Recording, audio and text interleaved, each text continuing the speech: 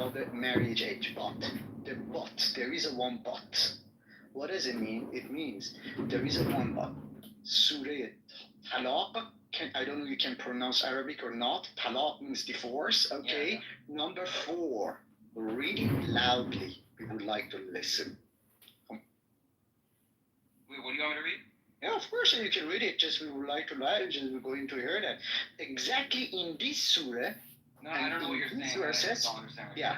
In this surah and in these verses, okay, it talks about that which age, or for example, a year, for example, when you want to divorce, okay, so that what is the condition to divorce a woman, okay? And already in that verses, it says that which woman could have marriage condition. It doesn't matter what is the age. For example, she's 6, she's 2, she's 20, she's 200, she's 1. There is only one condition. There is only one condition. If she has, then you can fuck her. That's all. It doesn't matter. Okay? What? If she has what? This is very important things, man. I don't want to give you the answer because you're looking for me. I know the verse, but go ahead. What is it then? Explain the You know what's about okay. In Arabic, there is one word that we say hazed. You know what does it mean? It means that period. All right. If a girl, okay, gets period, you can fuck her. That's all. You can marry her. I agree. The period of that's all. You can fuck her. I agree. But do you know what arf is? Do you know what arf is? Yeah, of course, yes. So what is arf? Okay, or. Come on, man. These are the No, what is the arf of marriage? What is the arf of a Arf in Arabic means that generally it means that the people that they are living there accept that. Okay? Exactly. Exactly. I know. Let me finish my word. Let me finish my word. Okay? Don't fight. You're talking. Okay? Tell me which one has a high priority. God's commands or orf? God allowed us to do orf, so yes. No. God allows me. No. Answer me. My question was very simple. Which one has a priority? God's commands. God's commands. Come on. God's commands. So then the other, also that another evidence that I can show you, because already Dan was talking about, but you tried to ignore that. There is another surah. That in Quran, when you read about it, Muhammad is a osve. What's the meaning of osve in Arabic? Osve. What does it mean? You know that? No, I don't know. I don't think you're pronouncing it correctly. Osve. Yeah, we're not a Hebrew. But I have to read this. Someone in the comment section, listen, Bahara, according to Surah Al-Baqarah, okay, Ayah 284, your testimony, your cognition, right, all of that is simply subject to doubt, okay? So before you make that statement, go get another female of the right aqidah, of the right aqaid, not just aqidah, aqaid, right? And make sure they're from Ahl Sunnah wal Jama'ah, and then we might take it into testimony. Right? And then we might take it as fact. But don't come in here and write, look what she's written. بابك چرا تو همون بازی در میاری در اسلام بلوغ جسمی و روانی هر دو برای ازدواج لازم است. That is absolutely false. By the same token of the Shiite scholars and the Sunni scholars, according to your Khomeini Bahara, right, according to Wilayat al-Faqih, right, you can marry them at the age of 3 and 4, and you can do tafkhiz, aka thighing. You put your penis between the thigh, right? Of course, yes, but wait a minute. One thing that I didn't get you off that you said that in Islam, you said that don't play a game. We know that in Shia and Sunni, that the girl should be should be what? Adult. You know that should be an adult, even for as a come on as a body. And the other one, you said that what? She said, He said age and yeah. only age. Yes, only age. Yes, exactly. I agree with you. Wait, Alex, I'm curious. No, no, there is no. Okay, let's go. That I was asking him that Ashraf. We know that as Usfa in Arabic means example. Muhammad is an example. Okay. Muhammad is a good example. Listen, whatever he has done, when we talk about the Sunni, means sunnat, means tradition, means that whatever Muhammad did at that moment, it's an example for all Muslims. Okay? This is very okay. Correct. Good.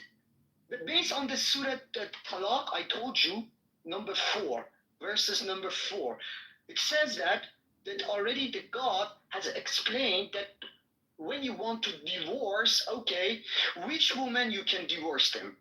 Okay, the most condition that this is very important condition that girl should get period. Okay, this is the first condition. The other things, Muhammad is an example. What did he do when he was around 40, 42, something like this? He married a girl that he was around what?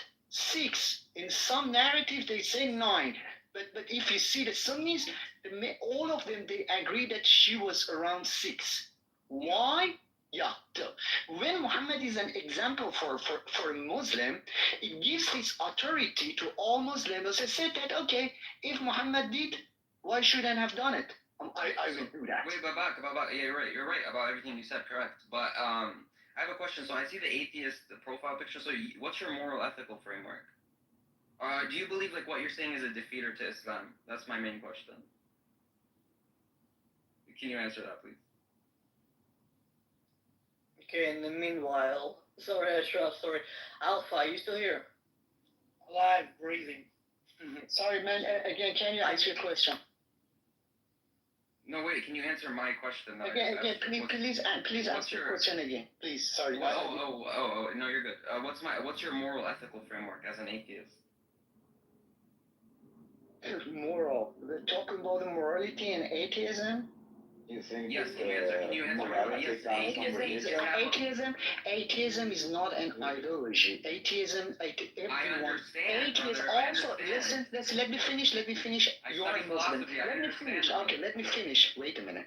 I want to answer your question. Okay. Okay, go ahead. I want to prove that also you are an atheist. Let me finish my word. Okay, don't attack. I won't. Just assume that. Just let me finish. Just assume that we have 1,000 gods, okay, the whole world, okay, 1,000. Just assume that. I know that we have more. Just assume that, okay. Already you denied 999 of them. You have only one God. So I can say you are an atheist against 999. The only difference between you and me is one thing. I don't believe even that the other God. Means that I deny all of them. But let me finish. Let me finish. Okay? So now already also you're an atheist. I proved that. The other things that you asked me about the morality. You said that, okay, as an atheist, what is your morality, whatever. So the answer is very simple. The humanity is my morality. Now I follow the human rights. These are my basic rules that I commit them. That's all. Okay. But again, I want to tell you there is no relation between the atheism and morality. If I may, Babak, Ashraf, if I may just for a second. Babak, first of all, what you just described is called being agnostic, where you don't, where you believe in however many deities, but you don't actually accept any of them. So you're not atheist. Yeah, that's not atheism. Hold on. You're at best an agnostic. No. Hold on. We let you speak for bullshit couple of minutes. Now you let me or him speak. Second of all, you say about him being an atheist because he believes in one God and he's therefore he's an atheist to the other like 99 something other gods. No, he's a disbeliever in those gods. It doesn't make him an atheist towards them. So I don't know where you got that stupid argument, you Reddit user. Yeah, it was from Neil deGrasse Tyson. It's from Neil deGrasse Tyson. He has started, and already I'm answering him that about the agnosticism and atheist that these are two separate things. Generally, if you say that already, I know that God is a mass, is a material, and I know that God lives in one of these, I don't know, 1,000 billion planets already we have, then I say that okay, also I cannot prove that also the God doesn't live there or doesn't exist. Yeah, it could be, for example, in planet A24. Let me finish. Okay, I want to tell you that what's the difference between the agnosticism and atheist. Okay, if you tell me God is a material, okay, and you can find him in another planet already, how many planets do we have? More than billion planets. Then in this scenario, I have to say that yes, I agree with you, and I cannot 100% say that yes, there is no God and God doesn't exist, because yes, we have billion planets. But if you tell me the God already you're talking about, it's not a material, okay? It's not a material. Also, already has created all these materials. Then in this scenario, because you don't have enough evidence to show default position, again, I'm talking about the logic. Default position in this scenario, for me, is always false until, because already you claim that, you prove or justify that. Understood? Okay, just one more question, Babak, and then I'll give it to Ashraf. Just out of curiosity, do you know anything about what Islam or Judaism believes about God? The only thing that I know about the Judaism, both that they believe that there is only one God, and nobody can talk to God or see him. Lam yalid yulad wa lam yakun lahu kufuwan ahad. Wait, talk as like a person to person. Of course you can. You had Moshe, you had Moses at Har Sinai, at the Mount Sinai. Otherwise, it's just going to be a one-way conversation. I didn't get very well. Your sounds caught. What did you say? I'll repeat it. First of all, there is I'm not an expert in Islamic studies, but from what I understand, it is a lot more to Allah than just believing that He's one in Islam. Same is true for Judaism. It's a lot more to the God Almighty than just believing that He's one. There is so many other things. So if you're just gonna go based on that, yeah, the only thing that I understood, you said that the common things between Islam and Judaism, that they believe there is only one God. Yes, this is yes, there is only one God. Unlike the Christianity, because that they believe that also Jesus Christ also is a God, but Jesus Christ is not a God. It means that Judaism and Muslims, they don't believe it, and in Islam just so I understand, are you atheist? Yes, I'm an atheist. Yes, again, yeah. Okay, but you just said I'm an atheist, and like anyone who believes in one God is an atheist because they reject the other gods. Again, what did I say? That you said there's thousands of gods. I only believe in one and reject the 999. And you so exactly, you're an atheist against that 900. No, yes, but atheism means the rejection of all deities. Yes, you are right. When you see the definition of atheism, means that atheism, they disbelieve, but very strongly they deny. I agree. But when we talk about an atheism, it's a kind. First of all, let me tell you another things, because you can find a lot of definition. But my friend, if you're looking for an atheism is kind of reaction to theism. What does it mean? It means that people, okay, they were living next to each other very friendly, and we didn't have any problem with their belief. Suddenly, a man or a group came and they claimed that already there is a God, and God gave them a lot of powers. The other group means that at that moment they were looking for some evidence, and they tried to see that exactly what do they say. After a while, when they saw they didn't receive any any symptoms, any signs. This kind of group, this is a reaction in society. In Greek, when you put the A, it means that against the other one. They say that we don't believe it. We cannot believe it. There is no evidence. All the things that you said, these are the claims that you cannot justify. Then this group, okay, this group is named atheist. Atheism is a kind of reaction to theism. It doesn't matter. When we talk generally in our general conversation, why we call ourselves, that atheists or, for example, theists, because we know exactly. We are not talking about, for example, people that they worship idols. We're talking about Abrahami's, that prophets and gods, means that I'm talking about Allah, he's talking about Yahweh, he's talking about the Jesus Christ. Because of these, very don't strongly say that we name say. out of respect for the Jews here. You can't say that name.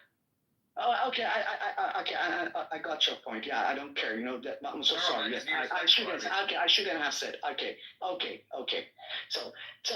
But in our conversation, our context is very clear.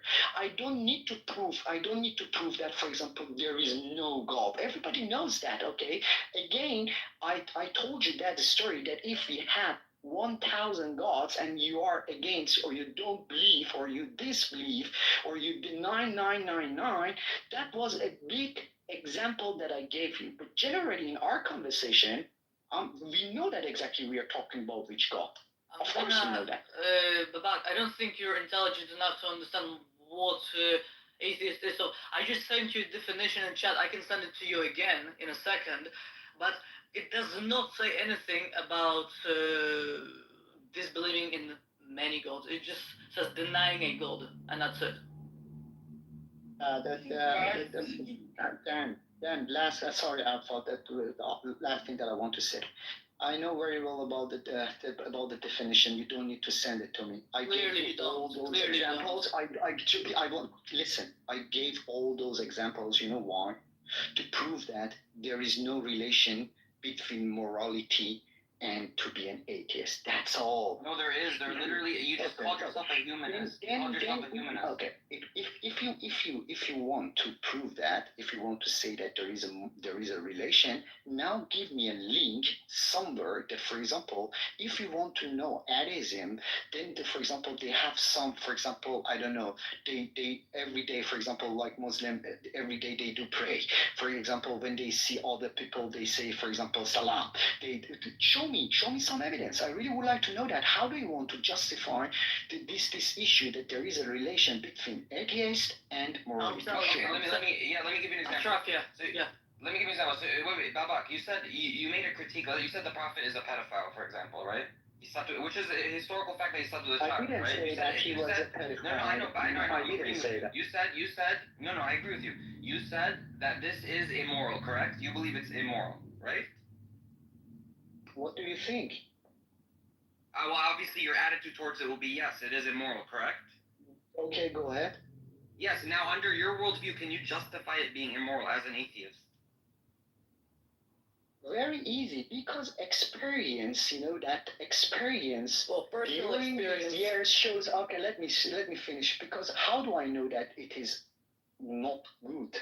Because experience during these years shows me that this kind of marriage, okay, hurt people. So it causes, that people. Is in this instance, is the hurt good or bad? Because again, you asked for proof, and after this we'll go back onto Israel Palestine because we derailed way too far. You asked for the proof between morality and atheism. Very simple. Look at the past 100 to 200 years. The people have become more atheist, more a lot less acknowledging of God or following of God, and the morality has derailed so far, and you cannot disagree with that because that's just a fact, that for you to say that atheism and atheism and morality are not linked is for you to basically go against history. I'm sorry, but that's just the fact. Okay, I don't know what do you want to prove that.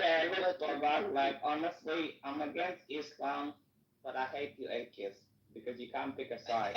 It doesn't matter, man. Hatred is a part of, hatred is a part of our, our attitude. 20 minutes. Stop talking. You're talking for the last 20 minutes. You atheists really have no side, and you make it sick to my stomach. At least with a Muslim, I can have a conversation with, but you atheists are disgusting. Right? You make me sick to my stomach. And you have no backbone. You have no nothing. He asked you a question, what makes pedophilia illegal in atheism? And you're like, yeah, but I was talking for the last 20 minutes. What makes pedophilia bad in atheism? Tell me, Baba. Simple biology. First of all, alphabet. I want to answer him very, very shortly. Okay, that the things that you did, that was kind of attack on a person. That you dissed me. So no, you dissed me. No, listen, you dissed me, and now already that you expect me to answer you. But I prefer Alpha. Please, you answer him. Okay, that I don't want to talk to him because as he said that he doesn't like me, and I don't know why he wants to. I don't like you because you people have no morals. You people don't build society. Honestly, we're not doing that, bro. We're not doing that. What are you doing that? The difference, baby, exactly the difference between you as a believer and I as an atheist is something like this. Guys, There is why no have we reason that I derailed hate the you. conversation? There is no reason that I hate you. Sorry, what? No, Look, I just want to answer this. Absolutely. Alpha's right. Why are we derailing the conversation? Yeah, I want to go the back. Basij Don't in you the go comment back, yeah. section. I Right? want to talk about what happened in Israel last night. We have a Basij in the comment section. She has written this. She has written to Moshe, my friend. She has written, Moshe, قوم یهود فقط خودش را انسان میدانند. بقیه را حیوان میدانند. این عقیده کثیف را باید مخفی کنی.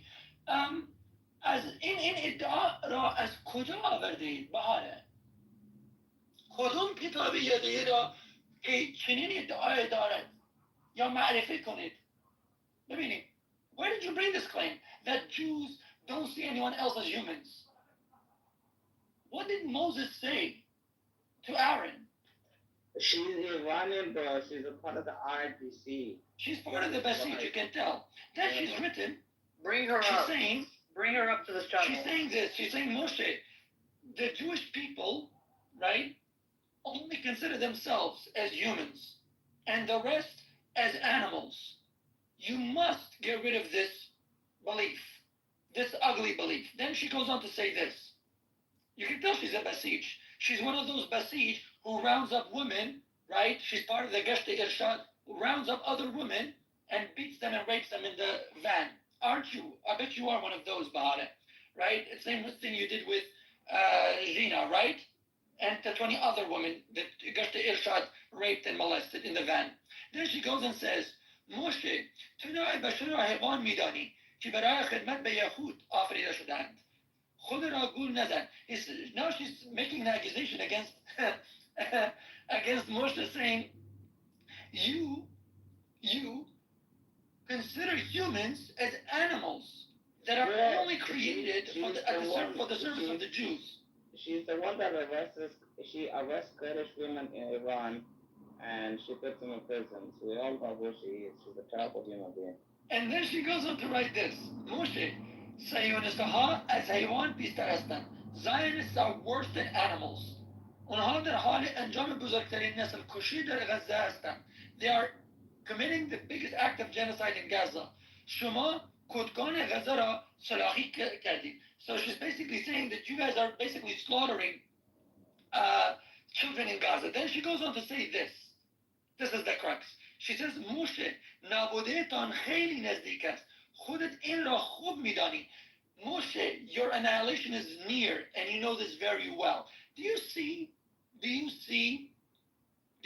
that this is All right, guys, we're going back. We're not going to go off. No, I know. Listen, we're not going to go. We're going to bring up the topic. We're going back to the Palestinian-Israeli conflict. We're going to go back to what happened last night in Israel and debunking Pali lies, propaganda, instead of propaganda, but it's propaganda. All the lies that are being spelled out throughout Clubhouse and throughout the world, in the West, in Europe, everywhere. I don't want this to be about Iranian and atheist room. This wasn't the title doesn't say anything about that.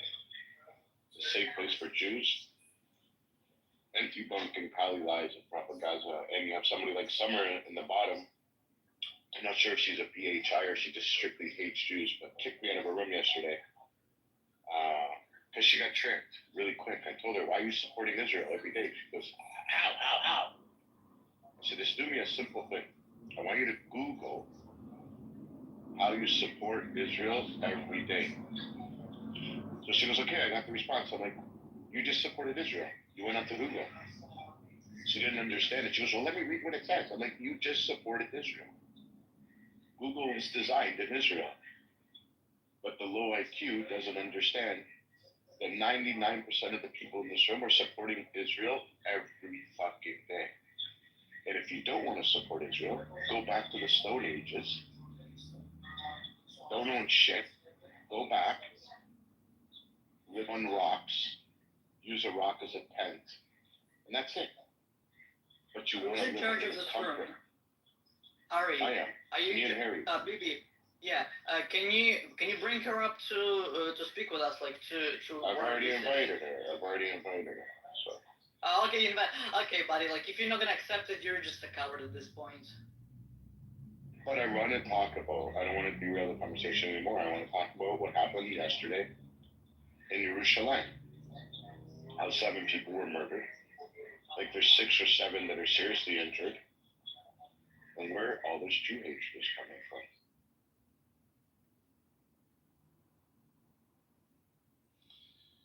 BB, what's going on, man? What's up, Primo? What are you doing, bro? You know, just doing my thing. Harry, everybody, how are you? Nice to see everybody here. Yeah, Grace Moore. This is my cousin. Is it really? Yeah. I love it. He actually got me on this app. Oh, yeah, sure. And then left. Yeah. Been a little bit busy. Yeah. I'll let you introduce yourself. Yeah, Jewish resistance. That's what I call myself. That's what I do. I typically don't like to give my bios. Usually somebody does that for me because I'm not a guy that likes to big myself up, but I'm a guy that works in the he goes community. around, he does security for the Jewish world. Yep, so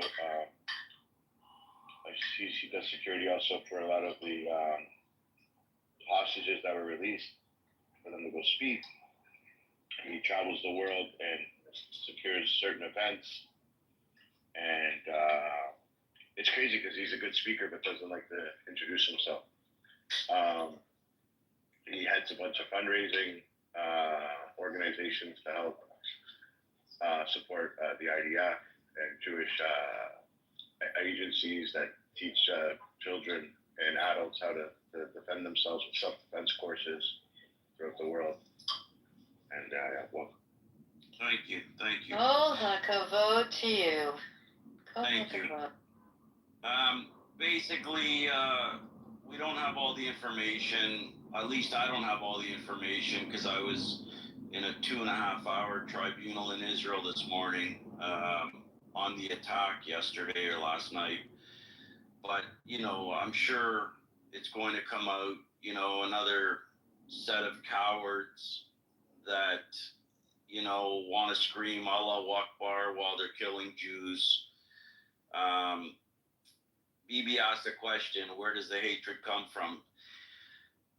It's pretty much rolling time back to the 40s.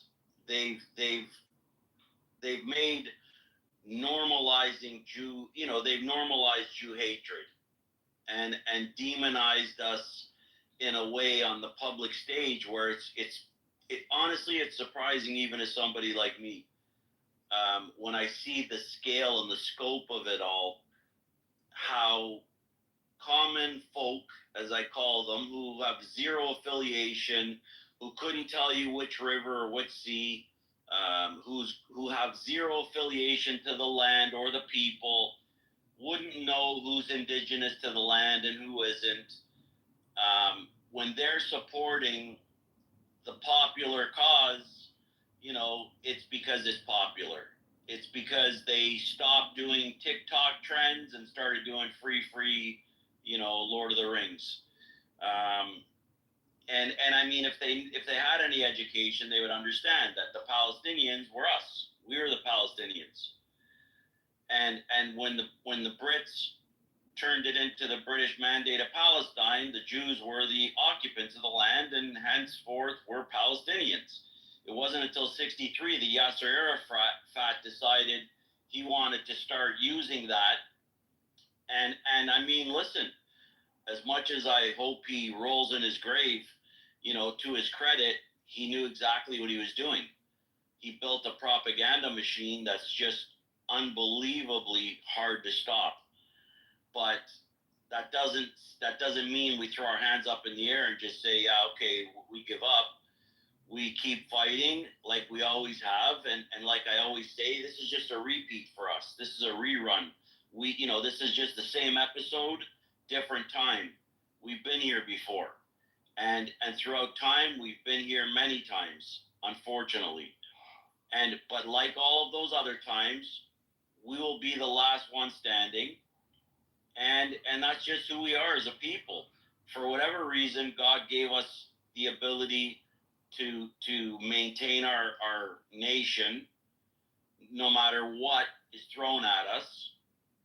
He told us we would be small, but we would be mighty. And, based on that premise, over generations, that's been the case. And this will be no different. We just have to keep our resolve strong and just keep moving forward and push the ball forward every day. And that means, platforms like BB does and Harry does and all of you do on Clubhouse or Instagram posts, comments, push back any way you can. A lot of people call me every day or message me or DM me and they say, what do I do? How can I help? I'm just one person. Well, listen, man, Moses was one person. Noah was one person. Joshua was one person. Throughout our history, it always started with one person. I delivered a talk once called The Power of One. And it always takes that one spark to ignite a fire. And everybody can be that spark. And I'm not trying to give a motivational talk right now. I'm just speaking in general terms. If you want something to do, you're doing it. By being on here, by being proactive, by, debunking lies and not allowing people to get away with anti-Semitic rhetoric, because terminology, it's a big deal. When you allow someone to call them Palestinians, you're buying right into the anti-Semitism. You're agreeing with them. They're Arab occupiers. That's what they are, and that's who they are. El Masri, El Kurdo, they're all freaking from other places. And at the end of the day, they're Jordanians, they're Egyptians, they're Syrians. So if you want to really make a difference, refuse to accept bad terminology and just don't allow it to happen. When people say to me, yeah, but even the Prime Minister of Israel calls them Palestinians, well, he's wrong. And I love him more than, almost as much as I love my own father. But I will tell him to his face one day, you're wrong. You should be calling them out as, who they are and what they are. They're Arab occupiers. They're occupying our land that we allowed them to live in, and they destroyed, and they elected Hamas. They democratically elected Hamas after destroying all of the greenhouses we left behind, all of the infrastructure we left behind. I don't know how old everybody is in this room, but I remember seeing scenes of the IDF dragging people out of their homes in Gaza, telling them, you're moving. You got to get out of here. Or bulldozers killing people from poles. Right. I'm burying the dead. Because because we didn't trust those savages with our dead. And I remember those scenes. And while I'm not, an old man yet, I'm old enough to know and to have seen it. But at the end of the day, you have to remember who we are, where we come from. And I mean, their message is pretty clear. Free, Lord of the Rings, and, intifada, and, from the river to your mother. That's it. That's their whole message. We're always trying to go on the defensive. Oh, but it's our land. Oh, but we're this, and oh, but that. And you got to get straight to the point.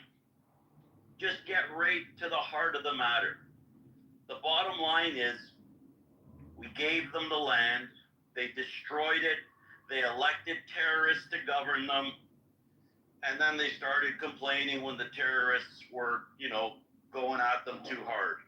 But they're blaming Israel for it, saying, Israel's been keeping them in an open-air prison. But they say nothing about Egypt, who has the biggest border wall I've ever seen in my life. We've got 3 of them, as a matter of fact. And the harsh truth of the matter is, and they don't want to admit it, and they'll dance around the truth all day long by saying it's 80 years of oppression, and it's this, and it's 80 years of that. The harsh truth is, nobody fucking wants you. Nobody wants you because everywhere you go, you destroy it. Everywhere you go, you commit acts of terror like you did last night in Jerusalem. And the problem is, it's a cancer. And unless a cancer is, cut out, it's never going to heal. They're never going to want peace. They're trained for world domination. They're trained for a global caliphate. They're indoctrinated from the moment they're born. And if you can imagine, if you ever wanted to explain to somebody the magnitude of what we're dealing with, all you have to do is this.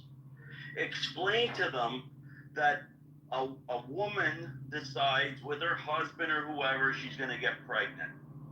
She holds the baby, she takes her vitamins, she does everything correctly for 9 months. She talks to the baby, sings to the baby in her stomach. She's careful, she's cautious. The baby comes out, they celebrate, they're partying. And then her greatest wish for that baby is that he blows himself up along with 100 Jews. Imagine that type of mentality. Alhamdulillah ala ni'mat al-Islam. Nice try, motherfucker. No, that guy's a friend. He's playing with you. Oh, okay. That was Alpha, right? Yeah, but that's what they say, though. Yeah, well, alhamdulillah, they're fucking culos. Anyways, the bottom line is, that's where they're at. That's where their heads are at. And if you want to beat them at their own game, you just give them the fucking real facts. Just give it to them. You guys are occupiers. You're out to destroy the world. Everywhere you go, you spread hate. You look at any march, and all you see is anger, hatred, screaming, yelling, and then the polar opposite on the opposite side of the street. They're dancing, they're singing, they're praying, they're hoping that our hostages can, God willing, come home. And then you look back across the street and they're screaming with rage and with hatred, because that's how they're indoctrinated. They're indoctrinated from a young age. I have math books that say in Arabic, if you have 3 Jews and you killed 1, how many Jews do you have left? Math books for the equivalent of a grade 1 student. So with that type of mentality, the only way to combat it is not to be afraid of it and just confront it head on. Because the end of the day, whenever you see them attack, what do you see? What's the common factor, the common denominator, 20 of them attack one Jew like they did in Santa Monica last week. 20 of them. But when we come on and we say to them, how about we meet you, our 20 and your 20? They don't even respond. They won't even entertain the idea. Or when a good friend of mine who's a professional UFC fighter, when he went to New York looking for one of them, he flew to New York from Vegas, stopped training, went to look for them, and said, hey, buddy, I'm here. You were out here in this park bullying Jews. I'm here. Come meet me. Let's do this. The fucking coward who's supposed to be a pro boxer didn't even respond. And we were tagging him nonstop. So he saw it. We know he saw it. Are you talking about Natan Levy? Yes. Yeah, I saw that. That guy didn't show up. What a coward. Twice. Yeah, he's a Twice coward. he didn't show up. And he was going around with on videos putting like boxing gloves on like he was harassing Jews. Right, he was in Central Park, running up to Jewish people and saying, hey, let's go, let's fight. And so when the tables were turned on him and his 30 friends he had behind him, he turned into a fucking pussy. Yeah, and Natan Levy posted on his Instagram, I'm here in New York, like, where are you at? Yeah, I know, I was on the phone with him. By himself. Yeah. Well, he had a cameraman go with him, You but know the what I mean? cameraman Yeah. is like, he's nothing. He's a skinny little guy that doesn't fight. So really, he had no cops with him. He had no backup with him. He just wanted to go and smash the guy. And because, you know, a bully needs to be confronted. That's the moral of the story, right? I'm trying to be less preachy and more factual, but, you know, you've got to be confrontational to a point where it makes sense. You know, and it can be confrontational where you're just commenting on posts. Or you're posting or sharing or resharing. You know, that's a form of confrontation. It doesn't have to be physical. It doesn't have to be violence.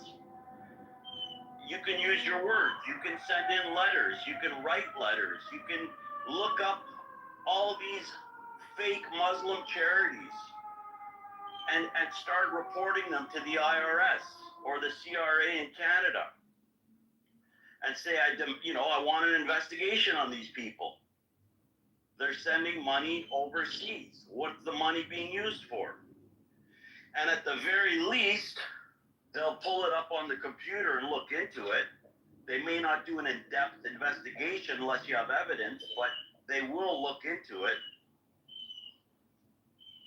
So there's things you can do. And I would encourage everybody to just do something. And being here, you are doing something. This is something.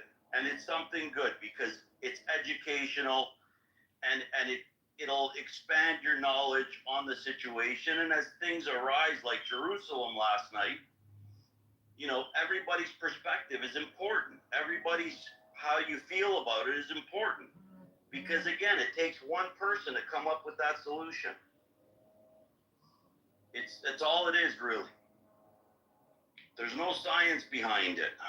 And it's funny too, like I see Tone's PTR and it's going through it, and it says approximately 85% of the world's refugees are Muslims, but they don't seek asylum in the 56 Muslim countries. They only seek asylum in non-Muslim countries. Well, Right. Why? It says. The global caliphate, and they are all, if you look at them, like really look at them, they're all fighting age males. Very seldom do they have women and children with them. All these migrants that are crossing borders are fighting age males. And guess what? Years ago, Abu Bakr what's his name? Bagari? Alpha, what's his name? Abu Bakr. Abu Bakr, sorry, right. He said it. I'm going to embed fighters in all of the countries. He he said, I'm going to put them out as migrants, and there's nothing you can do to stop me. And he did it. So now, whoever took over, and then took over, and then took over, they carried it forward. And they're still doing it. And our countries are so dumb. But I mean, look, if you're in London or you're in the UK, I feel for you. We're in Canada, it's just as bad. It's not, maybe not as bad yet, but it's getting there. But your London immigration minister, did anyone get a load of her yesterday? She's like, radical Islam written all over her face. And so I can't even imagine what that country is going to look like in a few months. And we've got immigration ministers who are pretty much the same. And they think that allowing 1 million migrants in this year was a good idea. Unvetted, unchecked, undocumented, illegally walking in. And now some of the mayors in Canada are actually flying them in. Hey, Zoe, I want you to know too, it's not just that. I guarantee you that a lot of these migrants were former ISIS, former Taliban, former ISIS, former Muslim Brotherhood. We literally have a Muslim Brotherhood guy that's has a famous podcast in New York. His name is Beghet Sabr. He's an Egyptian who openly says on his podcast in Arabic, in America, while he's safe in New York, that we should behead 2 Coptic Christians for saying stuff against Islam. He wants them beheaded, and he's not in jail. Bro, I literally took the clip and I sent it to the FBI through email, and no, this guy is just chilling, man. You can freely say, I'm going to behead Christians here in America. So. But if you say anything about Muslims, you're going to get locked up. Yeah, something really weird is going on. Yeah, Mamdani's going to become the mayor of New York, and it's going to become a really, really bad scene. Is that guy American citizen, by the way? Yeah. Mamdani? No, not Mamdani. That guy who said he wants to behead Christians. I'm not even sure, bro. Look him up. His name is Beckman. I'm not gonna waste my time looking this retard up, but I was just gonna say, why don't you just send it to ICE? Because ICE, if he's illegal, then ICE will they're really busy right now. So somebody like that, they would be happy to deport this guy. True. So that's a good idea. And then with the FBI, I would just go on X and tag Kash Patel on that post, make it as a post and then just tag FBI, Kash Patel. Tag everybody on it, like the media, the New York Times, Department of Justice. Everybody. Exactly. Very good idea. Thank you. Yeah. We're sending an email. You don't blind CC. You CC everybody. As many emails as you can get. And then they can't turn a blind eye. They're like, fuck, everybody knows about this. See, Harry, that's something, that's an incredible idea, and it takes 3 seconds to implement, and that's what I'm talking about. It's, once here, we were going to our gym every morning, and we noticed a group of, men, they were all Muslim, and, no big deal, they're training, we're training, okay, cool, right? But every morning we'd walk in, and they're all surrounding the elliptical machines, except nobody's ever fucking using them. So after a few days of that, we got on the phone with the FBI and said, hey, you may want to come to, wherever and take a look at this. Because this is what's going on. We sent them pictures, we sent them video, and they said, okay, we're on it. It's 100% sketch. You don't come to a gym every day and stand around a machine and nobody does any type of workout. But yet they're all members of the gym. So it's just like, small little things you can do. And that will make a big difference. That's all it is, man. Just Did you guys in mind. know Jewish resistance recently when Pauline Hanson, who is a parliamentarian, who was a member of parliament in Australia, she made a few comments in response to the vitriol spewed by Mehreen Faruqi,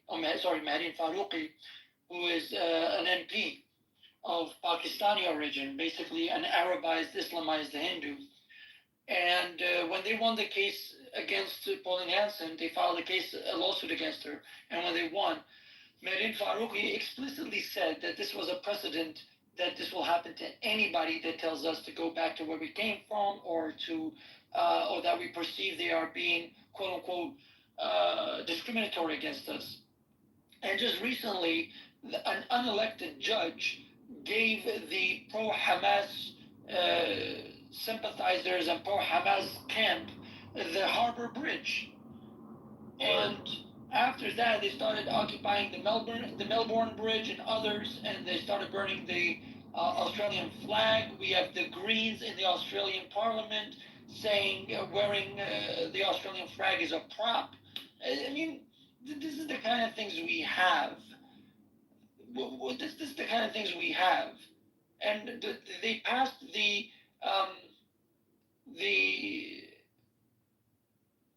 religious discrimination bill, which simply gave them the impunity with which they act.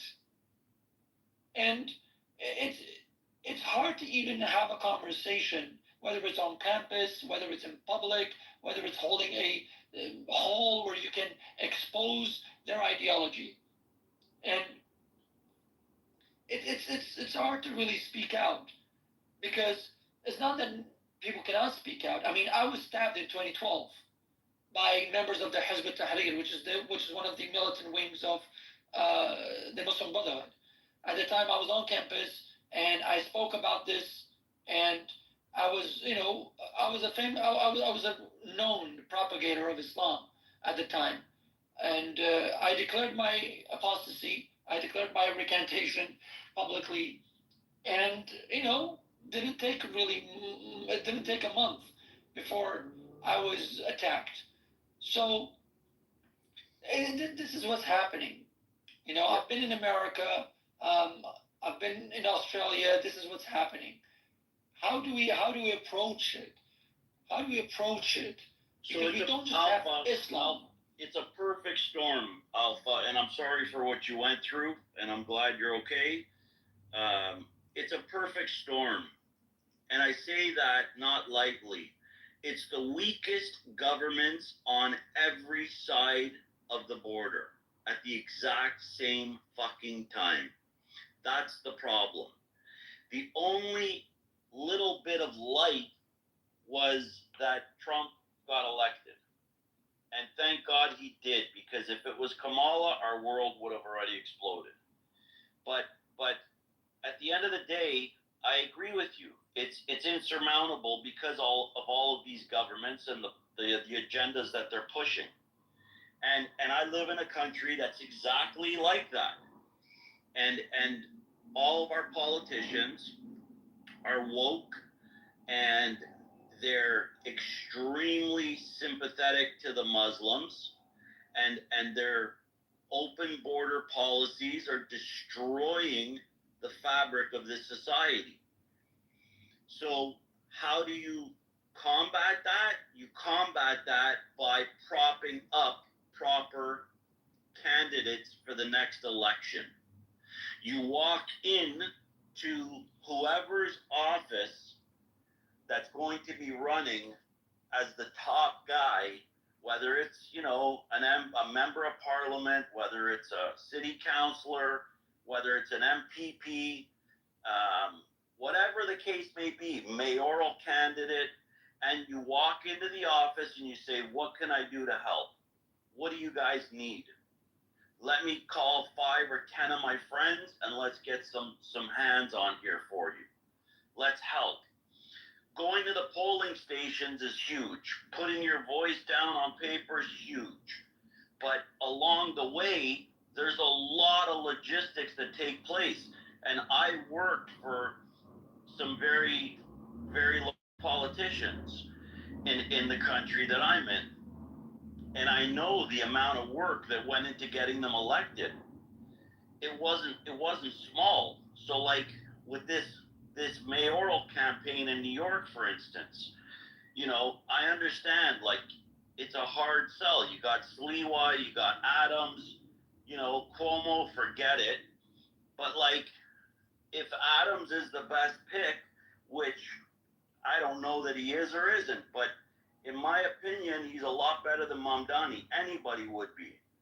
I would walk into his office and say, hi, you know, Eric Adams, what can I do to help you? What do you need? You need people to put up signs. You need people to put signs on their vehicles and drive around. You need whatever. You need letters written. You need envelopes stuffed. Let me help you, because while you're helping and you're organizing people to help, people that are professionals at it can do better things. So the chief of staff, and I've seen it, doesn't have to sit there stuffing envelopes. The chief of staff can be coordinating meetings and rallies and, you know, whatever. But the bottom line is you need to prop up the proper politicians and help them, because that's our only salvation is going to be somebody that runs the country and dictates laws. So we live in a country where the mayor is probably the worst mayor this country's ever seen. And her deputy is a radical Islamist. And so, of course, they get away with murder. And, you know, if a Jewish person or a Christian person or a Hindu crosses the street wrong, they get arrested. Or if they look at them wrong, they get arrested. They call it Islamophobia. So how do you counter that? You get rid of them. You outvote them. You make sure they never hold that seat again. Because you'll go back historically to every country. Whenever there's been a strong leader, there's been less Islam. But these people are strategic. They wait and they wait and they wait until there's a weak enough leader in place that they just go out and spread their agenda. If I would have told you 10 years ago that there would be clerics running around in Texas telling shopkeepers they're going to be under Sharia law, you'd laugh at me. But it's happening. And they're saying for now, if you don't comply, we're going to have 500 people outside your store protesting every day, 7 days a week. You'll have no business. So they're giving them that type of extortion today. Tomorrow, it may be, we'll shoot you. You don't know. But something has to be done. And the only way to circumvent anything like that is by getting the proper people in leadership roles. Because, look, we can talk about it all we want, but we're not the ones that dictate policy. But those people that do dictate policy, you make sure that they have everything they need in order to get that voice out. And That's just true getting Jewish resistance. I agree with you on every point you just explained. However, I want to ask, doesn't the public discourse have to be in favor of that candidate? And in order for that to take place, don't you need to have a voice that preaches the message? Now, when that voice is being suppressed, how do you get the message out? See, for instance, I've approached politicians and I've told them, and they've told me to go spread the message. But the law has been, I would say, the law has been framed in a way where it's really difficult to get the message out there, to deliver the message that, for example, the candidate that you're voting for. I'll give you an example. I worked on a campaign, right, with some people on a local level, and there were two politicians. One of them had gone to an Australian elementary school, junior high school, senior high school, basically all of his educational background, all of his, community service, all of his, social service and public service that he was committed to before he became a politician and decided to run for parliament.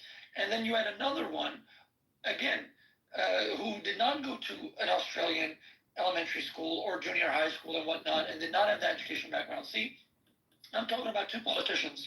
One of them is Farhad Dastayari, and one of them is Fatima Payman. Now, Farhad Dastayari is known. His family came from Iran. He came in the 60s, 70s, and they integrated into Australian society, and he was very pro-Australia. Now, Fatima Payman, and throughout all of his policies that he committed to were very pro-Australia, were very much in the benefit of Australia, right? And he was very critical of the Iranian regime. He was very critical of anything that's even had the scent of anti-Western or anti-Australia. Now, Fatima Payman, on the other hand, that came on the scene a few years ago, she was the daughter of a taxi driver who had migrated from Afghanistan, escaped the Taliban, and she was enrolled in a private Islamic school from basically elementary school all the way to senior high school. Then she graduated, went to university, got on the labor ticket, and decided to go into parliament. And her first move in parliament was the whole hurrah that she started about so-called Palestine. Now, this makes me think, if I want to get the message out there to people that you should vote for people like Farhad Dastayari and not Fatima Payman, because Fatima Payman's agenda is very clear, right? If I do that, then I actually face some legal challenges, which I believe I got out without so much of a scathe. Then I realized that, see, I tried to get the message out there between a person who is a descendant of a migrant, but they're very pro-Australia in comparison to a descendant of a migrant who is very anti-Australia, but pretends to be pro-Australia. So there are laws and mechanisms in place that Islamists have exploited to the largest extent. And I failed to find the audience to actually see this. Like, I've even gone to, LGBT conferences, and I've told them, even in the most politically correct way, if possible, that look, would you vote for somebody that pretends to be pro-LGBT but harbors homophobia, harbors transphobia, harbors basically LGBT phobia of any kind? Would you do that? I mean, look at the Lebanese Muslim Association, right? They passed a fatwa that literally says that homosexuals are punished by death. And yet, at the same time, you have leftists who have exploited laws to suppress people like me and to galvanize the LGBT community and others to go out on the streets and protest in favor of terrorist organizations like Hamas. These are the legal challenges that I have faced and first-hand experience. So I have the same experiences, with the exception that you can go to their offices and work behind the scenes. You don't have to be public about it, because I understand in the UK you can be jailed for a Facebook post. So, and I'm sure that's coming to Canada very shortly. But there are ways to do it, and there are things that you can do. I help politicians behind the scenes all the time, and only one politician at our last federal election didn't get in because of me, because the Muslim world found out I was backing her, and told everybody that I'm a radical Zionist and blah blah blah, and I'm a whatever. So I get it, but there's things behind the scenes you can do. You don't have to be so public about it. You don't have to be so loud about it. You can walk in and talk to your politicians that you want to support. And if you know that somebody's supporting something falsely, get the proof, get the evidence, and then go to that influencer that's, on the same side and say, hey, this is the proof, this is the evidence. Can we make a series of posts about it? I do that all the time in Canada with some other guys that help me. And when we need to get the word out, believe me, it goes far. But it doesn't come from my page, it comes from their pages. And it goes to 2 million people. So at the end of the day, there are ways to do it. You just have to be a little bit more strategic, with all due respect. I'm not saying you're not. I'm just saying, there are ways to do it legally and still help in a very, very big way. Because if we don't, then we're just sort of leaving our countries to their own devices, which we can all see by now is going, the Islamic way. And like I started to say in the beginning, it's because it became a trend. People realized that, if they post a TikTok dance, it's going to get 400 likes, a couple comments. But if they post Free Palestine and screw the Zionists, they get hundreds of thousands of followers. And so they realized that, hey, this is making me money, it's popular, and they jumped on the bandwagon. So I always think to myself, maybe a little naively, I always think to myself, that day, I want to be a fly on the wall. When that day comes, and, some of these people wake up, for whatever reason, it happens. They wake up and they say, what the fuck was I doing? What was I thinking? I just watched a guy who follows me. I watched a video from him the other day, and he said it. He said, I was anti-Israel for the last how many years, until I decided one morning, I'm just going to look into it myself. And yes, he's faced a lot of backlash, because that's what they do. When things are popular, they're the popular crowd. It's like school, right? If you go against the popular crowd, what happens? Backlash. But that's okay. Stand your ground. Eventually the backlash ends and they go to somebody else. And who cares what they say, really? But there's ways to do these things where the world will see. One day, God willing, they will see the truth. And it's not going to be all of them. You're not going to convince the Cynthia Nixons of the world with her lesbian wife, You're not going to convince her that, that the state of Israel really doesn't do what they're saying it does. Just like you're not going to convince Greta the troll, that Israel's not the demon she tells people it is. And even something as simple as that. She's sailing a little boat with 40 other little boats, and they think they're going into Gaza. If I had it my way, they would get into Gaza. I would let them land in Gaza and let Hamas deal with them. Because Hamas is not going to welcome them and give them a tea. They're going to cut their heads off. But at the end of the day, if Greta really wanted to feed them, she'd be sailing 40 container ships and not spending hours doing press conferences, because she's saying they're starving, they need food this minute. Well, why are you wasting 6 hours on the media? Why are you wasting all this interview time? Why'd you pull into that port? Put me on the phone with her. And if you want to feed them, where's your container ships? Because that little boat you're taking, it's got to hold food for the 34, 40 people you've got on board. So where's the food left over for them? So enough with your bullshit. That's what has to happen.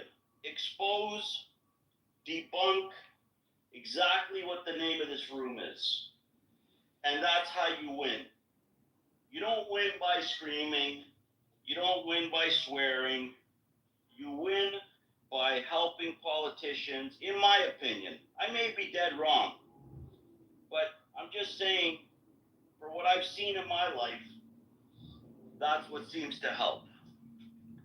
Getting our politicians in line. And, you know, although we have a prime minister who, I mean, you've all heard of Trudeau. And I would never, in my wildest imagination, ever say to anybody or think I would ever say, I actually miss Trudeau. That's how bad it is in Canada. We miss Trudeau. So now what do? We go to Pierre Poilievre, who's the leader of the Conservative Party, and we say, what do you need to win? What can we get you? Do I rally every synagogue, every church, every temple, every Buddhist temple? What do you need me to do? Tell me.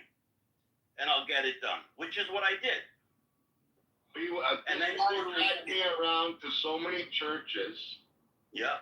I'm not joking. We went to so many churches, sat through like sermons, this, that, and he was going around to synagogues, churches, like events, dinners with like different groups of like different nationalities. It was the craziest shit. It's the only way to do it. It's the only way to do it. Because otherwise they're in the dark. They're doing it by themselves with a handful of volunteers, a handful of paid guys. It's not enough. If you want to win a war, you need more than a dozen soldiers. Right? Israel called up 500,000 reserves, and they're calling up more every day. If you want to win a war, you need soldiers. Whether your soldier holds an AR or he holds a sign, you're a soldier. And every morning you wake up and you come into rooms like this, you're a soldier. There's no two ways about it. Every fucking buddy in this room is a soldier. Yeah, here you don't need politicians. You need only the crappy people. So you have to go to their level to stick. I 100% agree. But I spent time on Twitter Spaces with a lot of politicians and some very key journalists around the world, and we have some very, very important discussions. But at the end of the day, I like the in-person thing. I like walking into somebody's campaign office or his headquarters, and believe me, they'll welcome you. My cousin will tell you, I've done security for all of them. You name them, U.S., Canada, Israel, I've done them all. And, you know, they will welcome you walking in the door. And I'm the head of security. I would never deny someone if they say, hi, I'm here to help so-and-so with his campaign. I just want to know what he needs me to do. I would never say, buddy, get out. I would check you out. You're cool? No problem. Sir, somebody here needs to see you. Yeah, no, I think it's important what like Maura was saying too. And it's along the lines of what you're saying. So like Clubhouse, it's a great platform, and yeah, you have soldiers that come here, but you have Jews, you have Zionists, you have people that are just in it for the fight and not really in it for the solution. So they're on here saying all kinds of shit. They don't even know what the fuck they're saying, and that becomes problematic. If I walk away today, BB, with Alpha messaging me, or like I have Harry as a friend on all my platforms, and I consider Harry a friend, then to me that's a win. So whether or not I spoke to a politician, no. I met two great soldiers and we became friends, and now we're collaborating. So to me, it's a win.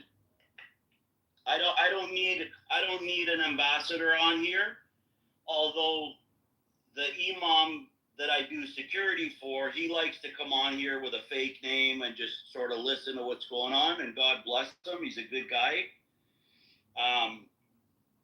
but it's everyday people like us that are gonna make the biggest impact and the biggest changes. Ask him if he remembers Harry when next time you talk to him from Clubhouse. He'll tell you he will. I will, for sure. He used to come in our rooms all the time. Did he? Oh, yeah. Yeah, he's a good guy. So he has a headquarters here now. And they he were finally trying did that to keep him transition. up stuff. Yeah. That was the problem, right? Everybody was giving him death threats and this and that. I remember him coming in the rooms, Harry, in like Jewish resistance, and it was like, this guy, they were afraid of the truth, so they tried to silence him, and unfortunately they did on Clubhouse. Well, he just got busier is what it is. He still wants to do it. He still does it. He'll confront them. He'll quote the Quran to them better than they can quote it, of course. And they, they hate him for it, and they've got hits out on him for it. And that's why he hired me. But at the end of the day, we need people like that in this world. And it's a very useful tool in our arsenal, so in our toolbox. But so is soldiers. So are regular, everyday guys like us that do the work. And, we need to collaborate. We need to ask questions of each other because we don't live in various territories. We don't know what's going on over there. We see what's going on in Australia online, but really we don't feel it. We don't know what's going on. We see one positive march and 10,000 negative ones. So we don't know the climate or the temperature. If you ask me what's going on by me, I can tell you. It's a terrorist haven, and they're importing them on a daily basis, and it's just a matter of time before the shit hits the fan. So, that's here. The UK is also another very big problem. And I can't for the life of me think about it coming to fruition because they fought for generations to become Great Britain, and they're just going to hand the keys away like it was never anything. Like nobody that ever died on a battlefield ever mattered. That's how I feel about it. And that's the biggest tragedy of it all. Somebody's great-great-grandfather died on that field, and they're just handing the keys away to these people that have no desire to acclimate or assimilate. They just want to take over, implement Sharia law, and do whatever they do. And if you don't convert to them, you pay them a jizya. You don't pay them a jizya, you're a slave. You go up on the slave auction block. They're already talking about slave markets.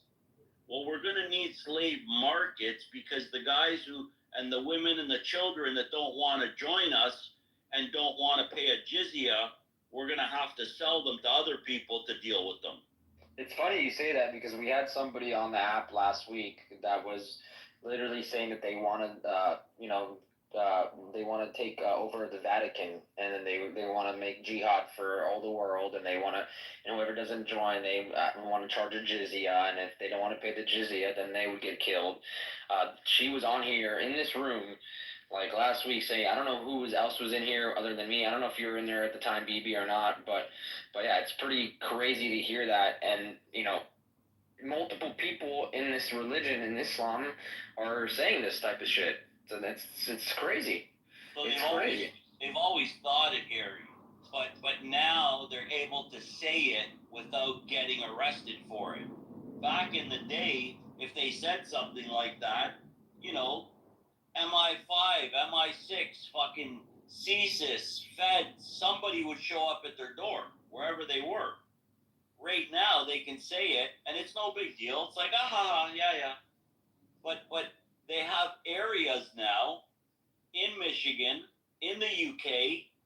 I haven't seen them in Canada yet, but I'm sure it's coming, where it's a no-go zone.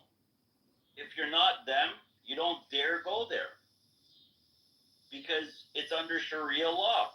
And there's these guys that run around patrolling it at night, and they're the Sharia police. They actually have in New Jersey a are a series of cars that say Sharia police on them. I think it's Yeah. I think it's Teaneck maybe or Patterson. It's Patterson, New Jersey. Yeah. Patterson. Yeah, it's disgusting. I saw it the other day. Yeah. And in Windsor, Ontario, Canada, the police cars, our second language is French. So everything has English and French writing. But now the police cars in Windsor have Arabic writing because it's a major, Muslim populated place. I still don't understand that though. I mean, think about it. America's second language is Spanish, right? But I don't see any of the police cars, and I live in a state where there's a lot of Hispanics. I don't see any of the police cars with Spanish writing "policia," on it. It's crazy to me, man. That's some crazy shit. Exactly.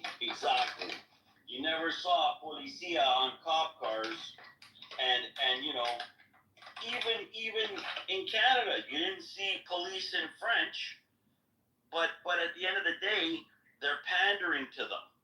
They're pandering to them for two reasons. A, they're afraid of them. B, because there's so many of them, they're going to be their bosses. They know they're going to be their bosses and judges and chief of polices and, Hey, can you tell them, I don't think you're doxing yourself, but you remember how you held an event after October 7th and like 600-700 people showed up and the police sent security and you told them what it was? Yeah. And remember who they sent? Yeah. Can you tell them? Yeah, you guys so don't believe this. I did an event right after October 7th. I did a security briefing to just teach people how to secure themselves because the community was freaking out. Everybody was scared. Mezuzahs were being ripped down. Uber drivers were coming and DoorDash drivers were coming and people were calling 911. Like it was ridiculous. Painting in front of houses, like swastikas on the ground.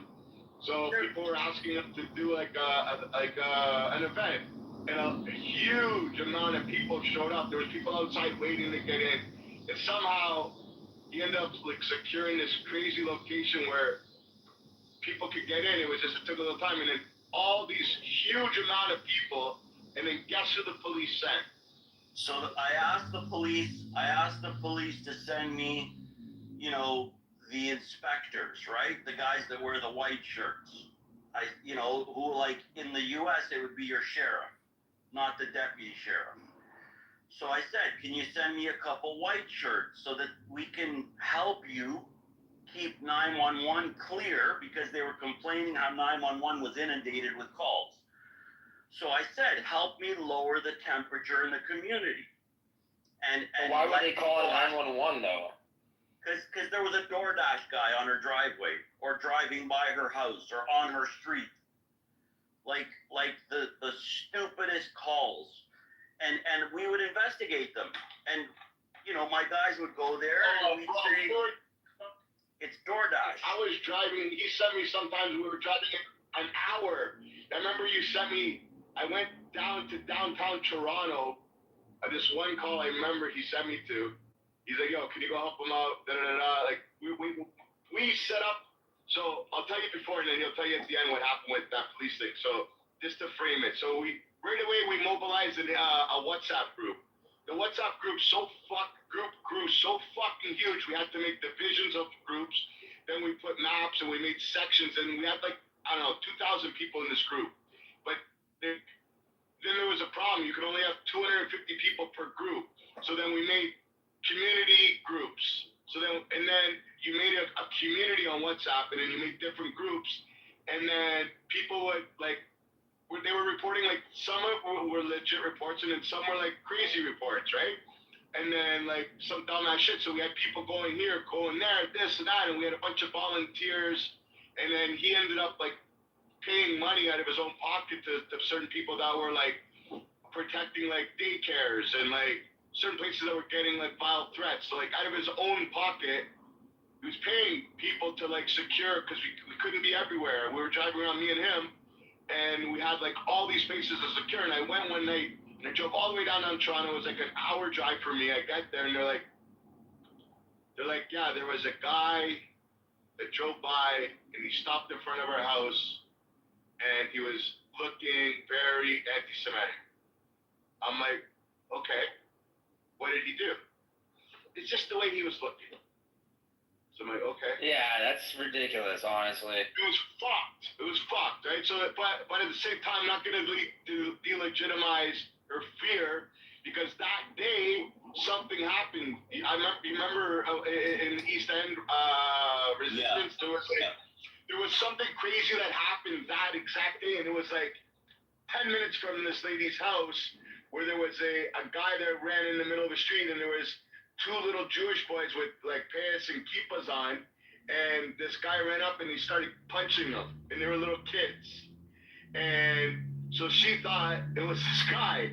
So I'm there wasting my time for 20 minutes, and he's messaging me, "Are you okay?" And I'm like, "Yeah, I'm fucking more than okay." It's like so weird. But anyways, we'd have all these false fucking calls. So then we had to make sure that the people that were part of the groups to try and cipher out like what's legit and what's not legit. So the temperature was going wild in these groups, and every Jew was like becoming part of it. And then we had to filter out who's not a Jew, and then we had to change it to invite only type of thing. And then we would send it, and then people would send it to invites, and we would ask them like, "How do you know him?" They're like, "Oh, he told me he's a Jew. You want to be part of the group?"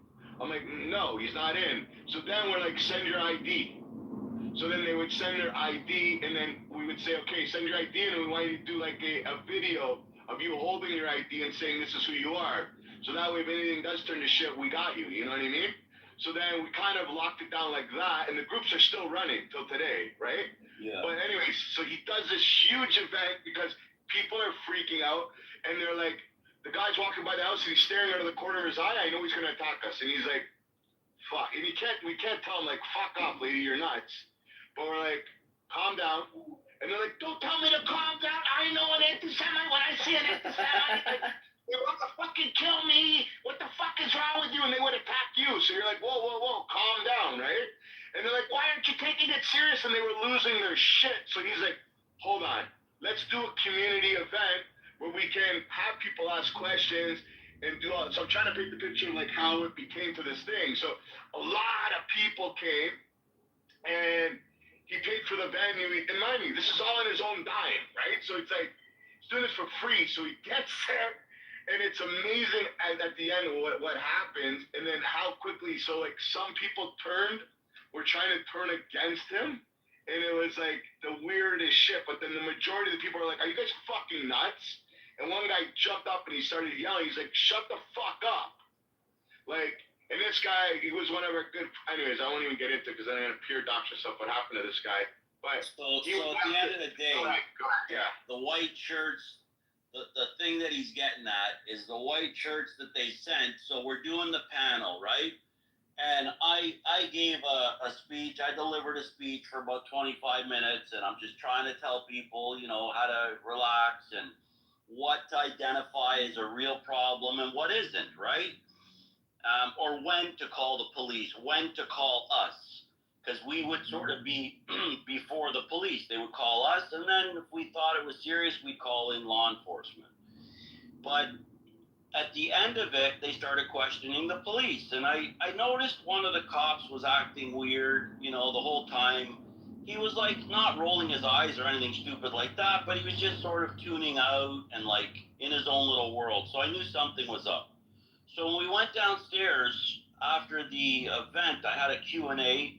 We finished the Q&A, and I took a break, and I went downstairs with one of the inspectors, and I'm like, "So, what do you think?" He's like, "Well, I'm Palestinian, so like," and I said, "What?" He said, "Yeah, I'm Palestinian." I said, "Why the fuck are you here?" Like, what the fuck? Could you imagine, Harry? That's what they said. I said, "What the fuck would possess you to come here?" He's like, "Well, I'm an inspector. I'm not holding any personal feeling." I said, "Buddy, half that fucking room hates your guts. The other half doesn't even want to look at you right now after October 7th. and you have the balls to stay here and try to help people, you're not helping. What you just did is blow it up. And sure enough, somebody overheard, ran upstairs, announced to everybody that the cops that I brought were Palestinian. No way. You had all these yentas going nuts, bro. Remember the guy with one arm? Oh, yeah. I saw him the other day. All of a sudden, he's my best friend now. Anyways, Everybody run! He brought the Palestinians. They were freaking out. There's 700 people, and like they're freaking. You motherfucker! No, they weren't blaming me. They were blaming the cop, saying it was a setup. The cop. They were like. They were saying it's a setup. That the cops set it up like that so that the Pallies could get fucking intel on us. And after a long conversation I had with the cop, I basically came to the conclusion that, you know, he did have clear intentions. He just couldn't, you know, and I don't know that anybody can be in that environment and not put their personal feelings on the table. You know, we weren't calling them names. We weren't saying it. Whenever we talk about them, we say, you know, we'll say radical Islamists or Hamas or, you know, Islamists. You know, we're not going to say the Muslim population because that's just not what you do. But, you know, if it walks like a duck and quacks like a duck, then it's a duck, right? So it was a harsh lesson. And, I mean, who knew we had to vet the police? Because, you know, I said, send me the inspectors, send me your top guys. And they did. They sent me their 2 top guys. And their 2 top guys identify as that. So it just goes to show you, you know, the positions that they're placing themselves in like high offices of power. And so Alpha, it comes back to the same conversation again. If we want to accept it and have a guy in Paterson, New Jersey, wearing that terrorist flag on his bulletproof vest, then, you know, we leave it at status quo. But if we don't want that, then somebody has to go to, you know, identify a cop in a high rank in that division that is totally against what's going on, and then have a talk with them. Invite them out for a drink and say, okay, how do we get you into that position? They don't drink, bro. You forgot. No. I'm not saying them. Ah, okay. Somebody that's going to go against them in the next round of, you know, promotions or elections or whatever it is in your local area, right? But you go and you prop the guy up. I've done it many times. And you say, like, look, there was an inspector here who was an acting inspector, and he wanted to go for full inspector. So at first the community was like, he's anti-Semitic, he's this, he's that. I'm like, let me go talk to him. So I went up and I said, do you mind if we sit down and have a conversation? He's like, no, go ahead. So I started quizzing him and asking him questions. And I said, like, I'm not asking you to pick sides. I just want to know where your head is at. And if you don't mind, you know, giving me the appropriate answers that, you know, that are the truth. If it's whatever it is, but just give me the truth. So I ended up finding out that he basically is a guy that loves golf, loves freedom, hates oppressors. So basically he doesn't like them. So I didn't come out and say it, but everything was pointing in that direction. And so I said to him, you know, what's your next level? And he said, I'm an acting inspector right now, and I'm trying to become an inspector. I said, but? He said, but I need a lot of community support. I need a lot of letters. I need a lot of this. I need a lot of that. I said, okay, done. Give me a list.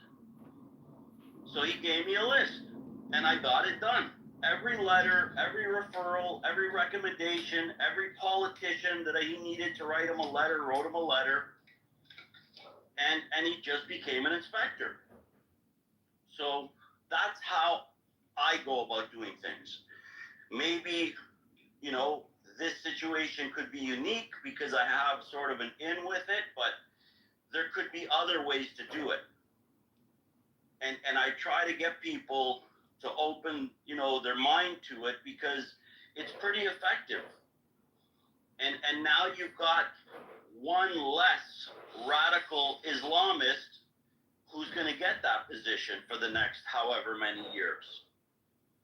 Right? So to me, that's a win. It may be a small win, but it's a win. And if you add those up over time, you know, they get bigger and bigger. So, like, we're going after the mayor's race now. We just did a federal election. We lost.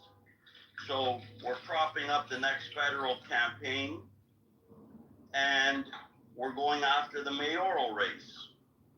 And hopefully we put somebody in power who's going to implement proper policies and allow the police to do their job.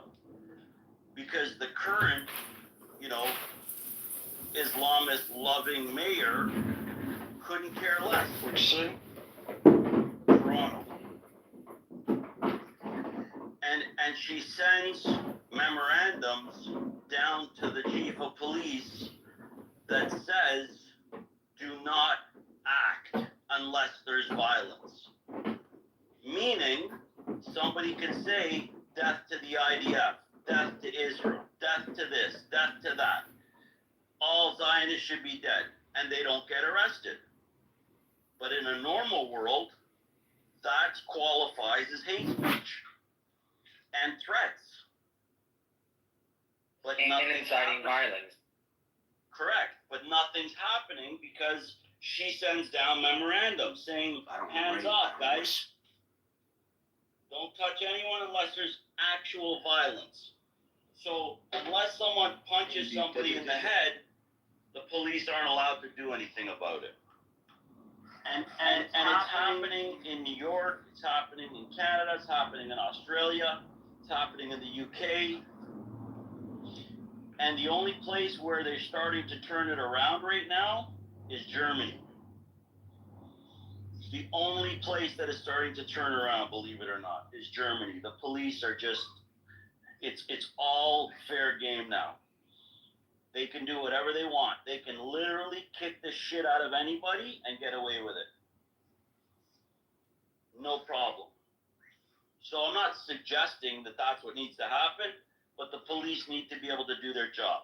Their hands are tied and they need to untie them. Because I speak to a lot of members of law enforcement and I work with a lot of them. And some of them are just a waste of space.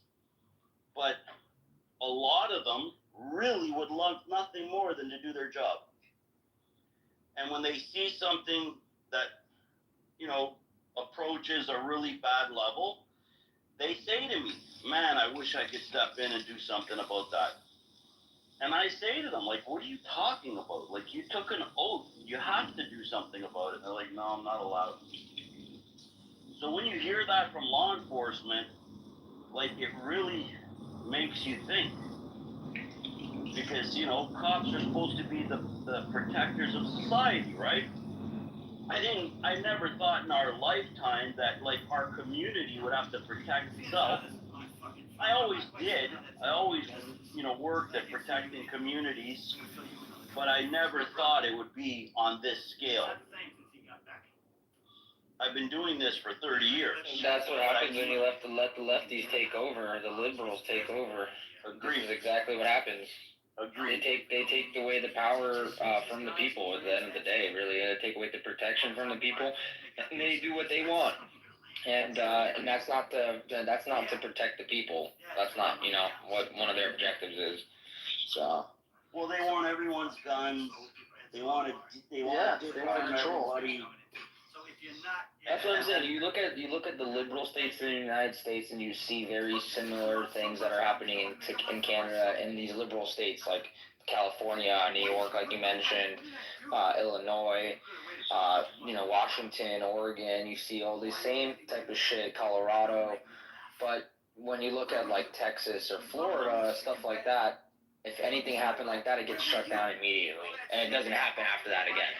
So they try to do the same thing at this one university here next to where I live, when they were all protesting at the universities, like the pro-Palestine protest. They shut it down immediately, arrested multiple people, and after that day, it never happened again.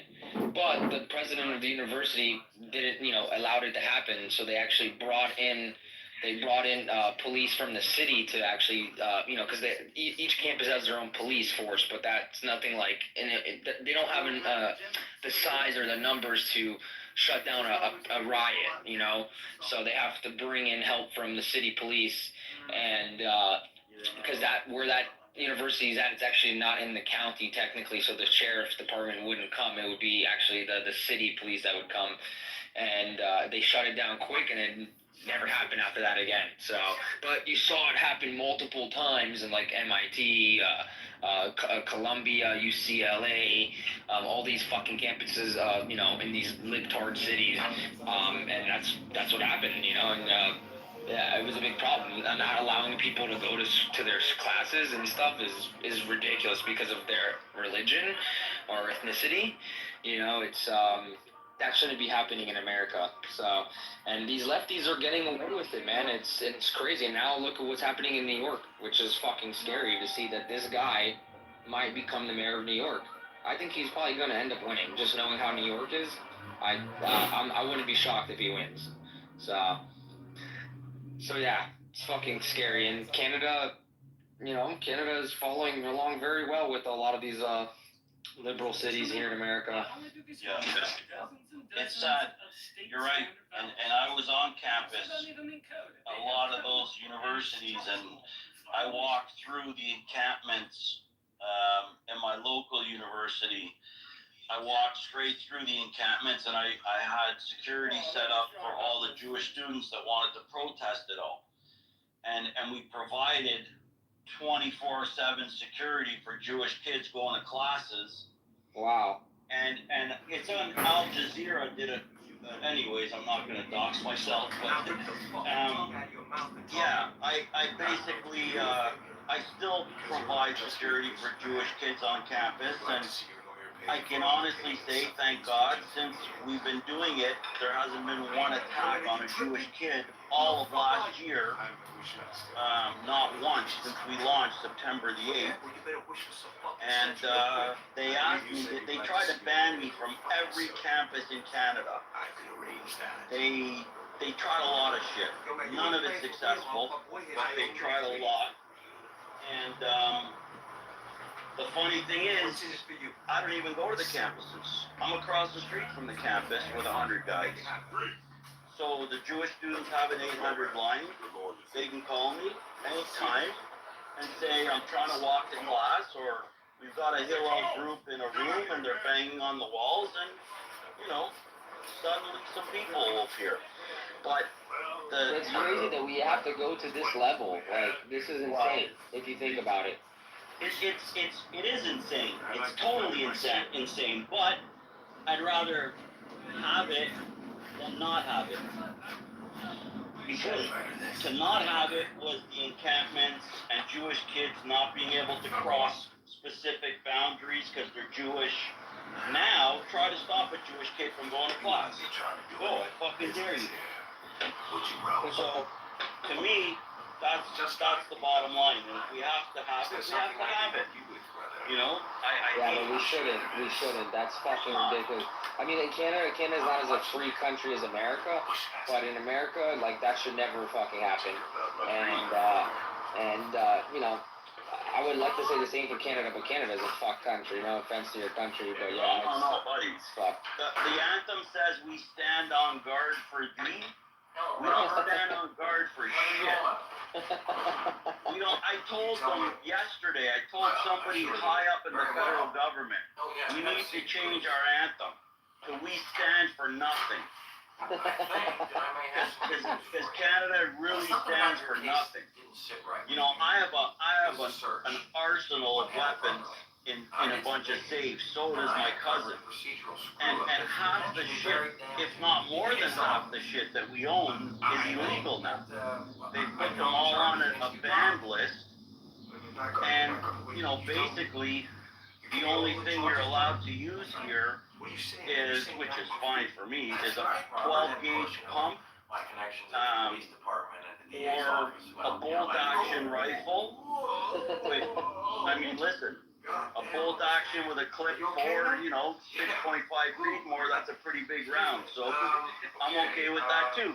But at the end of the day, they're just trying to take away more and more freedoms. And I don't know if anyone knows this, but in Canada, Gary, if you send me a link right now to something in your region on the news, online, and say, here's the article, I can't post it. It won't post for me. I'm not allowed to share news.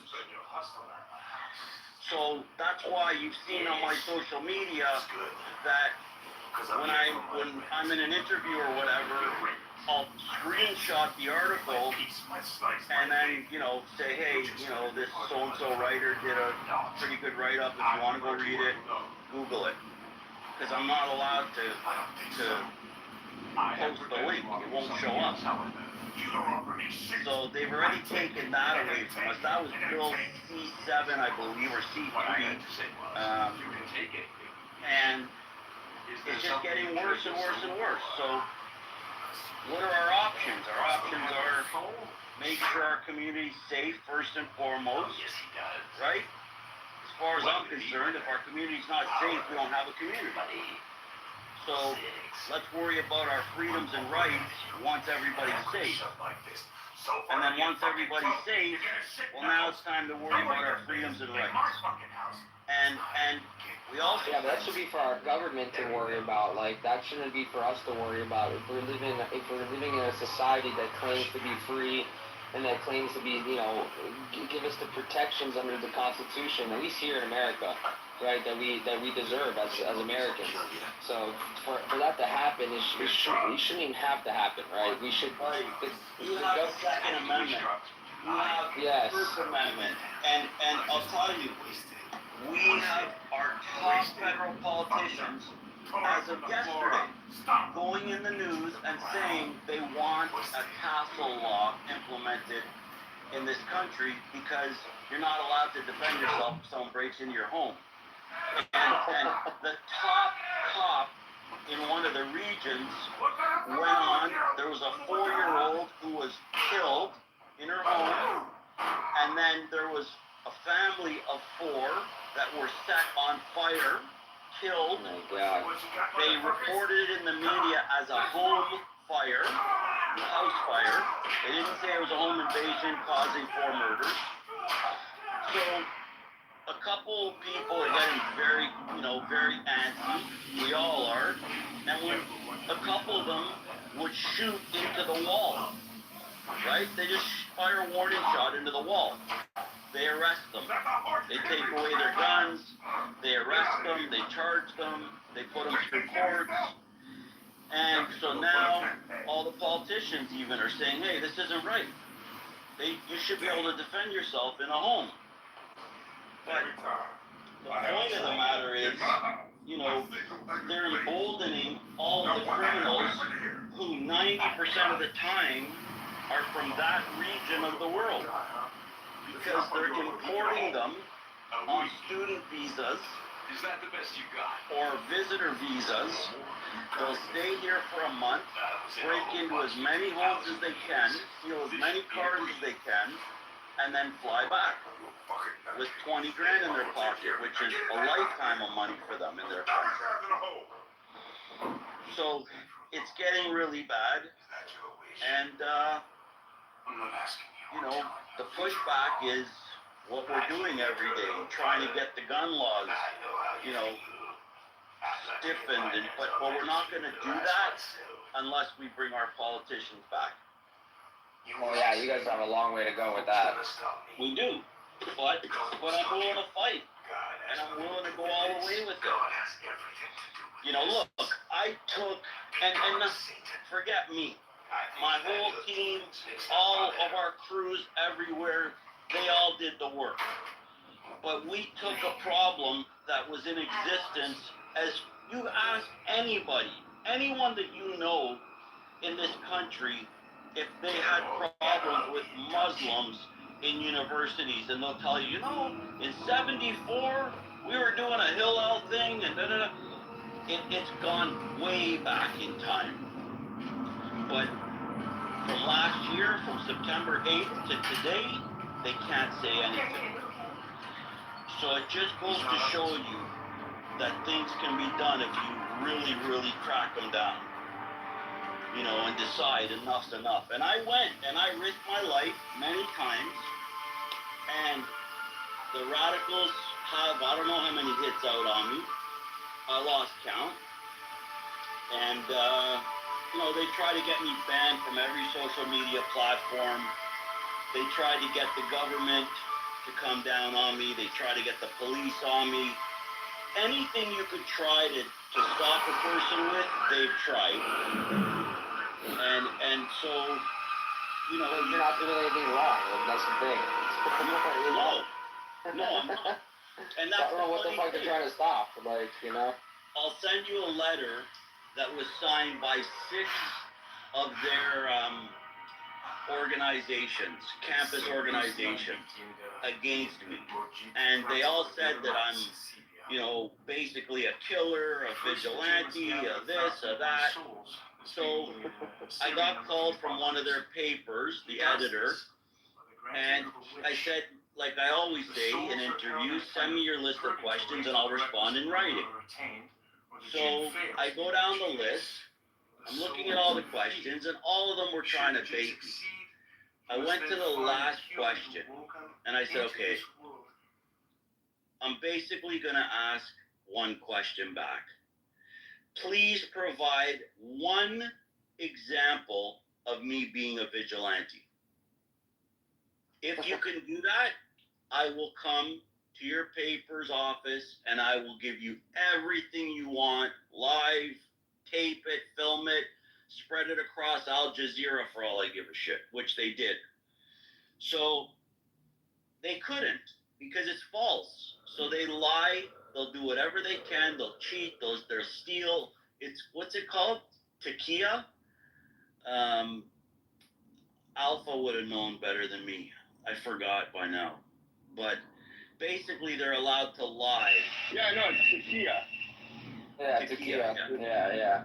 So they're allowed to lie, you know, when they're performing their little freaking jihad. Oh, your buddy's here. This is Aleph beside you. Whose buddy? Your buddy. My buddy? You just said Takia. Hey, so His your connection was bad. You're on both your buddy. On the shower. It is Takia, and it's also called Hitsma.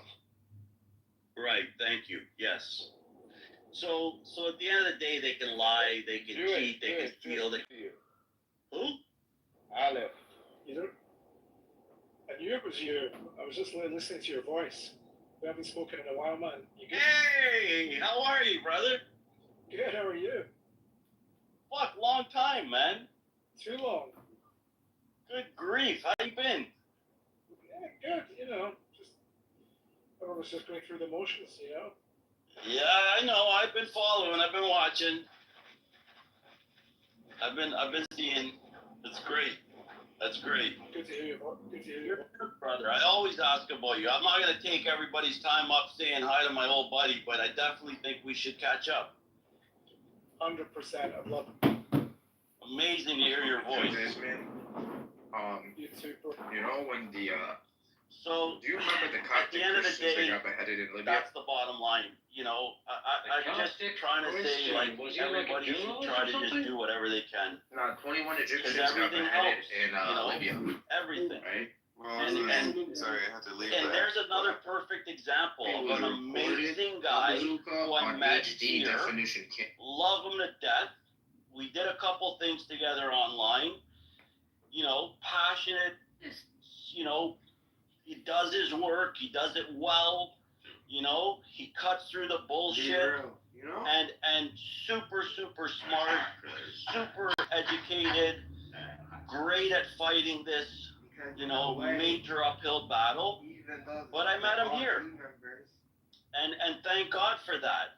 So, like, that's what I'm saying. You guys coming here is a form of fighting, because you're gonna meet people, you're gonna collaborate, you're gonna, you know, do other things through it, and through my cousin, you know, I'm happy to say, you know, he put me in touch with some great people.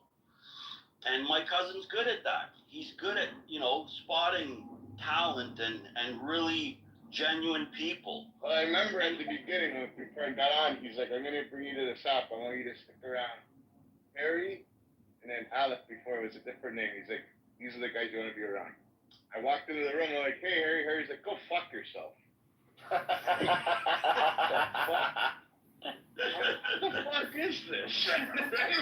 That was a bad character, and then boom, I got along, we know each other, we became friends, you know, met them, and it was just fucking like, yeah, it ended up being good, right? Wait, why did I tell you to go fuck yourself? I think I asked something, I interrupted or something, and he was like, shut the fuck up, go fuck yourself, and I'm like, no, I'm like, I'm not going nowhere. You're like, then you're gonna sit on the fucking bottom. And I think I think I met your cousin first before you. Yeah, I can't remember. you met him first, and then he introduced me to the app. He brought me to the app, and he's like, these are the people you want to be around. Yeah, that was a while Remember ago. the other guy who used to do big rooms? Henry. Right. Yeah. So Henry's a friend of mine here, and that's how I met you. He invited me into his room. Henry was in our WhatsApp groups that my cousin was just talking about. The Mitchell. Damn, that's crazy how that. He was in our patrol groups, because what we were doing was we were encouraging anyone. There was nothing. Hang on. When we patrol group. Right. But listen, no. We wanted a uniform, and Jewish Resistance got him platform shoes. So don't worry. Like, Did you find a uniform that fit? Did you find No. No, go to the kids store. We have to go. No, it wasn't even that. Are you kidding? That guy's not going to drive around in what he drives around in patrol. He was just helping bring people to the table.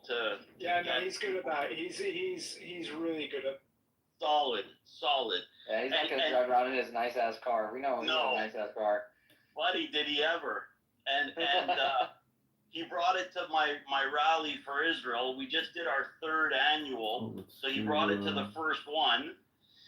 And I was like, seriously, dude? He's like, I said, if you're bringing that, we're putting Israeli flags all over it. He's like, okay, go ahead. He's cool, man. He's a good guy, man. He's a really good guy. Really good guy. But that's the beauty of this app, honestly. It because you wouldn't be able to do this on social media platforms like, you know, Instagram or whatever, because you're typing. You have no way to meet the person, no way to know how they sound or what their vibe is like, right? Like, or if they're passionate or they're just bullshitters.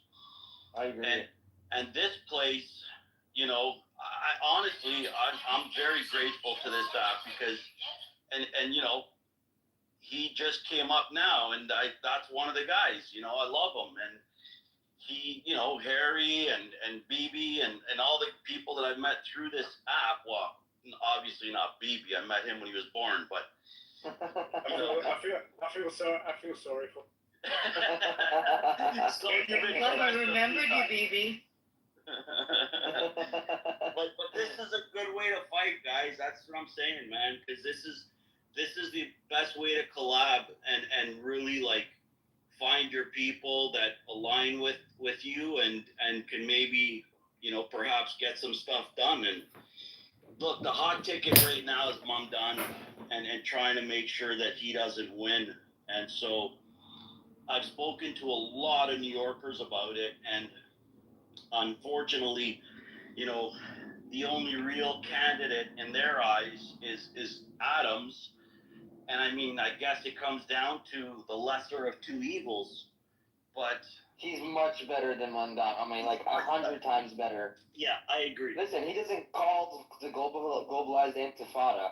That's all I need to know. You know, like that's all I need to give him my vote. Of course. You know?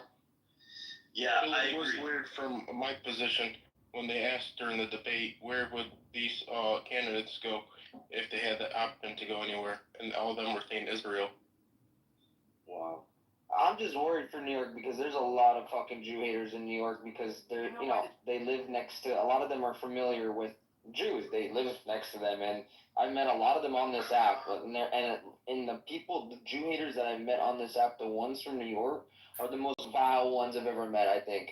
Why There's a couple of them on it. Vile, bro. Vile people. Disgusting the shit that you hear from their mouths. Why is that? Because New Yorkers have balls, or just because like they just happen to be extra haters? Like, both maybe. I mean, it could have been something where they, you know, I saw a Jewish person in New York, and something happened where they felt offended by them, you know, and from that day on, they just had hatred and vitriol towards Jewish people.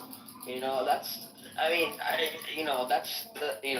or they had a friend that, you know, got him to feel that way. I don't know, but I feel like you see that more in cities where they live very close to them, and I could be wrong, but that's just what I feel. And there's a couple that are on this app. I'm telling you, the shit that I hear from their mouth, they have no skin in the game for this whole conflict that's happening, and they're the loudest people on this app about it. Most of them, you know, with the dirty, disgusting, vile shit that comes from their mouth. They're literal Jew hatred that comes out of their mouth. They call them to kill Jews. You know, that's scary shit, man. So that's why I'm worried for New York, because there's a lot of them that are in New York that are like that. There's just no education. The education there's shit, you know. So where do they get the? So yeah, that's how I see it. Huh? Where do they get the chutzpah to say some of these crazy things? They're fucking New Yorkers. What do you expect? The worst fans of any New York team. They're the worst fans. You know, they're the worst people. Like, they're shit. you know, Harry, it's odd to me because obviously I'm not naive, but I sort of can't wrap my head around it, because the perpetrators of 9/11 are the ones who are being propped up, and you know, they're proudly wearing their flags and their terrorist garb, and I can't wrap my head around it. I don't know. 24 years ago when that happened, and a lot of people on this stage are already familiar with it, and it's been mentioned many times in our rooms. You can go find the videos of the Palestinians in the street dancing and handing candies out and handing baklava and kanafe out to all their people, all the civilians in the street when 9/11 happened. They were celebrating, and then now it's like the reverse. Like, everybody in New York are celebrating October 7th. It's fucking crazy to me. I don't know what the fuck happened to that city, but yeah, something happened to that city. It became radicalized since 9/11. They went the complete opposite turn. Crazy shit, man. Yeah, it's pretty crazy when you're propping up your enemies. I mean, you know, it's like the saying goes, you know, not all Muslims are terrorists, but all terrorists are Muslim. Yeah. You know, I like that saying. It's true. It's like, okay, not all Muslims are terrorists. I agree, but all Muslims are all terrorists are Muslim though. And at the end of the day, like, throughout New York's history, World Trade Center, the first bombing, like, so, you know, so many things that they've done in New York. I don't know, like, where's the memory? There's no memory there, and these people, I don't get it. So what happened in New York is this: over the last 25 years, there has been a push in universities, professors educating young people with a far left-wing socialist agenda, funded by Qatar and other bad actors, and it has only amplified in the last 5 years. You've got these social justice movements that the far left Marxists hang on to, or grab onto, should I say, and they see this Palestinian cause as just being another similar cause to all their other causes, which were, for example, Black Lives Matter.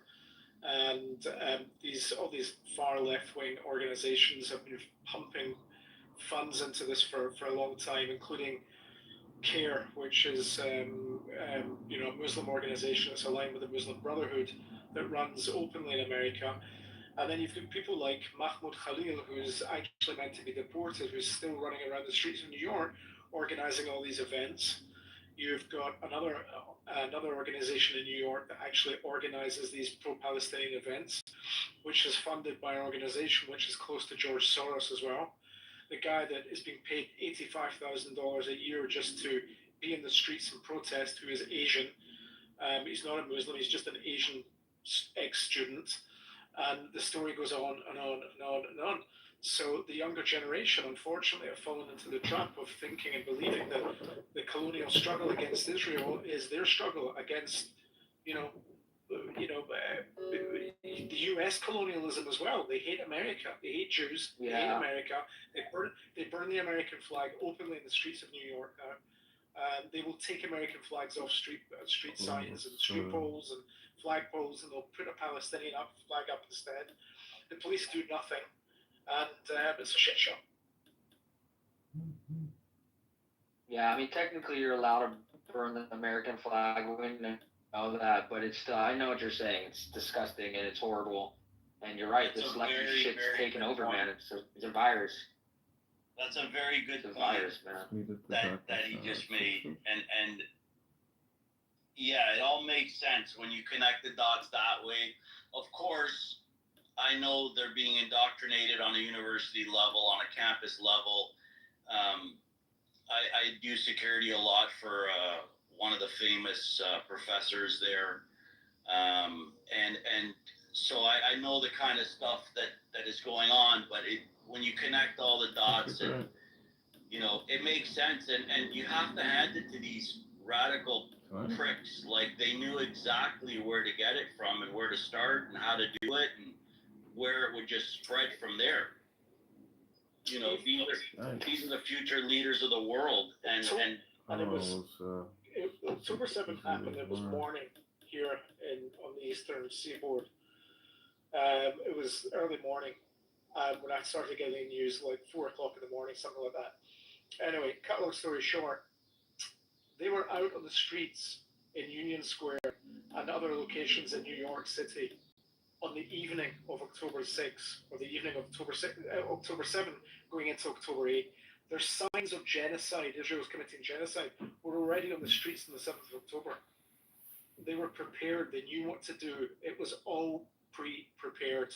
And somebody in one of these organizations here in the United States that is aligned with the Muslim Brotherhood and Hamas knew what was going on. 100%. I strongly believe that. Actually, Israel didn't go into the Gaza Strip for a few weeks until after October 7th. We didn't start any operations for a while. So the bottom line is somebody fucking knew about it. The streets were filled with these signs, and it's been going on ever. Aleph, do you remember we were talking about this a while back when we did a thing together, and we said,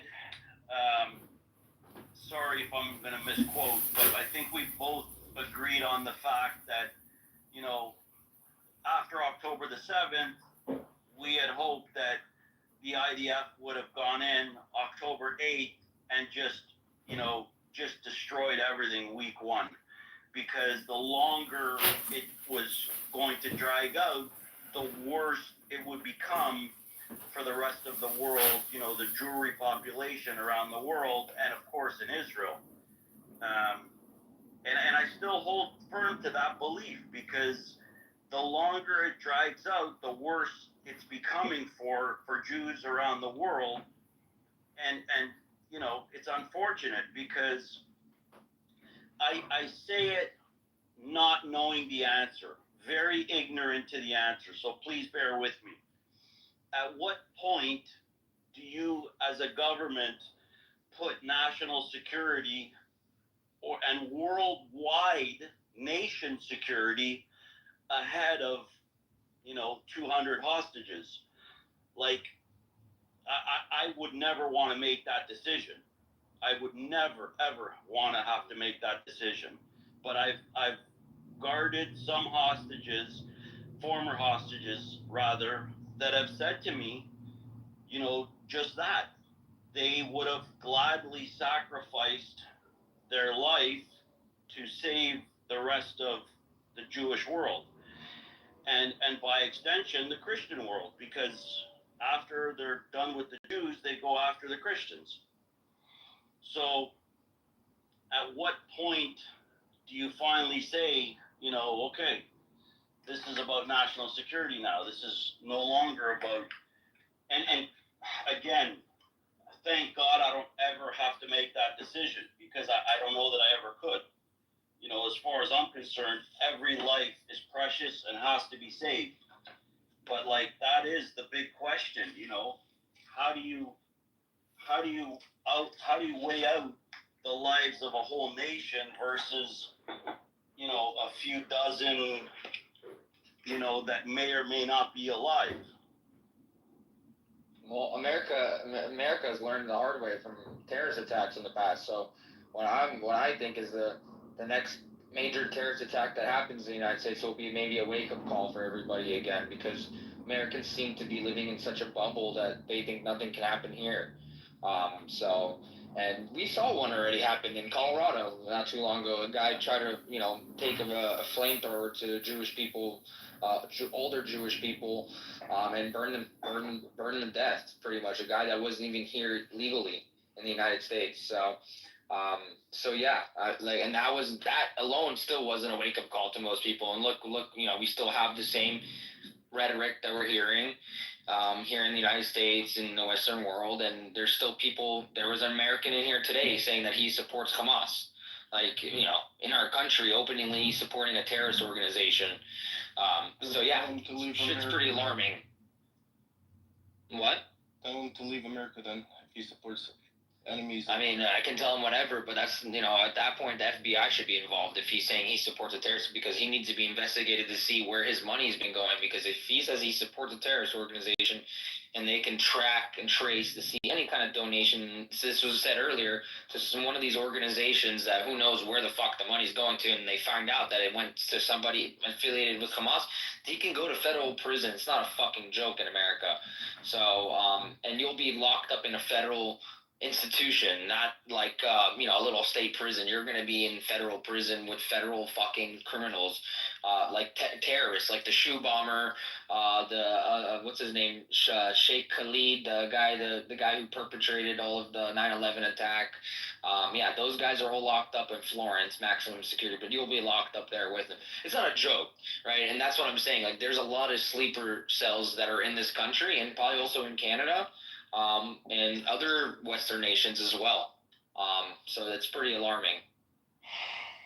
Yeah, it is alarming. You're right, and it's unfortunate because specifically, the concerning part for me specifically is New York at the moment, because it seems to be getting worse on a daily level. On a daily basis, you wake up and you see more and more attacks.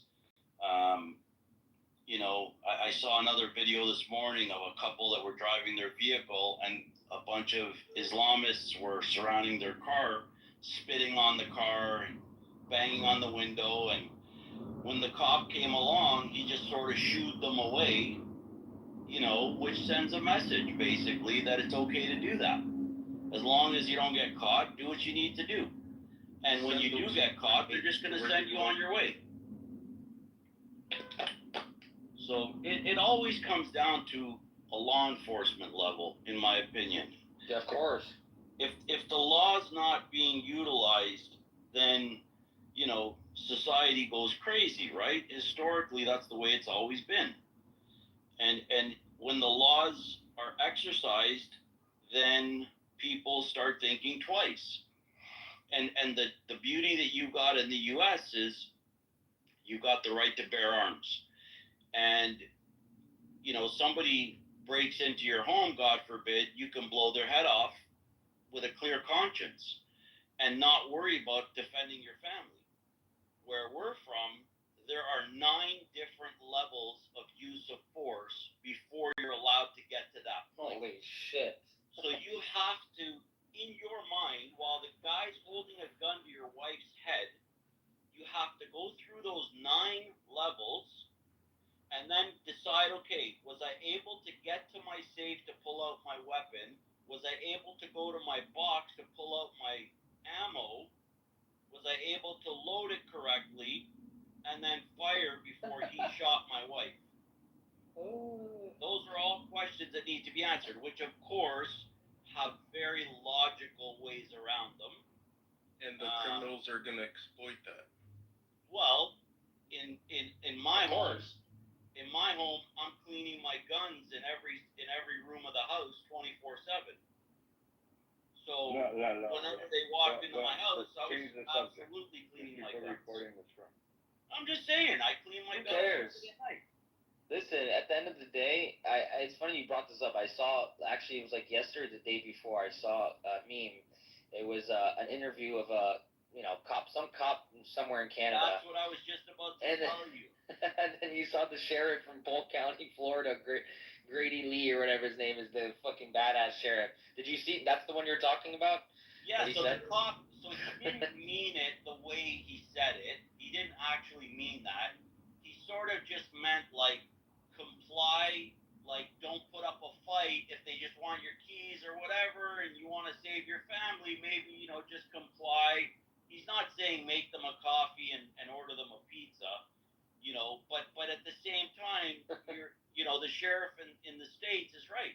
If they walk into your home, they've already breached. And once that breach is past the threshold of your front door, you're allowed to defend yourself. And as far as I'm concerned, I'm going to defend myself. Oh, the front door in Florida, it's if you step on their lawn, anywhere on their property, like if you step anywhere on their grass and you feel like they're a threat, like they might have a gun and they point a gun at you or something like that, then yeah, you have every right to go ahead and pull your gun out and shoot the guy. But I mean, if he's just stepping on your grass and like you tell him to get off and doesn't want to get up, obviously you can't do that. But there's certain ways around that. If the guy does come at you or whatever, yeah, you definitely can pull your gun out and shoot the guy by the stand your ground law in Florida. But what that Sheriff Grady was saying was he's like, those people in Polk County, we got a lot of guns here in Polk County. He's like, and those people like to use them guns. Like, so he's like, if you want to go and break in their house, go ahead and try and see what happens. He also said on Saturdays we teach shooting. We'll make you better at it so you don't miss. I love that guy. I'm moving in right next to him.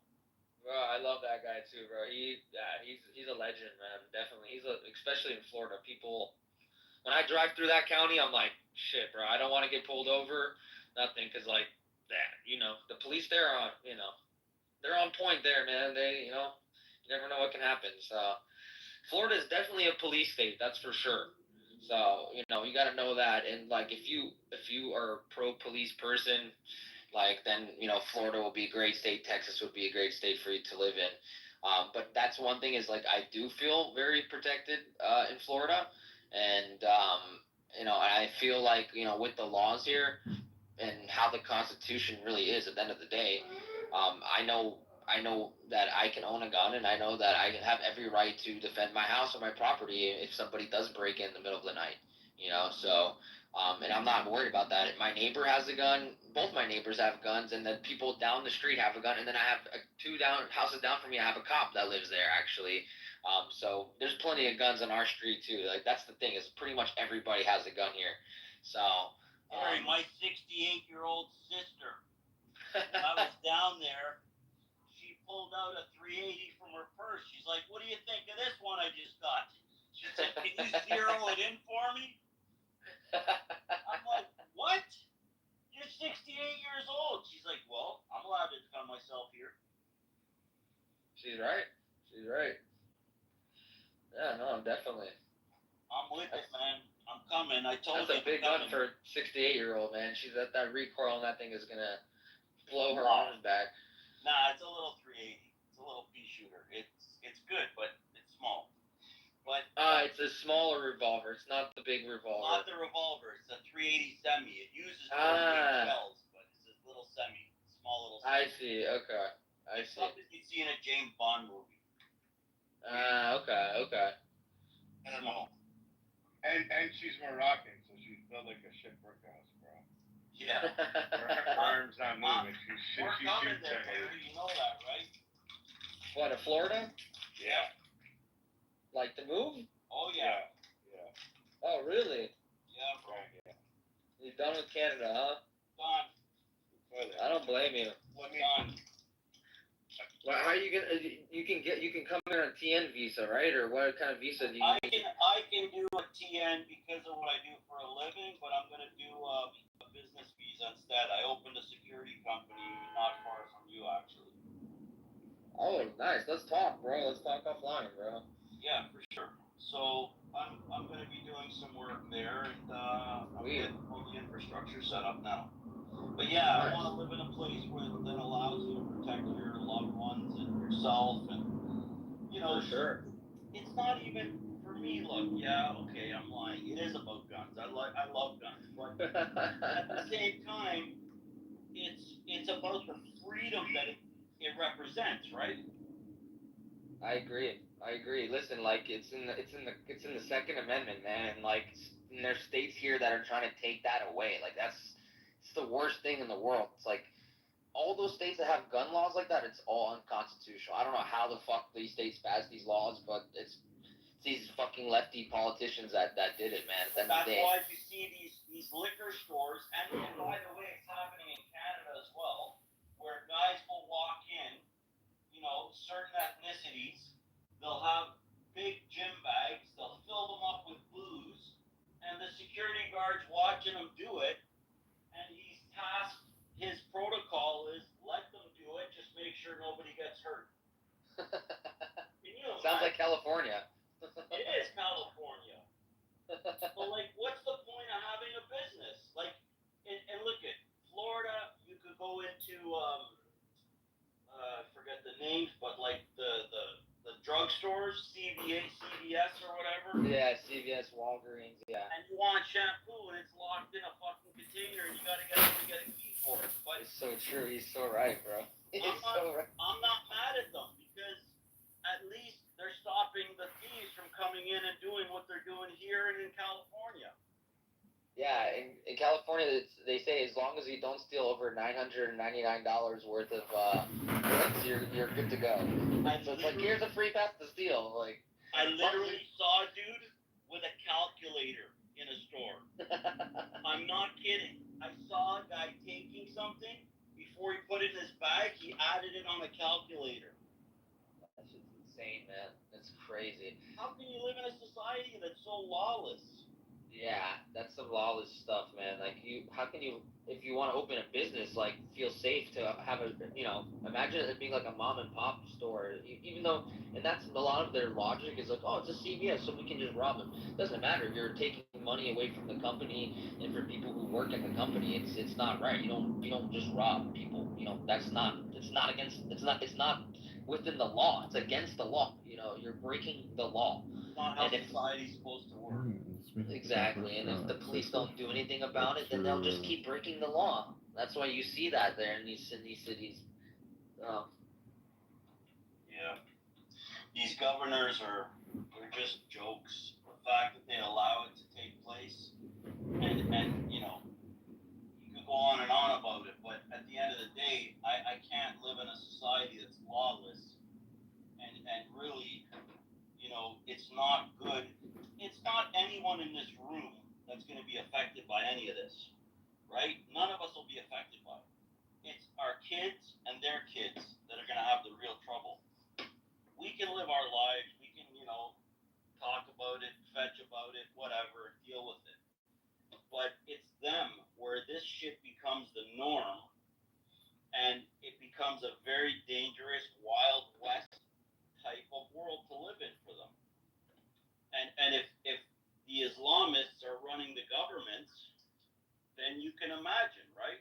I have, you know, a daughter. I don't want her running she has to sit in a back seat, or she's not allowed out of the house unless her husband's with her. Who the hell wants that? I don't choose that. She doesn't choose that. If that's what you chose, okay, more power to you. But, don't impose it on everybody else that doesn't want it. You're leaving a country to get a better life, and then you're coming to that country that'll give you a better life, and you're trying to turn it into the country you just left from. Like, make it make sense.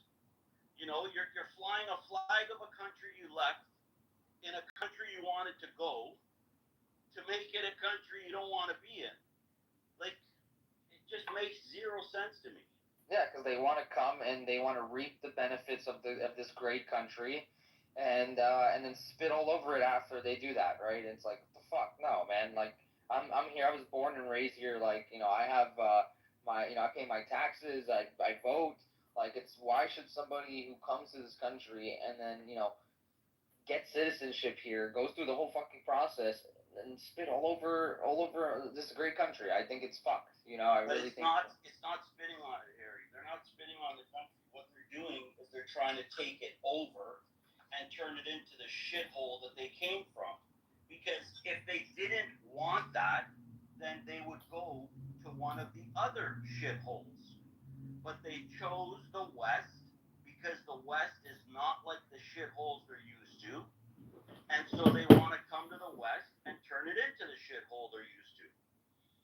Because that's what they say they're commanded to do, to spread Islam around the world, right? The difference is when the Rebbe, Zichron Livracha, when he said spread, the Torah around the four corners of the world, he didn't say and go impose it on everybody. He's saying go to the, four corners of the world, and if any Jew wants to pray or wants to learn, they'll find a center there. But these people, they're commanded to bring Islam to everybody.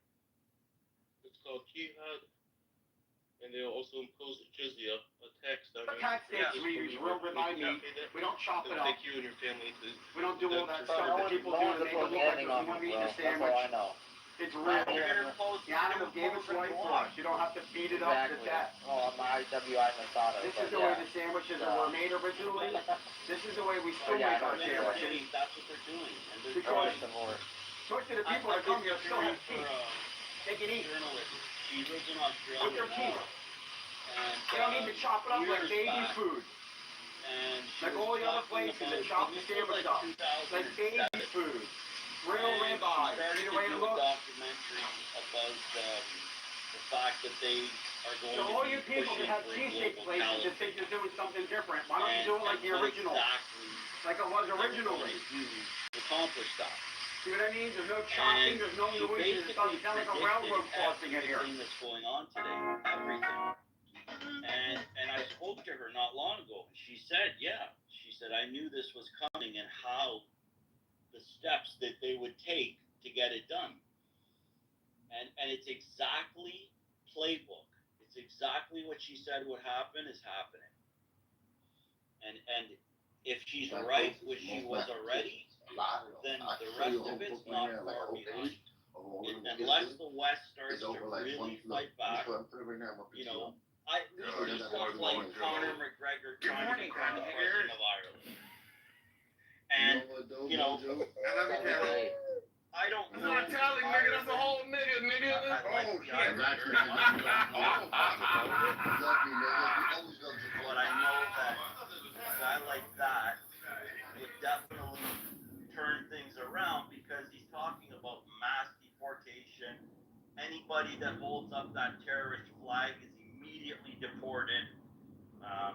So he's got all the right ideas.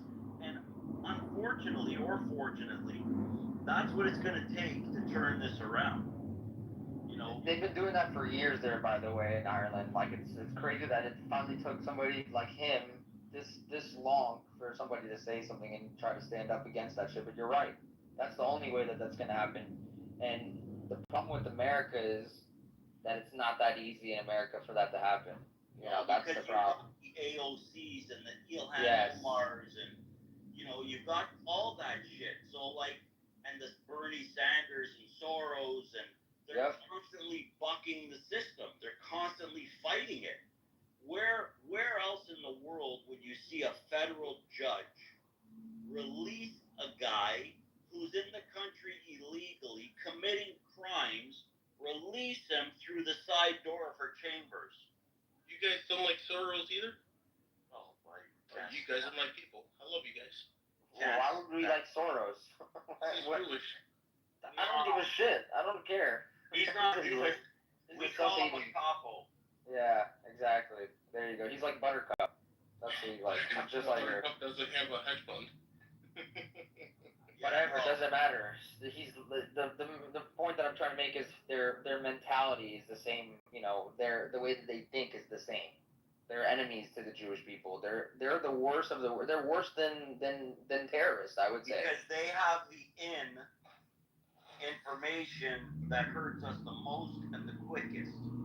So they are a lot worse than the terrorists because when they become terrorists, they know exactly how to get to us. And they know how everything functions and how everything works. So it hurts us a lot more when our own go against us. And they are the biggest enemies of the Jewish community. The Bernie Sanders of the world. I just invited her. If you thought Soros is bad, let's see. I just had to unblock her. But I want you to have a taste. Oh, you had her blocked? I was wondering why I haven't seen her today. Yeah. I was like, that's a first. Yeah, well, maybe she's just as bad as that guy. If she had the money that he had, she'd be doing the same thing he's doing. I'm telling you. Yeah.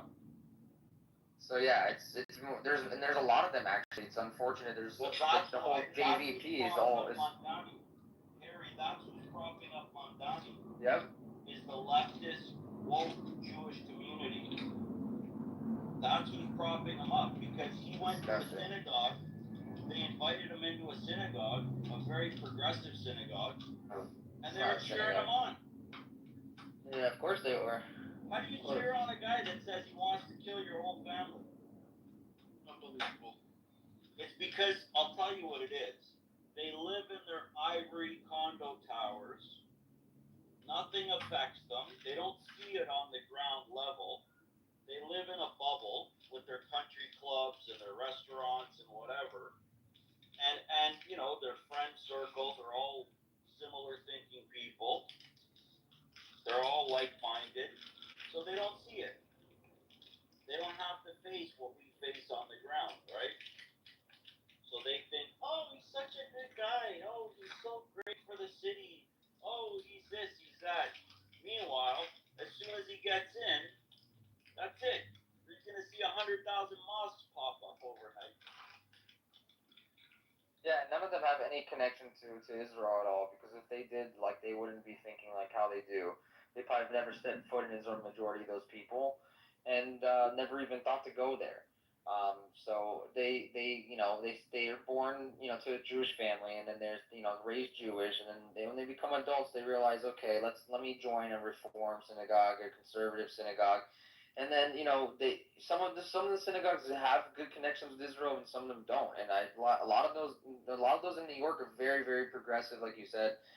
They're very complete opposite of the halakha and Torah, and it's actually I would say they're almost like Messianic Jews at my point. At that point, that's what some of these people. Jewish Voice for Peace, very, very bad organization. That guy comes at me the hardest. Oh really? Rabbi Meisner, he's the one that's coming at me the hardest. Really? He's got a couple professors trying to come at me, trying to get intel on. Oh yeah, buddy. Those guys, JVP, unbelievable. Yeah, they're pieces of shit, man. Garbage cans. I saw what they were doing. They were they did a protest for Palestine or some shit in New York, very shortly after October 7th happened. Maybe like 6 months after it happened, they were like in some train station, shutting down some train station, or something like this. Union Station, they were like not let shutting it. They like had a bunch of people that, and they're the ones that threw the whole event. Yeah. So crazy shit, man. They just did one not far from us 2 days ago, and he fucked up because he named a bunch of his intel people by mistake. But he did, a rally, and he had probably 150 people there, and he's still going every single day. So I would have to think that he's getting a lot of money from, Qatar, like Olive said.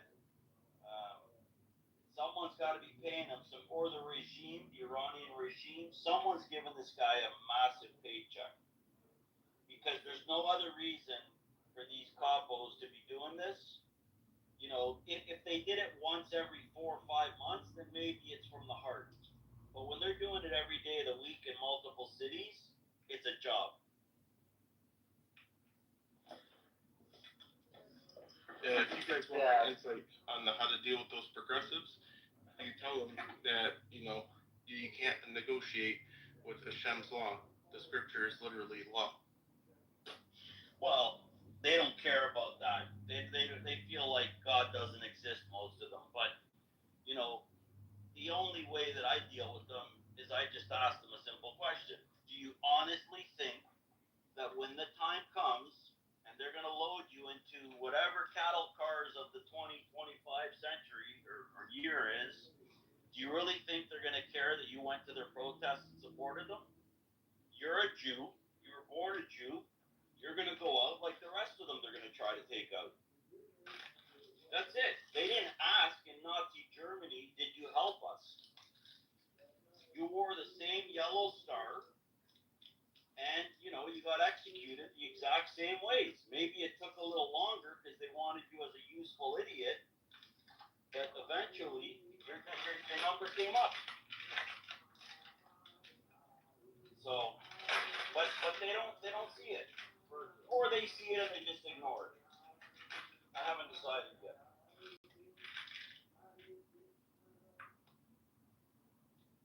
Yeah, they've had in Jews vs. Peace, they've had involvements with a couple different Arabic organizations as well. They've had a conference this year in April. Rashida Tlaib was there. Linda Sassour was there. Disgusting fucking people. It's just pretty bad organization. They had criticized for partnering with groups Electronic Intifada, Al-Awad, and Movement for Black Lives, all of which have characterized Israel's treatment of Palestinians as apartheid and accused the state of genocide. So, yeah, they don't really seem like a group that does the right things, and these people are a big enemy, and they're making good money. They're making millions of dollars in revenue. And like you said, it's probably coming from overseas, a lot of it, I'm sure, especially when you partner with some of these organizations like that. So it's dangerous shit, man. And it's just a fucking shame that some of these fucking Jews haven't woken up. Because like you said, everybody, they don't give a shit if you helped or not. In Nazi Germany, everyone who was a Jew got a gold star no matter what and was taken away or killed right away. So it doesn't matter. But yeah, these fucking retards will never understand that, unfortunately. And that's what this woke, fucking socialist, communist fucking shit that we're seeing that's really taken over America, very hard in the last 8 to 10 years, man. It's fucking insane. So it's very dangerous shit. Very, very dangerous. And they actually add you up. They actually. Of course they do. Yeah. I mean, why is there a Palestinian flag in a George Floyd protest? So the city that I lived in when that shit happened, there was a guy with why is that there? It's like these movements are coming together because they all have one ideology, which is America's a colonialist country, Israel's a colonialist, white people and they're colonizing the Palestinians or whatever. It's the same. They try to make it the same kind of narrative as America, who colonized America with the indigenous Native Americans. And you hear that shit on here all the time on this app, by the way. Yeah, but that's coming from a people who are colonizing the whole world right now. I know. But when you hear white Americans say that shit, they don't know what that's the point is. They have no idea. When you tell them what you just said, you catch them off guard because they don't know what to say after that. But that's what I tell them. I say, wait a second. Did you just say the word colonizer? That Israel's colonizing? Yeah, I did. Oh, so coming from a person who's related to a people that's colonizing the entire fucking world. Is that what you're telling me? And now they're blatant enough to say, I know how to navigate around this. they're blatant enough to say that London is their land. When Brits can't hold up a British flag without being called racist. I have a video I'm gonna play. Watch this. The lady that was in our room a couple days ago, Bibi knows who I'm talking about. She literally said the whole world is theirs, even Antarctica. All this stuff. Somebody asked, even Antarctica. She said the whole world, the whole world. Buddy, it's time to move to the Yukon territories, minus 75 degrees in the winter, because that's the only place they probably can't fucking go to. I have a video I'm gonna play, guys. Watch this. What it's women here. Go to Gaza. I want to go talking Gaza. It's women that can't talk in Gaza. It's a joke. It's a joke. It's become fashion. It's fashion. It's fashion. This bullshit. It's fashionable. Yes. It doesn't matter. It doesn't matter, does it? How many bombs? France. In fucking Syria. Here, London. All it is an excuse to hate Jews. It's us. The problem's us, isn't it? It's us. You think tomorrow, if there was no Israel, this problem would be solved? They fucking kill each other. Right, genocide. We're the worst that committed genocide. The fucking population has tripled in the last 10 fucking years. Genocide. You people are fucking idiots. It's just flying by hands.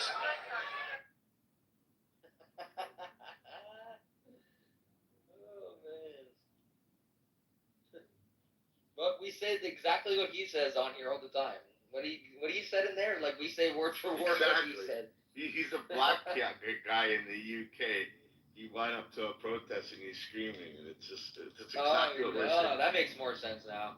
And he's screaming at. What we need some marketing geniuses to come up with some type of a marketing scheme that just and I say this looking at one of the names on here, and it's really cool, catchy, jihadist. It's stuff like that we need to come up with that needs to spread like wildfire. The truth is being spewed all over the internet, but it's not enough. It's not even close to enough. We need marketing geniuses to come. We did a thing, I don't know, BB, if you remember, a couple years ago. We raised some money, and we rented out 85, bus shelters where you stand waiting for a bus, those glass shelters. So we rented out 85 of them, and we put up billboards that say no hatred against Jews or something like that. And we specifically chose ones in, predominantly bad neighborhoods, right? Muslim neighborhoods, whatever. And we did a hashtag, and we were visiting them every couple days. We'd go see if any of them were broken, the glass was busted. And not one of them got spray painted, not one of them got defaced, which was pretty surprising. But the campaign was great. And then New York came out just after us, and they did a billboard at Times Square, the big pink billboard. I forget what it said, but That's when they had that one, right after we did ours.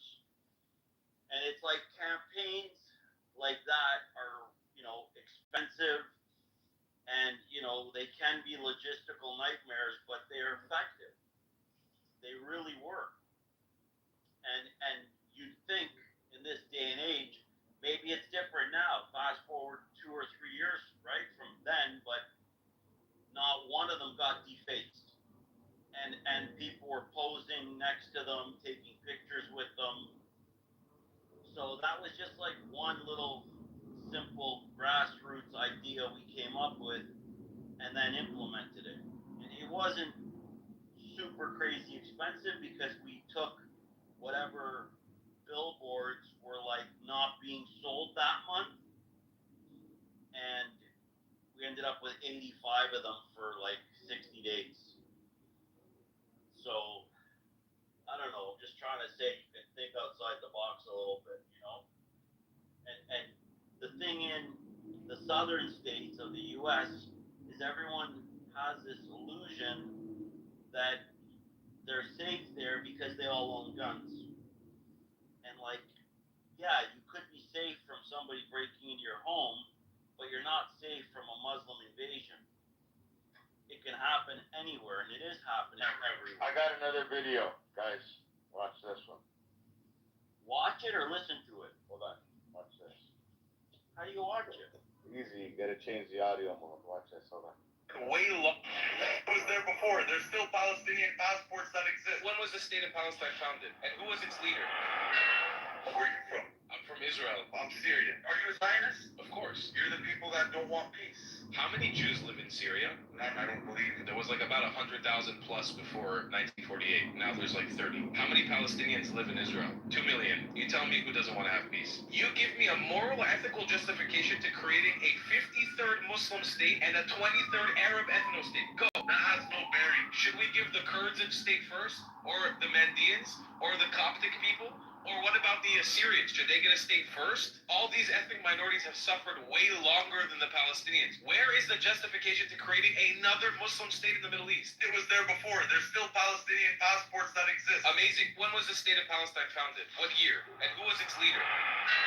You're gonna leave the conversation the second you get proven wrong. I know this. Hey Google, was there ever in the history of planet Earth a state or a kingdom or a country known as Palestine? While the geographical region has been known as Palestine for centuries, it has not historically existed as an independent sovereign state under that name until the modern declaration of the state of Palestine in 1988. So you just want to ignore the first part, the centuries before it. It was referred to as a I knew it!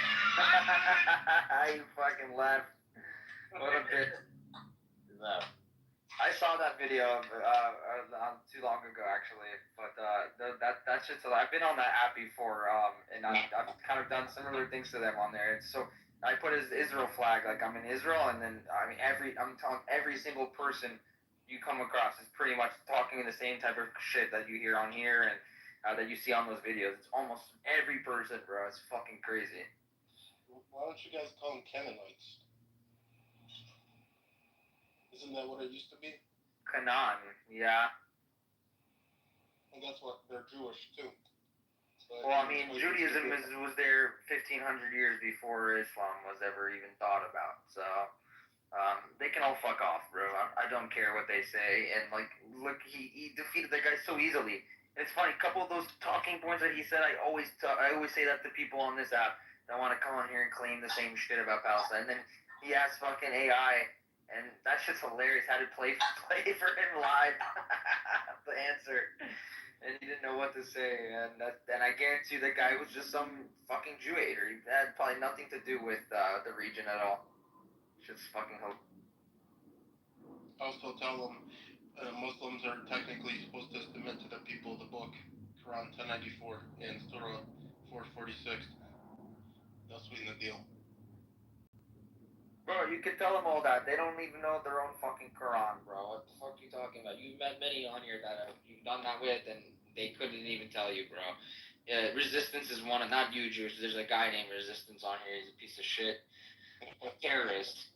But yeah, I saw you do that in the room with him, like, last week, bro. That was fucking hilarious. So, The guy who claims to know so much about the Quran. So. And then he'll go like, oh no, we have to go to the hadith, and I'll get the cringe hadith about Muhammad French kissing his grandson. The story of Elza. Yeah, I'm not sure if you heard about that one. Basically, Muhammad goes out in the desert, and the people pretty much ride him all night, and they're known for having big dicks.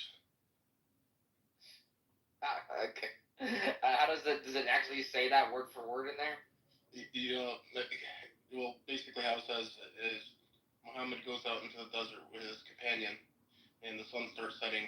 He turns to his companion or his friend, draws a circle. He said, don't walk out of the circle, whatever you see. Otherwise, if you walk out, you'll surely die. Muhammad proceeds to walk out stone throw distance away, probably 70, 90 feet or something like that.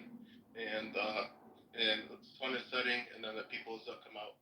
They start riding the Prophet all through the night, and then when the morning comes, Muhammad crawls back and lays his head on his friend's lap, and his side is sore. Okay, well, I mean, I guess you can interpret it in whatever way you want.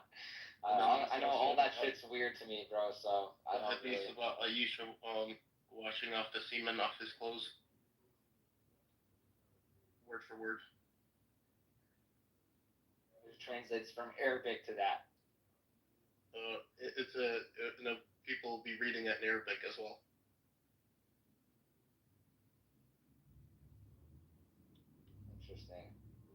Interesting.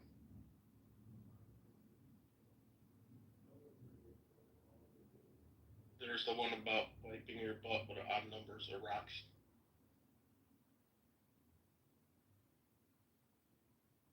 Interesting also. Very interesting. There's also the part after where you shouldn't wash your hands after you eat. If you can't make them off, have the person sitting next to you lick your fingers, because they don't know what part of the hand has the blessing.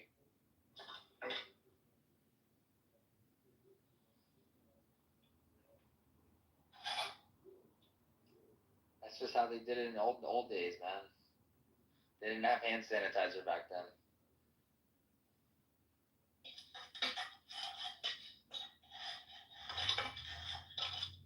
I got another video. This was pretty good. Hold on. People might not. Hold on. There you go.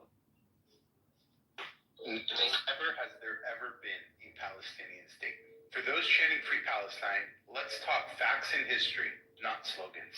Before Israel, there was a British mandate, not a Palestinian state. Before the British mandate, there was the Ottoman Empire, not a Palestinian state. Before the Ottomans, the Mamluks of Egypt ruled over the land, not a Palestinian state. Before the Mamluks, it was under the Ayyubid Arab Kurdish Empire, not a Palestinian state. Before the Ayyubids, it was the Kingdom of Jerusalem, not a Palestinian state. Before the Kingdom of Jerusalem, the land belonged to the Umayyad Empire, not a Palestinian state. Before that, the Fatimid Empire ruled, not a Palestinian state. Before them was the Byzantine Empire, also not a Palestinian state. Before the Byzantines, it was controlled by the Sassanid Empire, not a Palestinian state. Before the Sassanids, it was the Roman Empire, also not a Palestinian state. Before Rome, the land was the Hasmonean Kingdom of Israel, a Jewish state, not a Palestinian one. Before the Hasmonean, it was under the Seleucid Empire,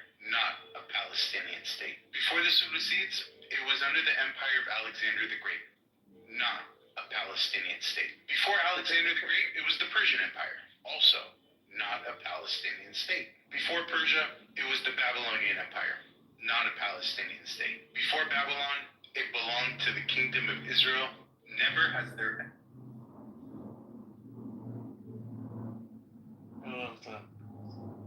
Not a Palestinian state. Not a Palestinian state. Oh my god. You have to give history lessons to people because they're just so stupid.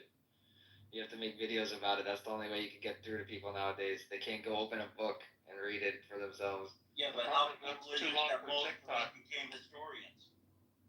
Yeah, right now all of a sudden because no one was taught history the right way. We have Egyptians that come in here that think they won the 1973 war. You know? In their schools, literally to this day. Yeah, we need more people like Yaakov. We need educators like Yaakov out there. Come on, Yaakov. You need to start training some people. What's going on? How's everybody? How you doing, Yaakov?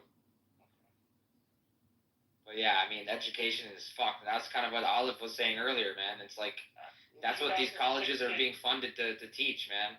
2016, when I was teaching math, 5th graders, there was a 5th grade word problem. And word problems, you learn how to read and translate it into math. And we got the school textbook from UNRWA in 2016. I remember it to this day. It said, if there are 6 Zionists in a room and you want to have 2 Zionists in a room, how many Zionists do you want to kill? Now, in our textbooks, you would of course say, if you have 6 eggs and you break 4 eggs, how many eggs do you have left? 6 minus 4 equals 2. They decided to replace it with Zionists. They also teach physics to high schoolers using slingshots and changing the diameter of the slingshot and trying to figure out how much faster it would hit the Israeli soldiers in the picture. We'll post it shortly. I have another video. I have here. I have the. Hold on. The curriculum posted in the chat. I'll post it. Give me one second. Yeah, I have. Yeah, it's a third-party review. Hold on. Hold on. I got a good video here. That Hamas went into Israel that day knowing they can't beat the IDF. They went in that day knowing that the IDF would come after the hostages. They went in that day knowing that they were going to use their own civilians on top of legitimate military targets in an effort to increase civilian casualties, their civilian casualties. And yet, they knew that Western media and academia would back their plan and make a false moral equivalency argument. The question that you got to start asking yourself, how did they know they could trust left-wing academia and media to back their play? How did they know? Because that's exactly what took place. Hamas.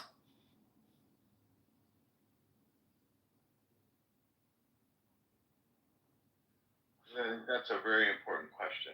We were talking about that earlier in the room today. In October 7th, there was hundreds of posters being plastered all over New York City. The same day. You can't get printing done that quick. Yeah, ready to go.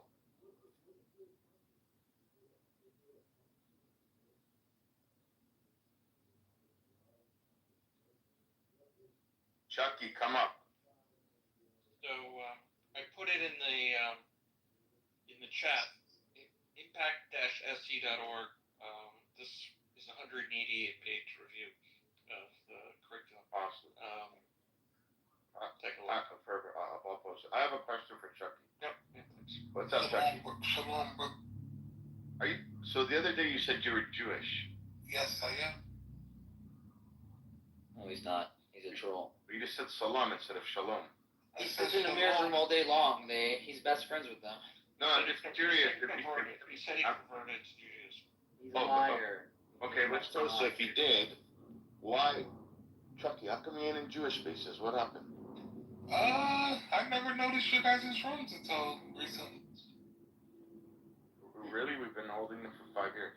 Yeah, I'm fairly new to Clubhouse, you know. I stumbled across the mirror's room, then I But found that's like going into the wrong classroom, bro. You know what I mean? Okay, so if you are Jewish, right? I am. Chucky, what holiday do we fast on? Yom Kippur. That's my man. He's Jewish. That don't mean shit. That's the easiest question ever. Every time I ask somebody who's not Jewish, they're like, oh. Yeah, but the Jew haters know everything like this, bro. That's the thing. So. What's the prayer on the bread on Friday nights? Hamotzi. No, he can recite prayers. That's easy also. I've heard him recite prayers. I'm just curious, Chucky. Okay, what's the second prayer? After the Motzi. The second link I put in the chat, sorry. Okay, but that's a good question too. What's the second prayer after the Motzi? It's a good one. How many prayers do you do on Shabbat, by the way?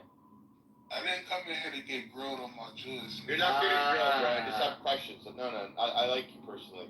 I may not agree with your opinions or whatever, but Girl, it's easy questions. it's just easy stuff. You're not getting grilled. It's like just, asking what's 2 plus 2. I mean, is that grilling somebody on their math skills? If I'm asking you what 2 plus 2 is, that's easy. Yeah, It's 22. but just notice, like, you know, I come on stage and then now I'm getting asked. Okay, questions. no problem. We're not going to I don't believe you're Jewish. We're not going to That's talk okay. What's your opinion, though, Chuck?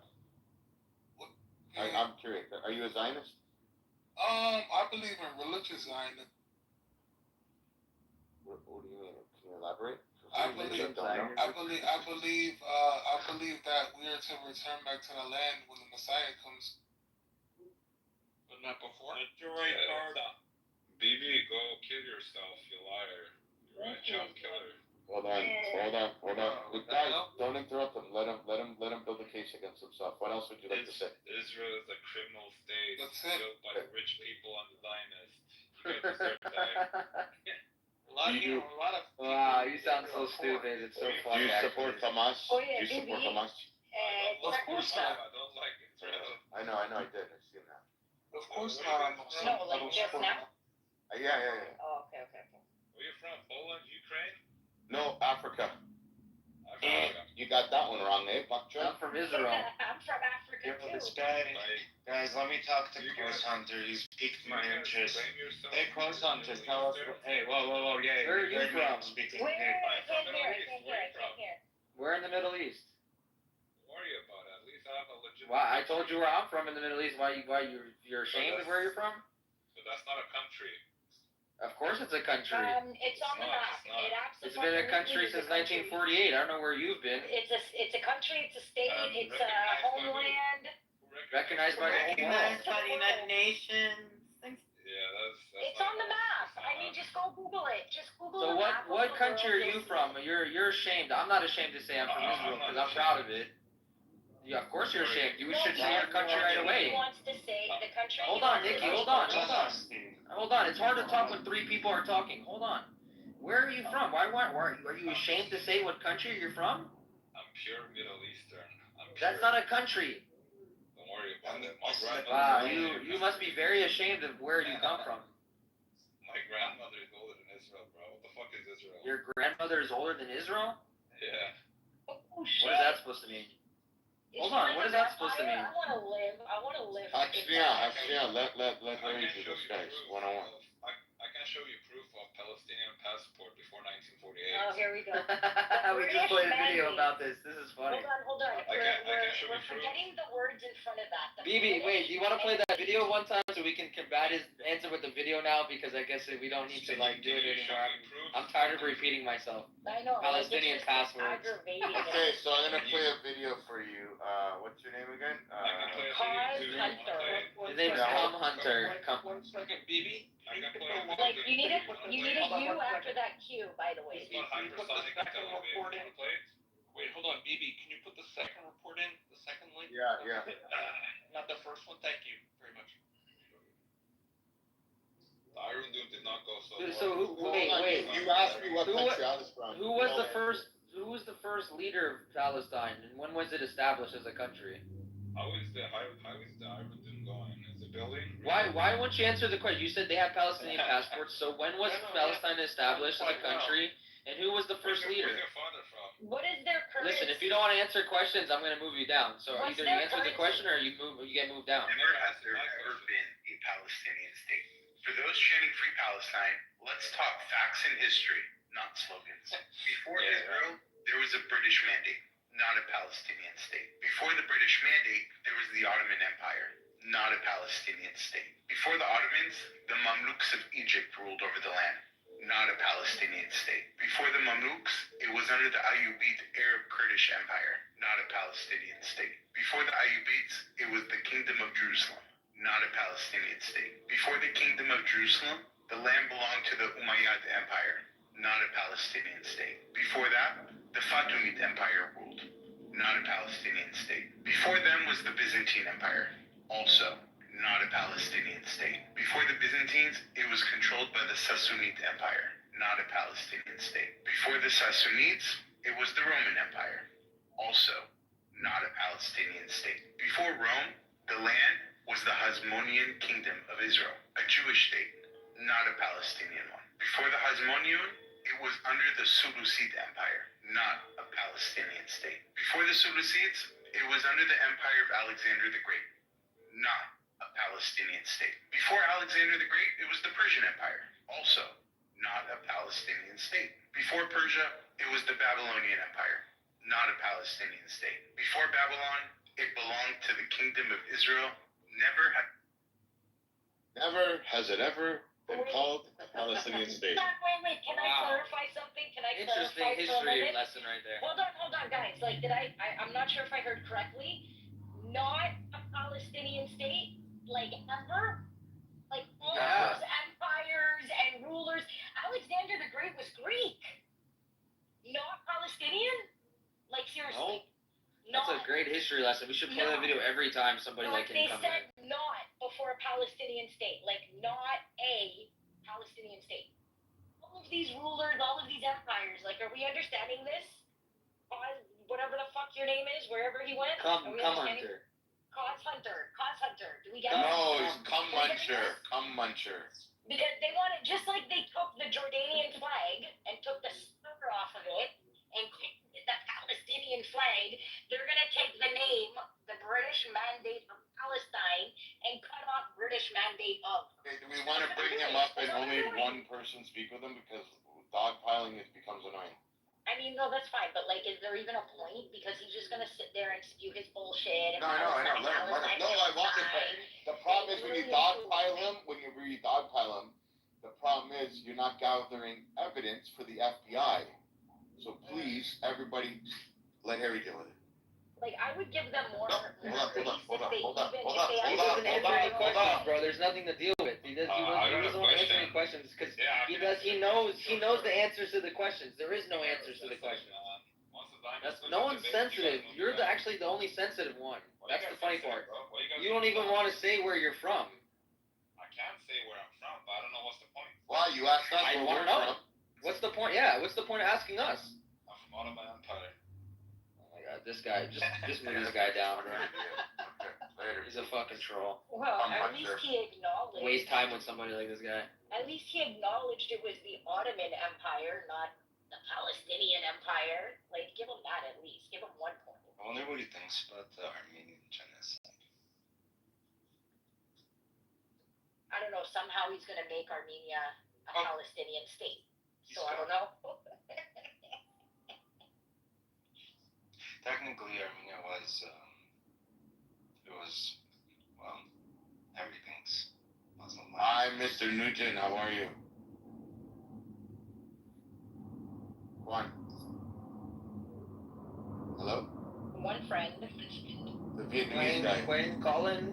One friend. He's Vietnamese. I know his last name. How are you, Colin? Yeah, but I think this is like a troll because. Yeah. Well, let him troll for a second. One friend, like one. That's fine. He could be new to the app today. Mm. Hey, do you want to unmute or no? You came up. He has no thing. He has no party hat thingy or whatever the hell it is. He's not new today. Okay, so just kick him down. Who cares? Why waste time now? Doesn't want to talk? No problem. Let him talk from the chat.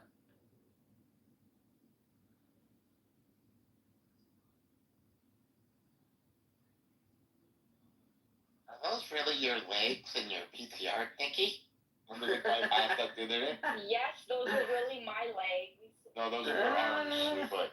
In Mexico. Yes, they're really my legs. Aren't they nice? I don't know. Look at the comment. But yes, they really are my legs. Okay? I would say the complexion is very nice. But Con, you came up and now you didn't want to talk, but I am from the United States. Okay, great, man. Thanks.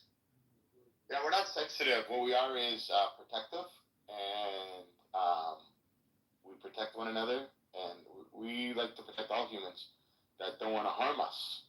That's the thing. Whenever Russia and Ukraine thing, what did Israel do? They sent the doctors.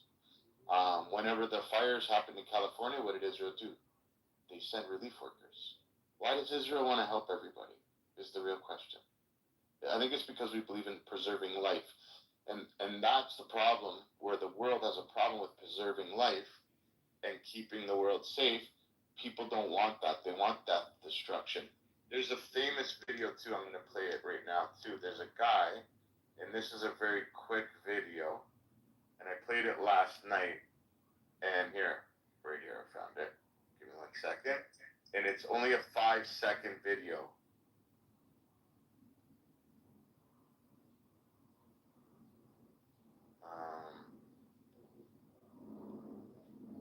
Hold on. Wait, where's this guy? You know that? Fuck, I went through this last night, man. Took me forever to find it. Do you guys remember that guy? He's an African guy. Oh, man. Hold on.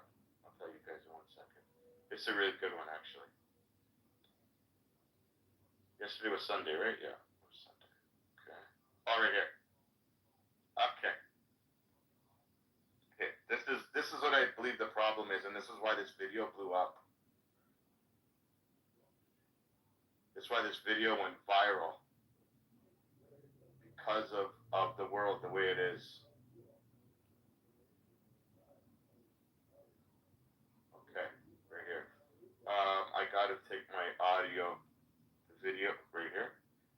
And I wish this, not unfortunately, this guy.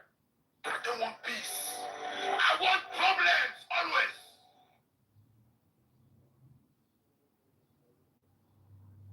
They don't want peace, they want problems. They say it on here also, man. All the time. Absolutely. They act like they want peace, man. I think this is a good time for recitation if everyone's okay with that. I would really like to talk with Buttercup about the terrorist attack that happened in Jerusalem and see what she thinks about that. Ooh, where's Buttercup? Somebody bring her in. And who's anonymous at the bottom? Wow, it's anonymous. How would we know? Everybody invite her in. I don't know. Could you imagine if you asked who's anonymous and somebody said? No, it's really, it's like anonymous is there, and I just want them to know who noticed that. Wasn't Buttercup trying to make her own room? She has her own room already open. Yeah, she does. Yeah. Gaslighting rooms, yeah. Gaslighting Jews, and then I recorded at one of the rooms or something. She said it worked. I got all the Israelis there. The Israelis, yes, you can say that. That was very important. She made up her own people. They're Israeli aliens, guys. That's right.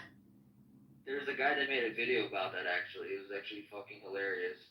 He was wearing like an alien mask, and he's like, "Well, come," and he had the Israeli accent. "Come to my house. I'll show you what the Israelis eat for food." And it was fucking hilarious. I have to find it and send it to you guys. I just loved your accent, Harry.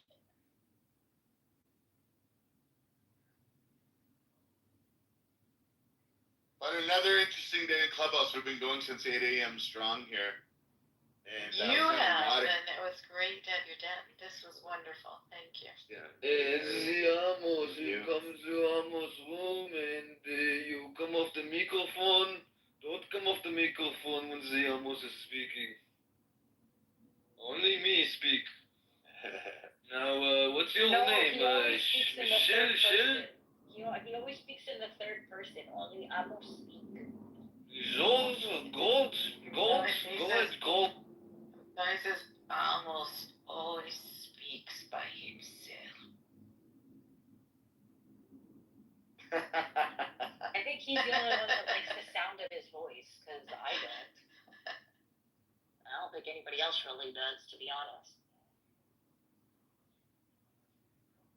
Listen, at the end of the day, he's on another mission, and it's actually sad what happened to his family, but it's weird at the same time to point out that his family are extreme leftists, and the sad part is his nephew got killed that day.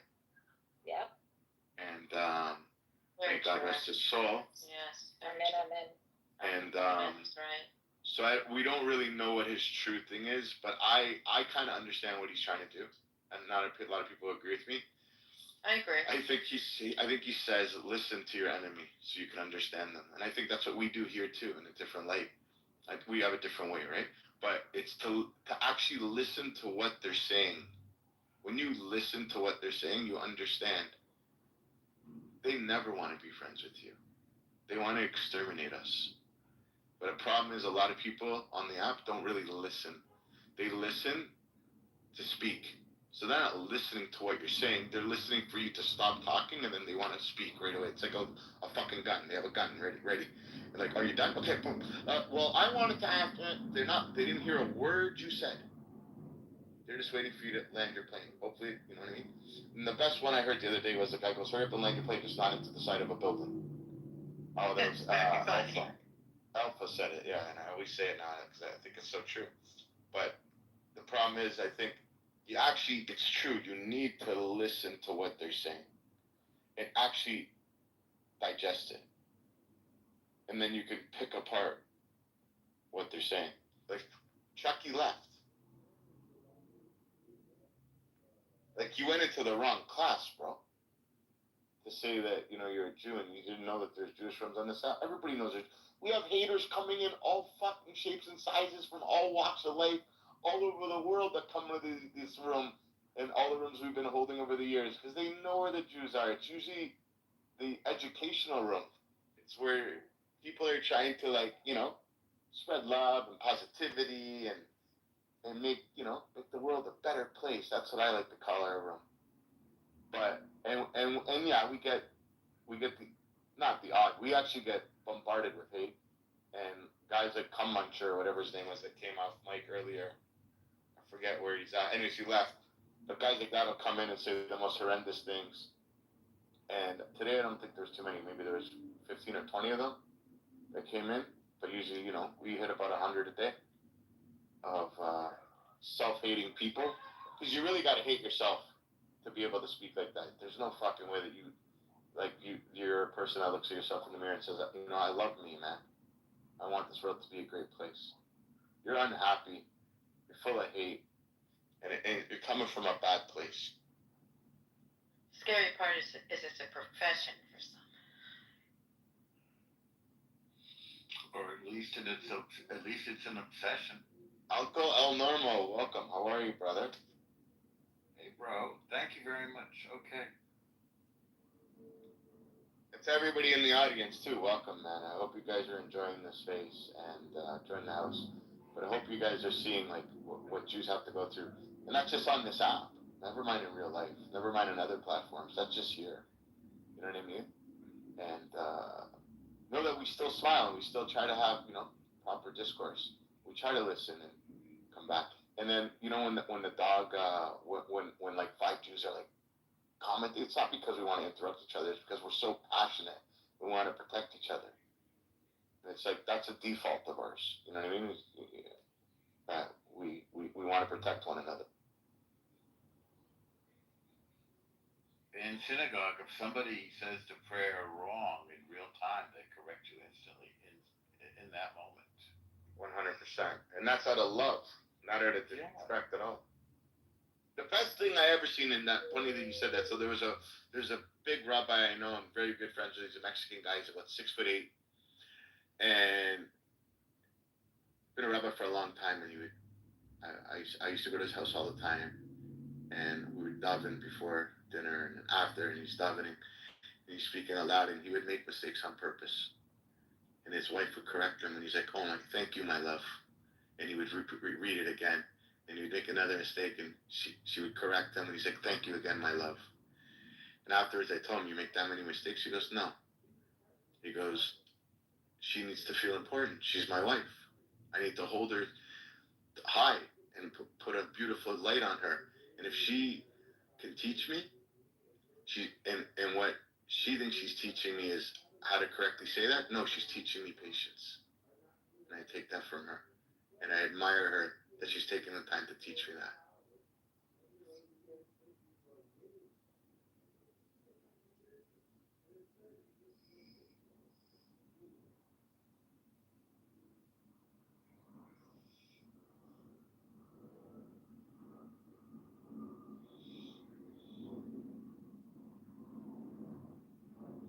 So Norm, I know you've been busy today, but I guess you heard about what happened yesterday in Jerusalem, right?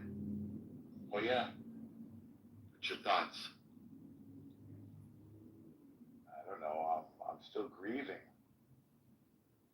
It's pretty horrible. Yeah.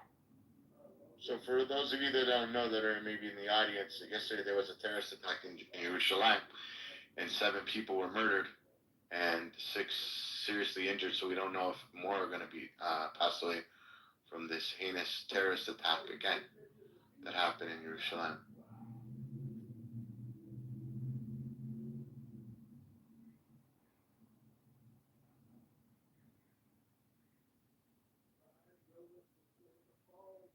What do we know about the people that did the attack? 2 20-year-olds that were, that's pretty much it. 2 20-year-old males. Israeli citizens or no? No, I don't think so. Give me 1 second, I'll find out for.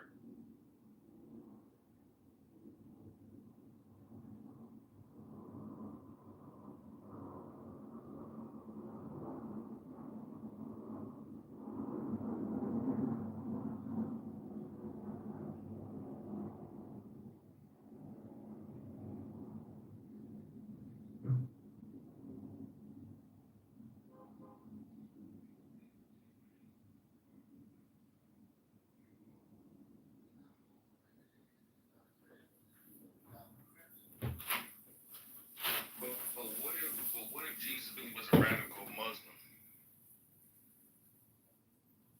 I'll go so far as to say Muhammad might have been a Christian. When I read that book, it says, watch this, bro. Tell me if it ain't that dirty. It says that. Nigga, what you want, nigga? Can I get some hot sauce? Nigga, Can I ask a real question? Like, even here in Scottsdale, like northern Scottsdale, yeah, there's a Popeyes right near me, and it's only black people that work there. But there's not that many. There's like not many black people around here. I don't think. That is funny. All that big, yeah. That's why I go to Chick-fil-A, bro. I stopped going to Popeyes, man. Last time I went to Popeyes was 2020 during the pandemic.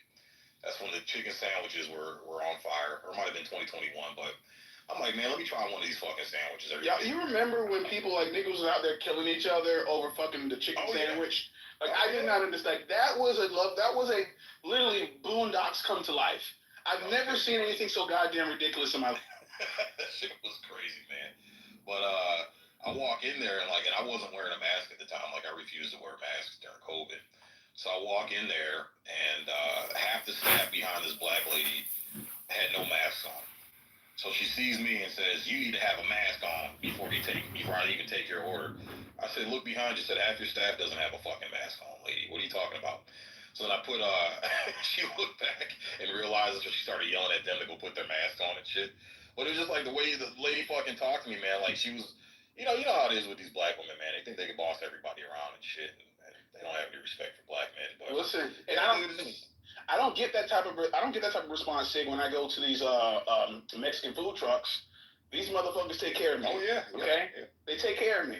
I say I want all your sauces. Oh, no problem. I go to fucking Popeyes. Can I get a honey mustard? Nigga, how much do you want? I'm like, hey, bro, chill, bro. Like I don't need this, bro. You got a whole no matter what you do, it always seems like it bothers them no matter what. So you walk in.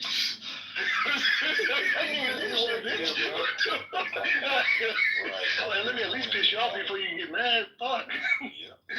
Yeah, but no, it's terrible, man. And I'm at a point now. I guess I'm old enough to just fucking leave. Like if I'm hungry, I'm like, man, I just stop at night, fuck it, because I don't even want to deal with it. You're gonna fuck my order up. You're gonna give me a shit attitude. If I need to fix it, you're not gonna fix it, and it's just like I don't even want to fight you, like physically fight you, because it probably could lead to that. So I mean, I'm good, because if you ain't fighting me, you probably fighting the person before me or after me. So let me just keep it fucking moving. It's so needful. And that's after you gotta wait 5 minutes for them to stop texting on your phone just to look up and acknowledge you for them to tell you. Exactly. Because if you interrupt them, you gonna get cussed the fuck out. Oh yeah. Don't you see them on the phone? Like, oh, my bad. Oh, shit. I thought she was working. Wait, are you telling me black people, like, their customer service skills are really like that? I'm surprised myself, Pepe. I'm surprised myself. Okay? I never would have thought. Well, I mean, I guess here is black people are a small portion of the population. They're usually like the minority wherever they work. So I guess like they can't really. No, is it like when it's made like just like a group of black employees at a restaurant or?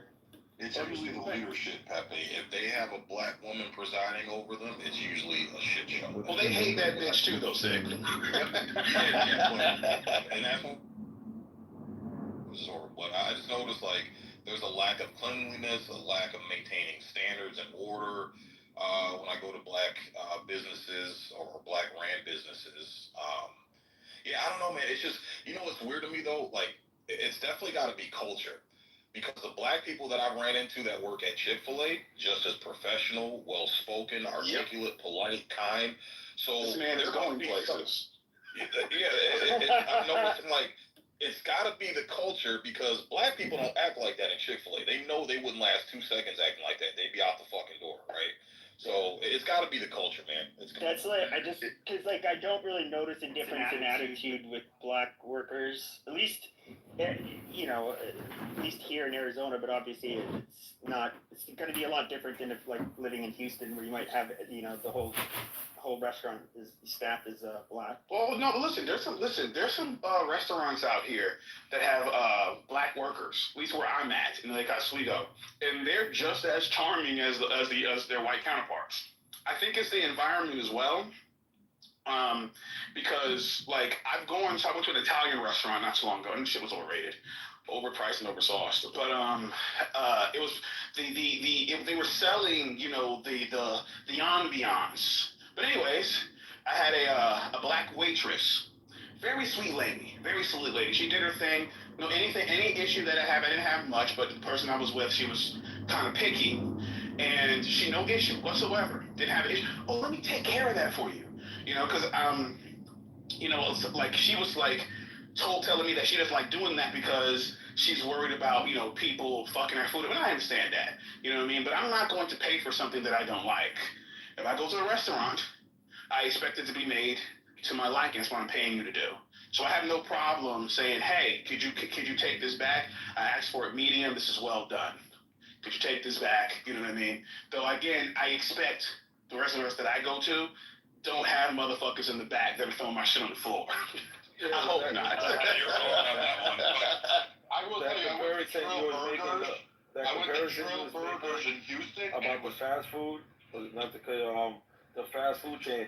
The reason why though Chick-fil-A is like that, most of the culture, because the condiments, it's a no limit amount. You can ask for whatever you want.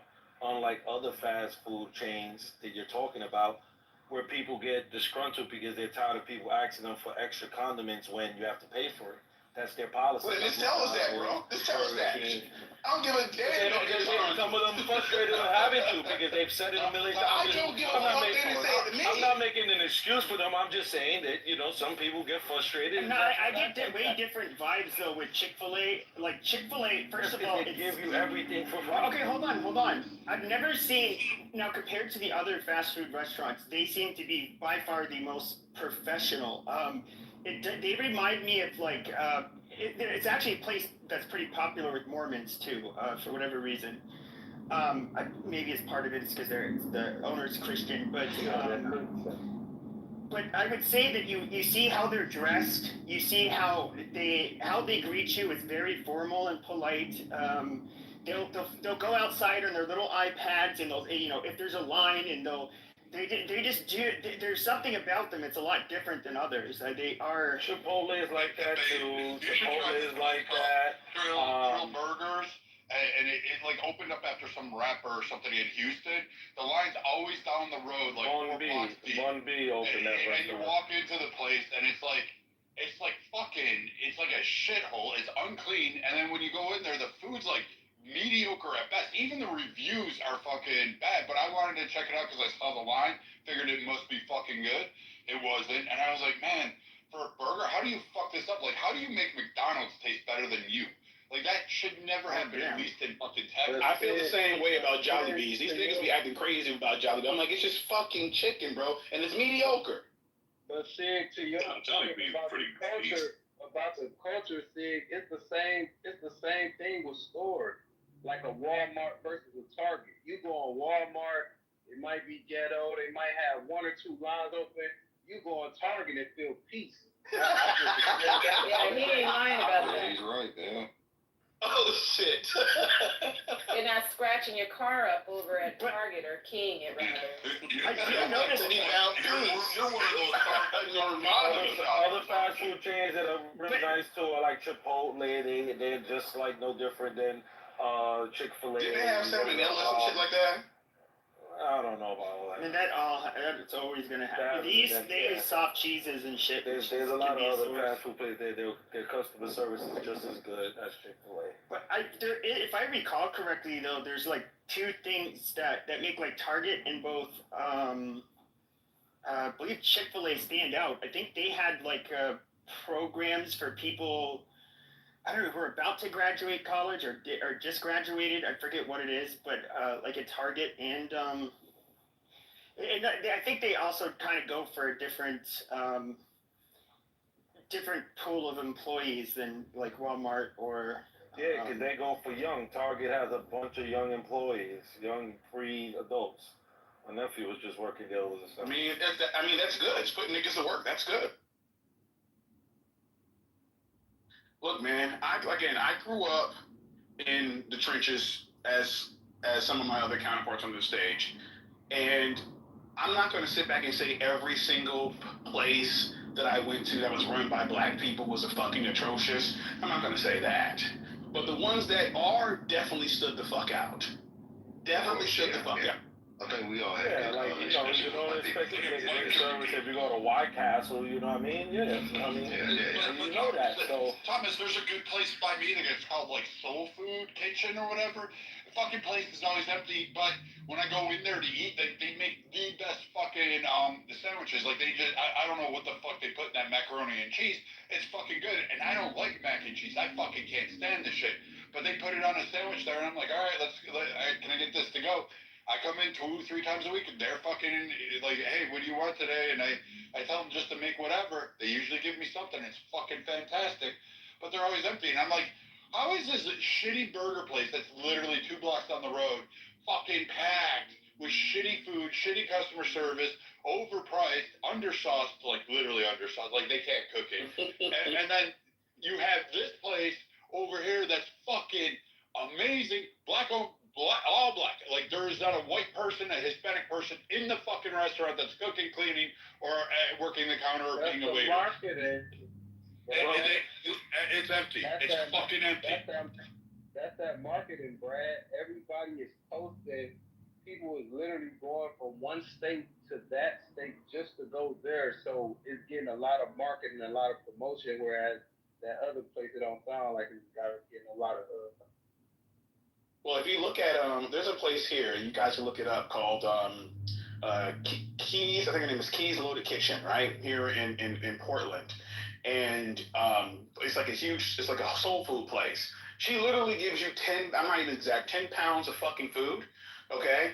And it's like she's all black, and it's the most professional, the most pleasant environment that you'll be in. It's very nice. You don't get the fuckery that comes there. Okay. Now again, I remember I went there not too long ago. Actually, I took my mom there, and she had ran out of food, and a lady came up, and I was sitting there waiting on my order, and lady came up. She said, "Hey, it's my birthday." Blah blah. She said, "I'm sorry, we ran out of food." You ran out of food? What you mean you ran out of food, bitch? What did I? She just said, I'm saying in my head, bitch. What did she say? What did she say? She ran out of fucking food. I can't believe this. This is my birthday. What am I going to do now? Go to McDonald's, bitch. There's a Wendy's down the street, okay? But again, she started going, she said, I was your fan. I will, because you girl ladies on Instagram that runs the place. I was your fan. I'm gonna tell him that you are not. I'm gonna tell him that you're not good. You're not a good person. You're not a good person. You're gonna deny me on your birthday. And I'm just sitting back and like, come on, man. This woman is over here trying to run a well-oiled establishment. She's been feeding her community. A lot of black people that which is not a lot of them here in Portland, anyways. But a lot of black people that know about her come there, they support her, et cetera, and not just whites. I mean, blacks, whites do as well. Asians and everybody else. Everybody was buying this woman's food. You know what I'm saying? And she came there herself and tried to assassinate this woman's character and tarnish her name. Okay? So again, you know, it's not just the establishments, it's the motherfuckers that frequent them as well. Dude, you live in Portland? Like, I know. No, I don't live in Portland. I would never wish that shit on my worst enemy. I'm in Lake Oswego, but I go there to eat from time to time. Oh, okay. I've heard that's the home of the other white meat. That's like just a bunch of fat white bitches. Like, I've literally heard this my whole life. Wait, Portland, Oregon? Yes. That's that pork meat. A lot of people like that. That's the mecca of snow bunnies. So if you are into plump white snow bunnies, then I guess Oregon it is. Did you have those orange and purple hair? I mean, you can go with like the Dr. Goddesses, the weaves and obesity, or you can go up and grab yourself. Well, let me say this, Othello. Since there's not a lot of niggas out here, you're treated like a superstar even if you're broke. They don't care. Say, what's the ratio? Yeah, they don't care. Can we get the numbers per capita ratio of snow bunnies to mandingos? There's barely any black people like that. You walk into a bar, a gastropub, and I promise you, you'll leave with 5. You'll leave having enough snow bunnies. You'll look like Pablo Chacon when you get done. It'll be a whole white mountain you can climb onto. I'm that happy. Yep, absolutely. Hey, Thomas, have you been to Seattle before? I haven't been to Seattle yet. Every time I say I'm gonna go, I don't go. I always got something else, some other shit going on. But it's 3 hours fucking away. I might go this weekend actually. Fuck. Oh, okay. I mean, it's not what it used to be, you know, since 2020, but really since the early 2010. Well, I know they go whale watching in Seattle, right? They go whale watching. Yeah, whale watching. So like, is that a white boy? Is that a white boy pastime? Yeah, I see some niggas out there watching whales. Shit, people like to see that. So you go to a boxing gym in the SeaTac area? No, not SeaTac. Up in Ballard. Have you ever heard of Ballard? No. Okay, it's I was gonna do the regionals, the Golden Gloves regionals there, and then I know a couple of guys that fight pro out of there. So I was just curious. Oh yeah. Nah, well. Why can't you go up and go diving with me with like the sharks, you know, and stuff like that? Go out. Nah, I'm good, boy. I'm good, bro.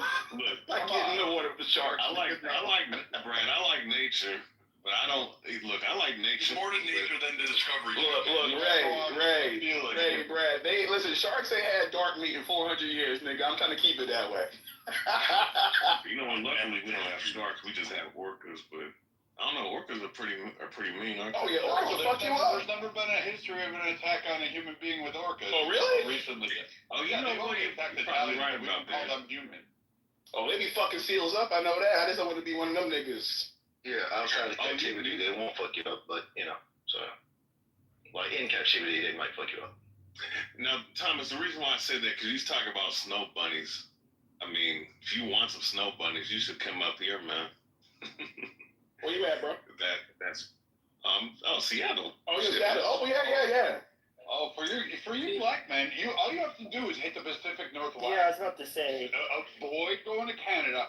Don't go to Alaska because you're gonna experience a whole new level of like. Yeah, I live there, dude. It's horrible. Like what's really weird about Alaska is. And actually, the stats back this up. What I thought was very weird when I was living up there is that it seemed like nearly all of the women that were, by the time they were in their mid-20s, had a child. And I was like, huh. And I did see, what I would see a lot were very uneven matches. And that is, like, in other words, a frumpy, overweight woman with a guy. You're talking about even with some of the boxers and stuff up there. And it's like, you could tell the guy, if he was living in Arizona, it's unlikely to see that pairing. But there is like, I don't even know that there's a shortage of women like there used to be, but there's like... There is. there is like I remember being back in Arizona, and it's just like you see attractive women everywhere, and it's just like, oh my God, this is like this. You'd be lucky to go like a month to see somebody like as attractive that just walks by you every couple of minutes when you're out. Yeah, those Inuit girls though, man, they're beautiful up north. Like I'm telling you, you guys are sleeping on some of that stuff. That Pacific Northwest, those Inuit girls are fucking. Oh my God, they look great. I'm telling you, you're missing out. Well, have you met like women from like the Aleutian Islands? Yes, I have. See, they're kind of. I thought they looked a little off for Native Americans, but they had, I think, attractive features. But I guess it's long story short, they were. A lot of them are the product of mixing with like the Dutch and Russians, because they would, the sailors, would stop there and I guess bang them and they'd have kids. But yeah, I heard there's an era of depression when you start getting into Seattle, on the way up to Alaska. I don't know what it is, but to the air of depression. No, an era of depression. It's cloudy all the fucking time in the Pacific. Oh yeah. No, people. I'll say this right. Up here, I mean, look, I certain cats talk shit about how hard it is up here. It's not really hard as far as like the people are pretty nice overall, but people can act like stuck up people, man, up here a little bit. And it might be because of, when it comes to the fall time all the way to winter, winter going into spring, people act kind of funny. Up here, like summertime starts in June, not July. So, because we barely see any sunlight. So, but once the sunlight hits, I mean, look, I'm going to be honest, man, people start doing shit, because, I mean, with all the rain that happens between the fall and the winter, the plants are getting its nutrients from the rain and whatnot. So once it becomes sunny, it's a beautiful scenery. Because you're seeing nothing but green, but Hey, you're seeing the sunlight. twice a year, so don't lie. There's only 2 sunny days out of the year there, so don't lie. Oh, we get some hot days here and there, but to us, 70 degrees is hot. Do you live on the coast or? No, I live in West Seattle. So Seattle's like, it's considered West Seattle. The coast is like, what is it? Squim. So I mean, do you live like within an hour of it? No, I have to take a boat to get there. Oh. Yeah. He's with that vampire group. Like he's all hoping to become either a werewolf or a vampire with that little teenage girl. What was that fucking series? Twilight. He wrote shitty books. Yeah, see, thank you. I knew you'd know it. Man, look. Well, I have been hearing some reports of dog men out here. Some dogs walking on hind legs in the deep forests out here. So maybe that might be some. I don't know. Yeah, I thought it was. I'm not going out cool. in the woods. I don't know. I like, for some reason, the Pacific Northwest. It's kind of, there's something that feels like homely about it. I don't know how to put my thumb on it, but even like in Alaska, when it would get light at like 11 o'clock in the morning and then the sun would go down at 3 p.m., I thought that was like the coolest fucking shit ever. Like to have it be mostly night. And then the summer was also awesome because it's like near the coast in Anchorages. The temperatures never really got that hot, and the sun was out like almost all day, which I also thought was like super cool. I don't know. Well, I will say the weather up here, like the weatherman will sit up here and tell you it's gonna rain. Sometimes there'll be some days where they'll get it completely wrong. They'll tell you it's gonna be raining heavy, showers pouring all the way to 11 p.m. and then it'll be sunny. You know what I'm saying? So sometimes it varies. Like, the weather up out here is kind of weird, but other times, I mean, like once again, it's gonna be overshot. It's gonna be, it's going to be cloudy and whatnot, but I don't know. I think honestly, Seattle and Washington was much better in the 90s, in the 2000s, even in the early 2010s before, a lot of the political shit started to really ramp up out here. Well, he said before summer left. Shit, before, I'm gonna be honest, before 2016, I think before 2016, it was one of the places to be, man. People were coming up here in It was droves. nice. I went out there fishing and exploring and hiking. It was beautiful then, and now it turned into like Seattle. Like I mean, you can't even go down to Pike's Market and catch a fish these days. Like you know what I mean? You can't. You can't even go enjoy some of the more touristic reasons, like why people went there, and like the whole like you don't have it anymore. It's gone. It disappeared. People wrecked it because What happened? Like it doesn't exist? no, I mean, it just turned into a shit show. You have Man, them fucking riots is what. Well, Yeah. let me say this. I'll say this. Before all that, it was declining. I'm not even gonna lie. Like the Macy's store that was there, like for 90 years, that closed down. It's actually the same area where I was teaching there, but that's another story. But point is, that I just, what it was like in the 90s when, I don't know, maybe I think part of it when the Sonics left, that a lot of business left along with them, Seattle Sonics. That basketball team, that definitely hurt the city morally, all right, because that was such a stable history for the city for a very long time. But there was just a lot of other things. I mean, a lot of the people, like, the politics up here, just a lot of stupid shit started happening.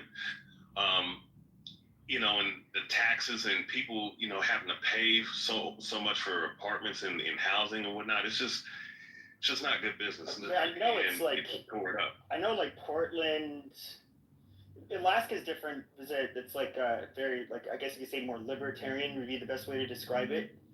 But like Portland, Seattle, you guys, especially during 2020, you guys had so much political turmoil. I mean, if you look at Portland and Seattle, there was like standoffs with the feds, and where you had like what is it, Chaz in Seattle. I mean, these were almost all like exclusively like white lefties. Yeah. Like wreaking havoc.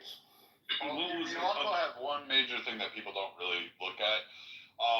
Microsoft's lawsuit, the antitrust lawsuit on Microsoft, caused Seattle to fucking, and basically all of Washington, including northern parts of Oregon, to like crumble economy. And then you had the .com era, which was, there was a lot of busts. You had Webvan, you had other economic policies that, like, Washington was on the rise. Like, it was the place to be in the 90s. The 2000s, it was hanging on. It had some cultural icons it was hanging on. A lot of, white Alice in Chains, Yeah, Soho. Seattle grunge, even like Dave Matthews Band, I think. I don't think Dave Matthews Band was doing grunge. No, I said grunge, and then even like I said then even no. I'm saying you had the Seattle grunge, but then you had bands like what the fuck is there? I was never a fan of them. No, the band I just named. Dave Matthews. Yeah, they were more like they had like jazz or blues inspired shit. They were weird. Yeah, they had like a folk thing. Like culturally, it was rich in the early 2000s. Like it had it, but a lot of that disappeared because what came in were, I'm gonna be honest, were like fucking white suburban people from Soho district in New York City that left New York because it was declining. They were like, you know what, let's go trash out fucking Seattle. And let's like just put coffee shops on every corner, and we'll have sushi places and gastropubs, and that's going to be the only thing we'll invest in the city. And that only gets you so far, so fast. Like it stops, it declines afterwards. But really, what hurt it was Microsoft's lawsuit, the antitrust, Webvan, and a whole lot of that .com era. A lot of those businesses just up and left. Like they were able to. Like that Washington was the hub. Oh, that's what happened. That's the reason why all the businesses. Okay, because I didn't look into it because I always thought Microsoft was always going to flourish because of his name, Bill Gates, and then Steve Ballmer and whatnot, them people and whatnot. But I didn't know that's the reason why. That's the reason why. The Microsoft antitrust. I don't think people realize how big an impact it had in that area. Like businesses that were part of that picture. It cooled off. A lot of technology, people started to move. This is how you end up with everybody moving to fucking California, leaving that area. Like Washington was set, Seattle was set to be Silicon Valley. It was set to be the premier hub. And then Microsoft cooled off, Webvan disappeared. Then you had layoffs going in the massive layoffs too. In like fucking 28,000 jobs by like what was it in the Puget Sound region? Like they had massive layoffs, like a couple 100,000 layoffs overall. And then you had shit that's just been going on. Like Boeing's been fucking laying off people. Hires a small group and then they fucking lay off 50,000. So I mean, yeah, I mean, welcome to the trade wars with China. Like that was also another key thing is opening up and hey, we're going to expand more to China. Like a lot of that economy basically fucked the Pacific Northwest. So now you guys are back to fishing and logging. That's and coffee. Yeah, man. Yeah. I mean, you talk about all them icons we had. Like, I'm going to be honest, in the 90s as a kid, like, we were spoiled with so many sports icons. Ken Griffey Jr., Alex Rodriguez, Randy Johnson. And then you also had, I think we also had Sean Kidd, Gary Payton in the 90s, with the Sonics. I mean, we were so spoiled, with icons. I mean, of course, people know about Sir Mix-a-Lot and whatnot. And so many other different individuals, like, once again, Pearl Jam, what's old dude's name that died?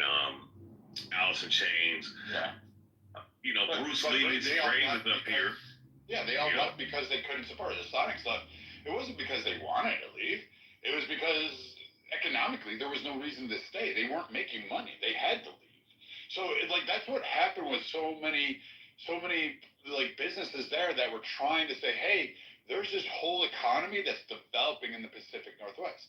And it would have been beneficial. Like, fuck, you had Northern California, you had Washington, you had Oregon, and it was even going out to some other states. But that trifecta right there would have been amazing for those people because it was money. It was rolling in. It was about to kick off.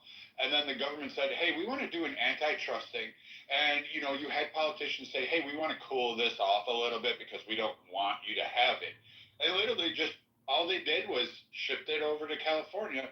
California took your money. You guys should be pissed at California. You should be like, fuck you, hoes. I hope you get shot. I hope every wildfire burns all the shit you have down.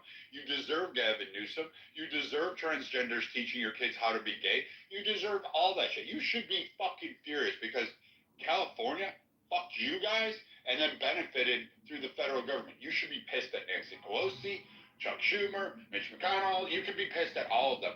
But they fucked you guys over. Oregon and Washington got fucked to benefit California's electoral vote process. Yeah, the politicians really, what they really did do a number on this city too. I mean, and not just this city, this state, and like you said, throughout the great Northwest in general, and just a lot of other things like you were speaking on. It's just, man, like, never gonna get those days back. I mean, and once again, a lot of it, like I'm gonna say there's just one more thing on that. Downtown needs to be a hot spot for tourist attraction, for various reasons. That number since has gone down, especially since 2020 when all them riots happened, and there was that mass exodus of cops leaving, like I think 1,100 some cops leaving the Seattle Police Department. Plus they had the CHOP district, or not, my bad. The CHOP autonomous zone. Yeah.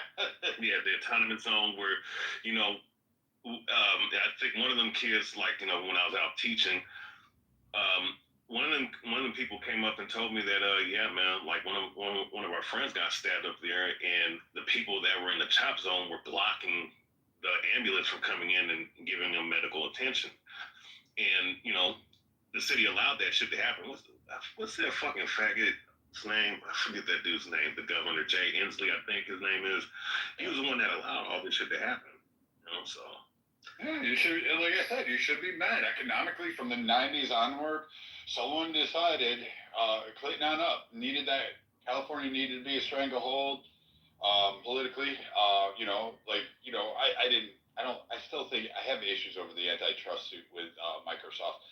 I get some parts of it, but I think it could have been done a little differently, but, it is what it is. They lost. They cooled off, and they expanded globally, and then they started outsourcing massively, and then pushed for legislation to outsource.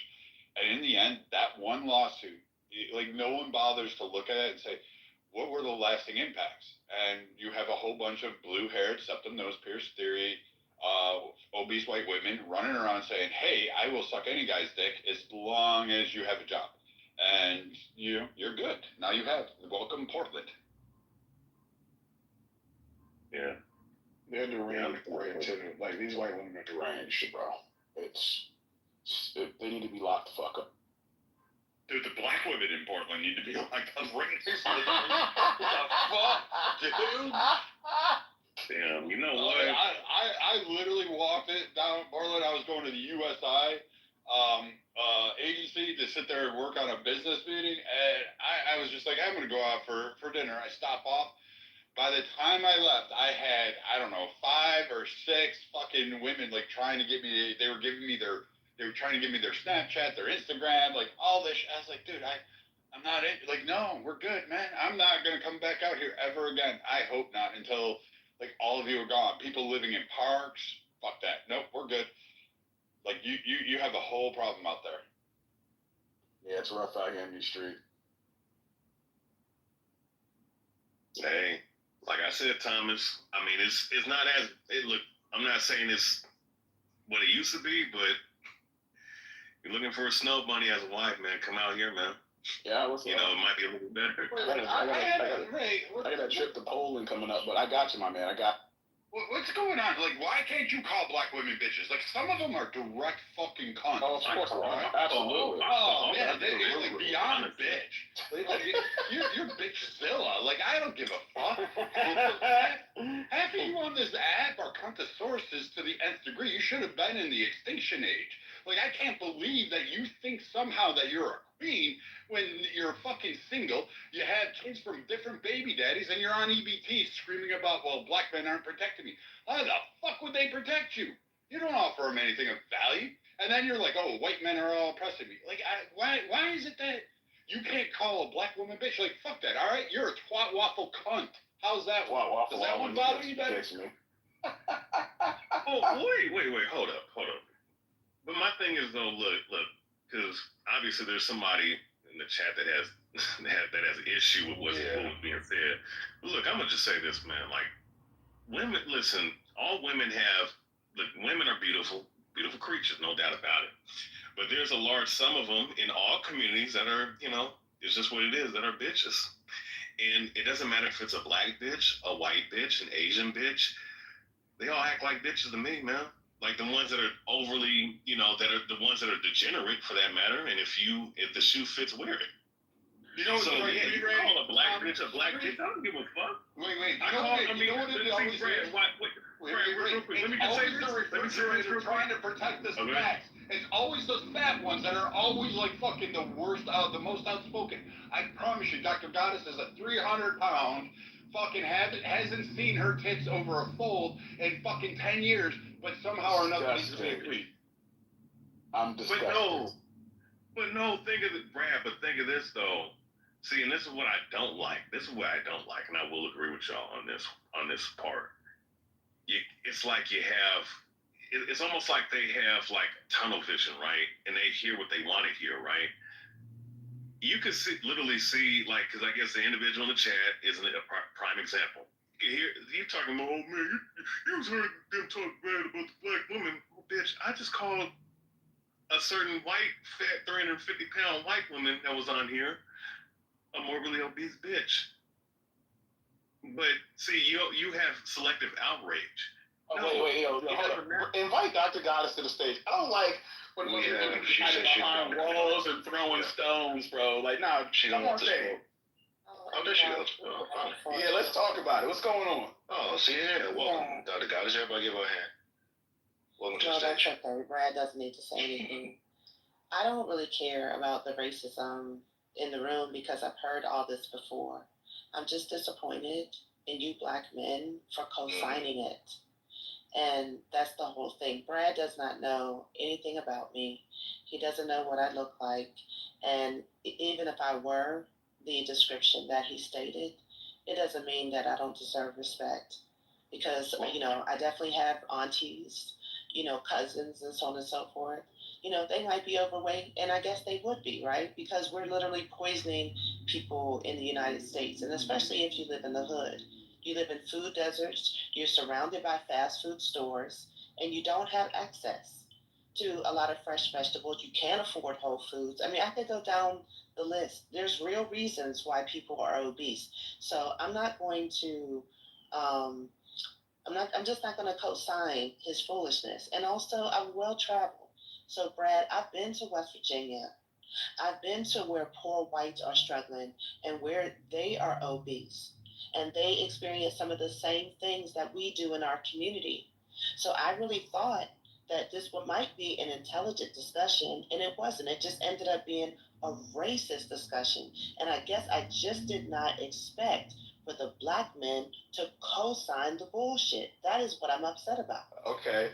First of all, let me say this. First of all, Ms. Dr. Guys, I appreciate you coming on stage and giving that eloquent soliloquy. Now, with that being said, a couple of things I want to touch on. First of all, I will say this. I don't think a person that is not capable of being able to control what goes in their mouth deserves respect, because they can't even respect their own bodies. That's number one. Number two, when it comes to the aspect of the racism, I am quite curious because I understand this term is thrown around very constantly, especially by some of the individuals in my community. And again, no disrespect. I just want to know what you prescribe as racism, because people have opinions on stage, and I understand there's multiple alleged definitions of racism, especially within the communities. But everything that I've heard on the stage since I've been in here, okay, would not equate to racism. Okay? I don't think anybody in here despises another race because they are another race. Well, to be more specific, Thomas, she was saying us defending or standing inside by things being alleged towards black women. So not even racism. We just said a black woman not being disrespected, and I guess we're not fighting back or either. I mean, listen, No, it's the entire black community. Because I sat here and I listened to you all. I listened to you all the way that you talked about the black community. I listened to you all stereotype your own communities. And like I said, I expect this from people like Brad and Pepe and the racists. I don't expect it from you all. That's my Could you elaborate on the stereotypes, though? I've listened to this troglodyte kind of like bring my name out multiple times. So you're the one that called me out.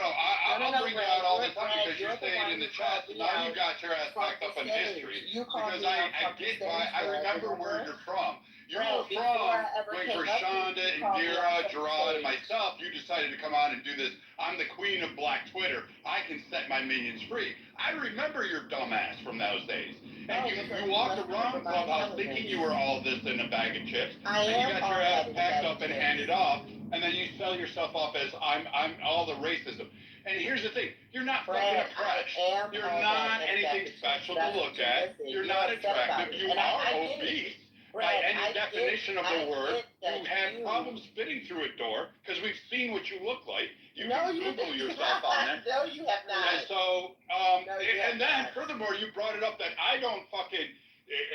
Brad, you expect it because I'm Brad, racist. I I'm not call out white people, I call out Hispanic, I call out Asians, but you shut your mouth on that one. You stay silent on that shit. You stay silent on that shit because you don't have a problem.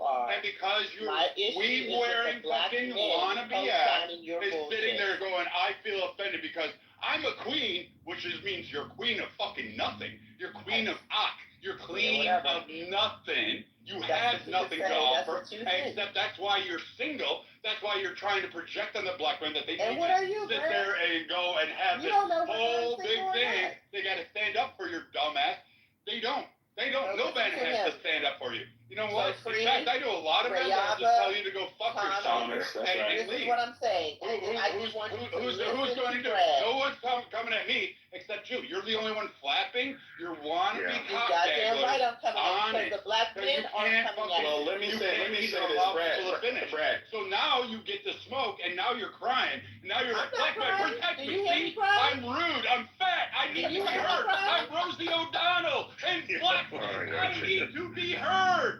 Please! I'm Pocahontas! I'm Elizabeth Warren! Stand with me, people! I never came on stage this way, right? But you see how he chose to characterize You me. chose to Brad, disrespect shut me, right? up. So you don't need to talk. Brad, You didn't need to talk while I was talking. I So you understand you don't want continued. me to You needed speak to because Black excellence be the scares queen you. of fucking there Black and be your excellence victimhood. So now horrifies you you. get it, and I don't totally really care. understand. I don't give If a you flying don't fuck care, because then you mute ran up. your Then mouth mute up. when I Then was mute actually up. trying to speak. Then And if you mute want to up, mute up, Brad. put that Then fucking mute up ho-ho if you don't down your care. gullet. Alright, guys, If time out. you don't care, I then can mute tell you up. exactly. Alright, so what we're gonna do, have a reset. I do want guys to speak. I appreciate you. Input, Brad. Let her respond because I want to give her a chance to This get is her all I piece out get and to then respond Thomas. because she can't shut her Yeah, of course, fucking of course. mouth. That teletubby has not So- actually shut up since so- she came up. Alright, Brad, chill out for me. So what we're gonna do is gonna be Thomas, me, then you after her. Well, her first, then Thomas, then me, then you. Go ahead, Dr. Goss. Thank you. So, for the record, I listened to the entire conversation. I was listening to you all talk about the different communities, the causes of crime, whether or not it was poverty, was it culture, and when people like Norm, Pepe, and others said, no, it's just culture. It was a white man, not Brad, of course, who was stressing poverty and tried to give you all an example around Bangladesh, India. And he was saying, even though there's different causes and cultural norms, that poverty is the consistent factor.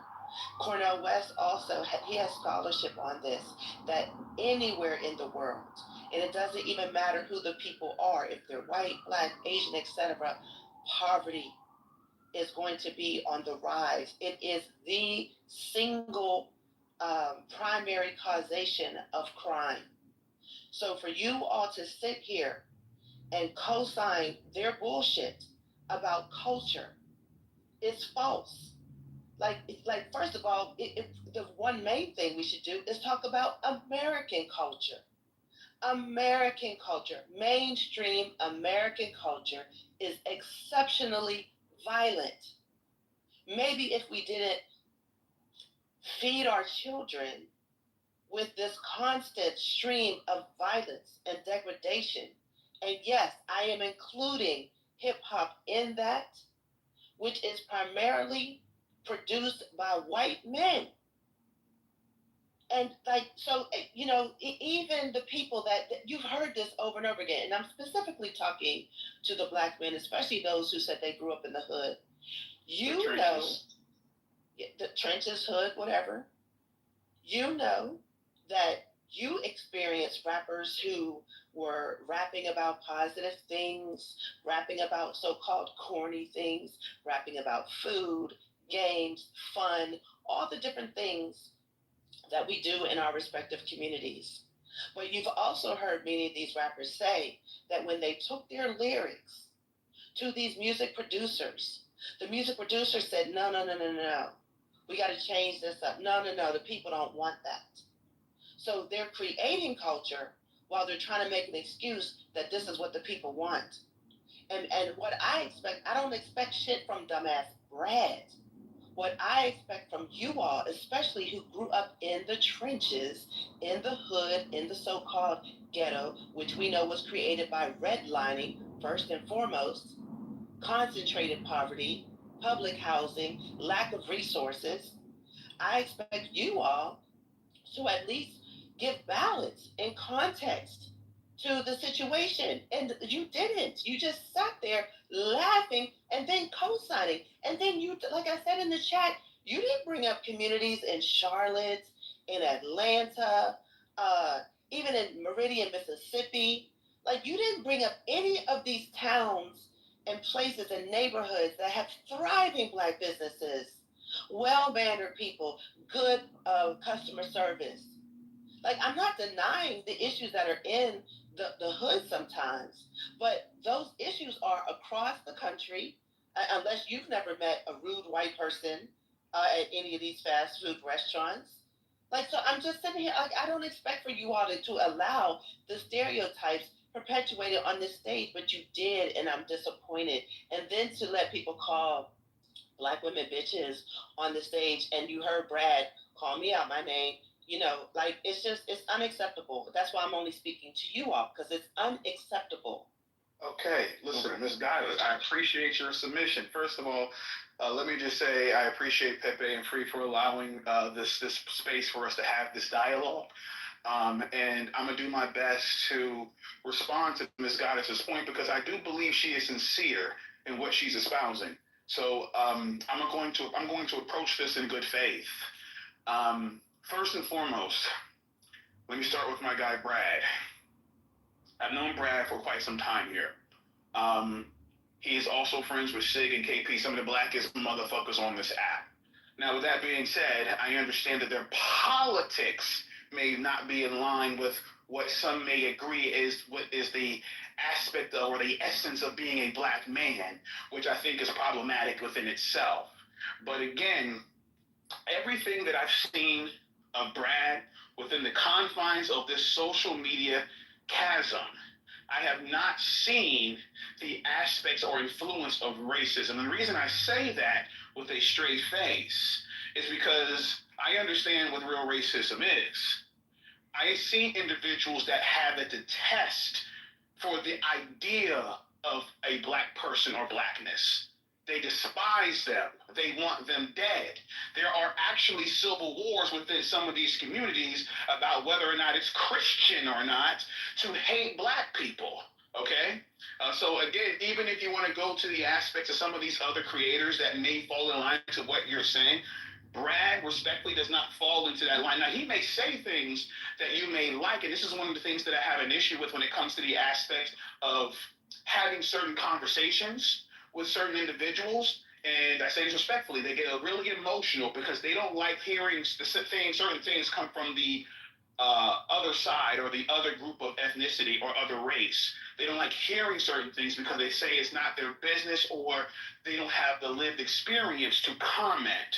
And I think that's disingenuous because if there's a problem, there's a problem, regardless of who is highlighting it. If we sit back and say, well, this is a problem and only black folks should focus on this problem because within the black community, we alienate ourselves, and we don't. And again, I don't want to get into the whole nuance of that because that will take me a little bit off topic. But I'm trying to cover this as quickly as I can.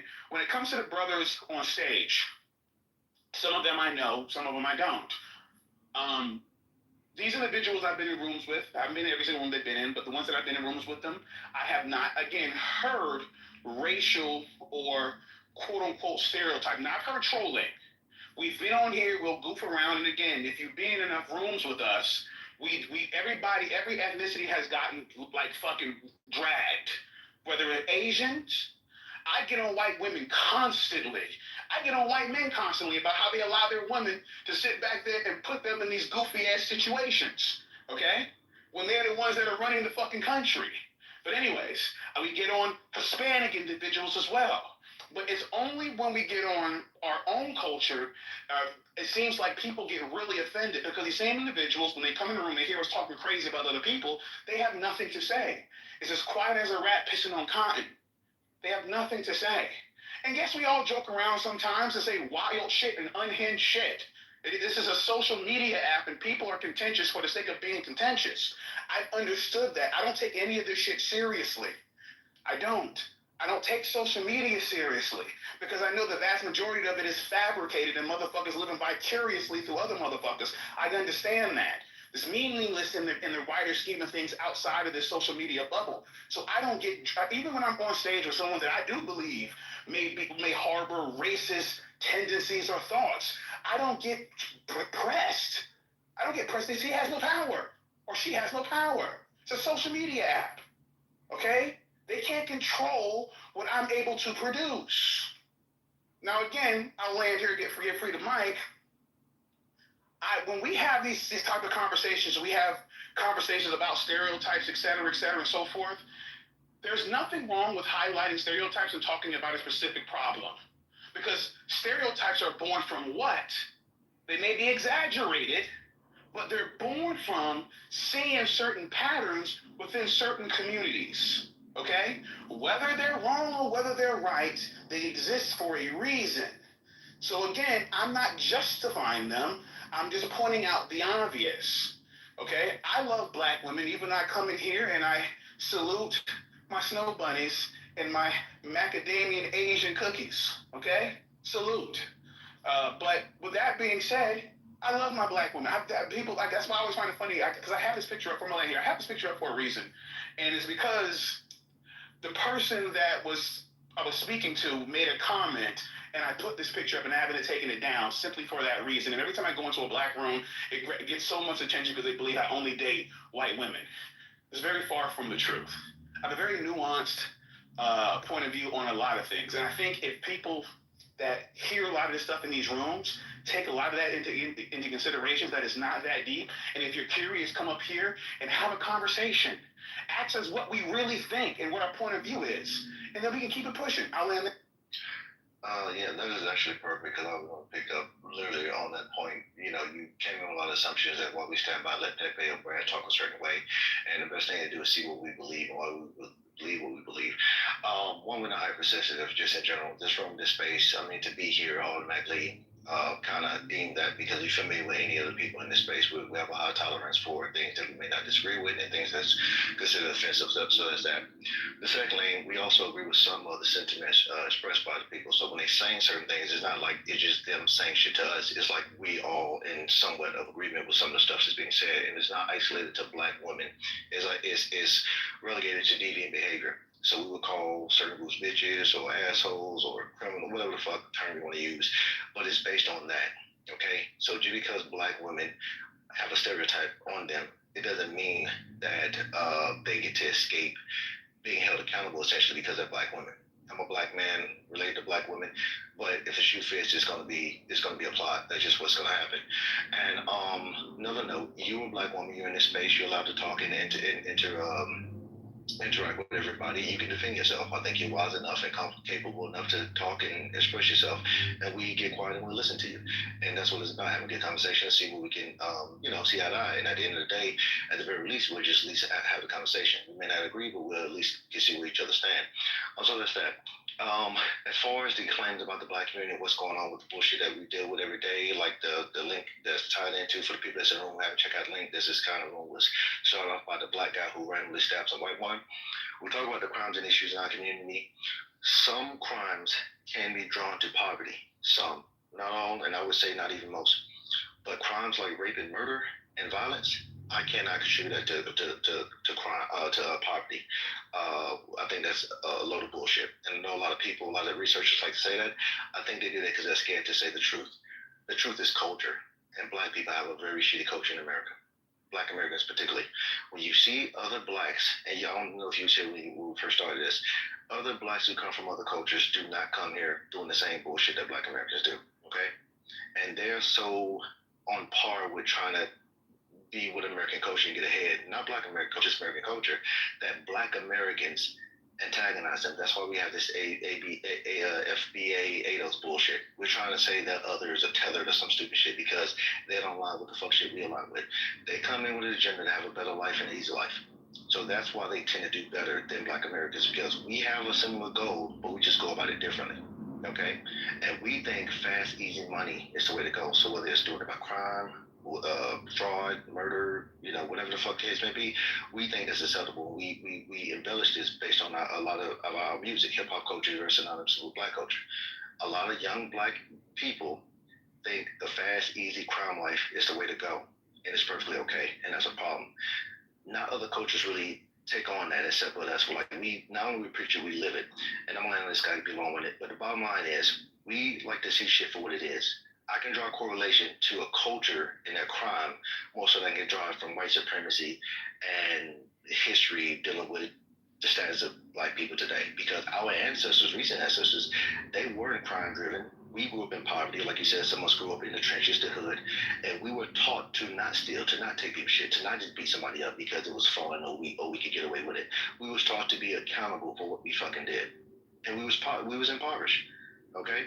And then we had an easier life that didn't land us in jail. And without a criminal record, we could actually make it up the ladder in society. And a lot of us did, because we got relatives who grew up in the same household with the same education, with the same options. And they chose to do some fuck shit. And some of us chose to do the other shit. And they're where they are, and we are where we are. So I'll land on that, but you have to start being more critical, because if you stereotype us like you think we're doing, then you're gonna end up in the same position that you thought we was at when you addressed us. But go ahead. Can I respond to you? Can I say something real quick? Wait, hold on. Real quick. Yeah, hold real quickly. I want to say, Blake, America, I sent you several invites, brother. Leave the room, come back and try to get up. I know you've been trying for a while. Go ahead, whoever. Yeah, Free, can I respond to you? No, you can wait till I'm done. No, Yeah, let Brad go. I'm talking to you. Fair enough, yeah, but let Brad go. I did give him after me. Brad was, he was in the last thing. This is like part and parcel of the problem. There are people like Dr. Goddess out there that believe because she's black that she needs special treatment because of her skin color. It's in there. It's almost as bad as the white fucking KKK members who are fucking inbreded, who fuck their own grandpas and become their own best friends and sisters. Like, I have no tolerance for this, like, this bullshit that you want to do. Because, to be fair to the white supremacists, there is this whole black racist thing. There's this reverse racism, a black supremacy thing, where we were once kings. We built fucking everything in America. It wouldn't exist without it. And you have no idea about their own history. And you fucking romanticize the bullshit. And then you go, I am so important. I need to be heard before anybody else. And white people cannot tell me how to live in this country. They can't make laws, and all they do is want to oppress me. And that's not fucking true. Maybe that was true. Maybe 1960s, 50s, I'll give you. Maybe even post the 70s. I'll give you half of the 70s. But really, after the 80s, when everybody was doing coke and fucking heroin, and then having drive-bys in every neighborhood, I'm kind of like, I'm done with it. Like, I really am done with it. And so is the rest of America. They're done. It's time to move on. It's time to grow up. And I'm sorry that you want to cling to something in the past, that you want to stereotype all black people to be downtrodden, to not be able to uplift. You want to hold black men accountable because they don't vote the way you want to. We saw that with the Kamala Harris shit. I'm sorry that black women don't get uplifted when they're nothing more than screaming at black men. And it's odd. It's always the single women that are fucking left at the altar. No one wants to be married to them, and they're the ones that are screaming the most. And this happens in the white community too. It's always the white fucking Karens, and you have the black fucking, I don't know what you call them, Beatrices. I don't know what you call them in the black community, but you have those Karens too. And I'm like, why are we listening to that? That goes back to my earlier point. We shouldn't be listening to people like Dr. Goddess. We shouldn't be listening to the Martin Luther Queens. We shouldn't be listening to the KKK or whatever that guy fucking idiot is. Hopefully he's dying of syphilis. Like, we shouldn't be listening to any of these people anymore in terms of society. We should just be removing them and saying, you know what? No, we're done. Like, stay in your lane, because you really aren't educating anybody. You're not educated. You just want to preach a spin, and then you want to cry about it. And when someone like me who comes up and says, fuck that narrative, like, let's change the narrative. It's 2025. I can't live in the past. And no, I'm not going to pay you reparations. No, I'm not going to apologize for slavery. I had nothing to do with that shit. I didn't oppress anybody in this world. I didn't fucking do any of that shit. So spare me with your whole fucking, well, black women need to be protected at all costs versus every other demographic. If I was going to do that game, you would still fucking lose in the end. It is the most retarded shit I've ever heard, that you, of all the women, just because someone speaks on black women, you get really offended. But you had no problem in the chats earlier talking about white people as a whole, as a monolith across all of those. You went off on that shit, and you're the biggest fucking hypocrite on this app, or at least this stage today. So Free, is it my turn? Yeah, can I say something real quick? Just real briefly, because and were you the first person who spoke? Were you the first person who spoke? It's actually on Goddess, but Goddess, you want to yield to he can go. I just wanted to put it in order who spoke, because I thought it was Free, and then I realized it wasn't Free who spoke first. Yeah, it was right. Okay, all right, go. Yeah, I just wanted to briefly say this, Dr. Goddess. Based off what you were saying in the chat, one thing that people can't have is cognitive dissonance. And it's no disrespect, but you can't sit up here and cling on to one situation of someone talking about black women when there were a whole bunch of other demographics being talked about prior to that subject being brought up.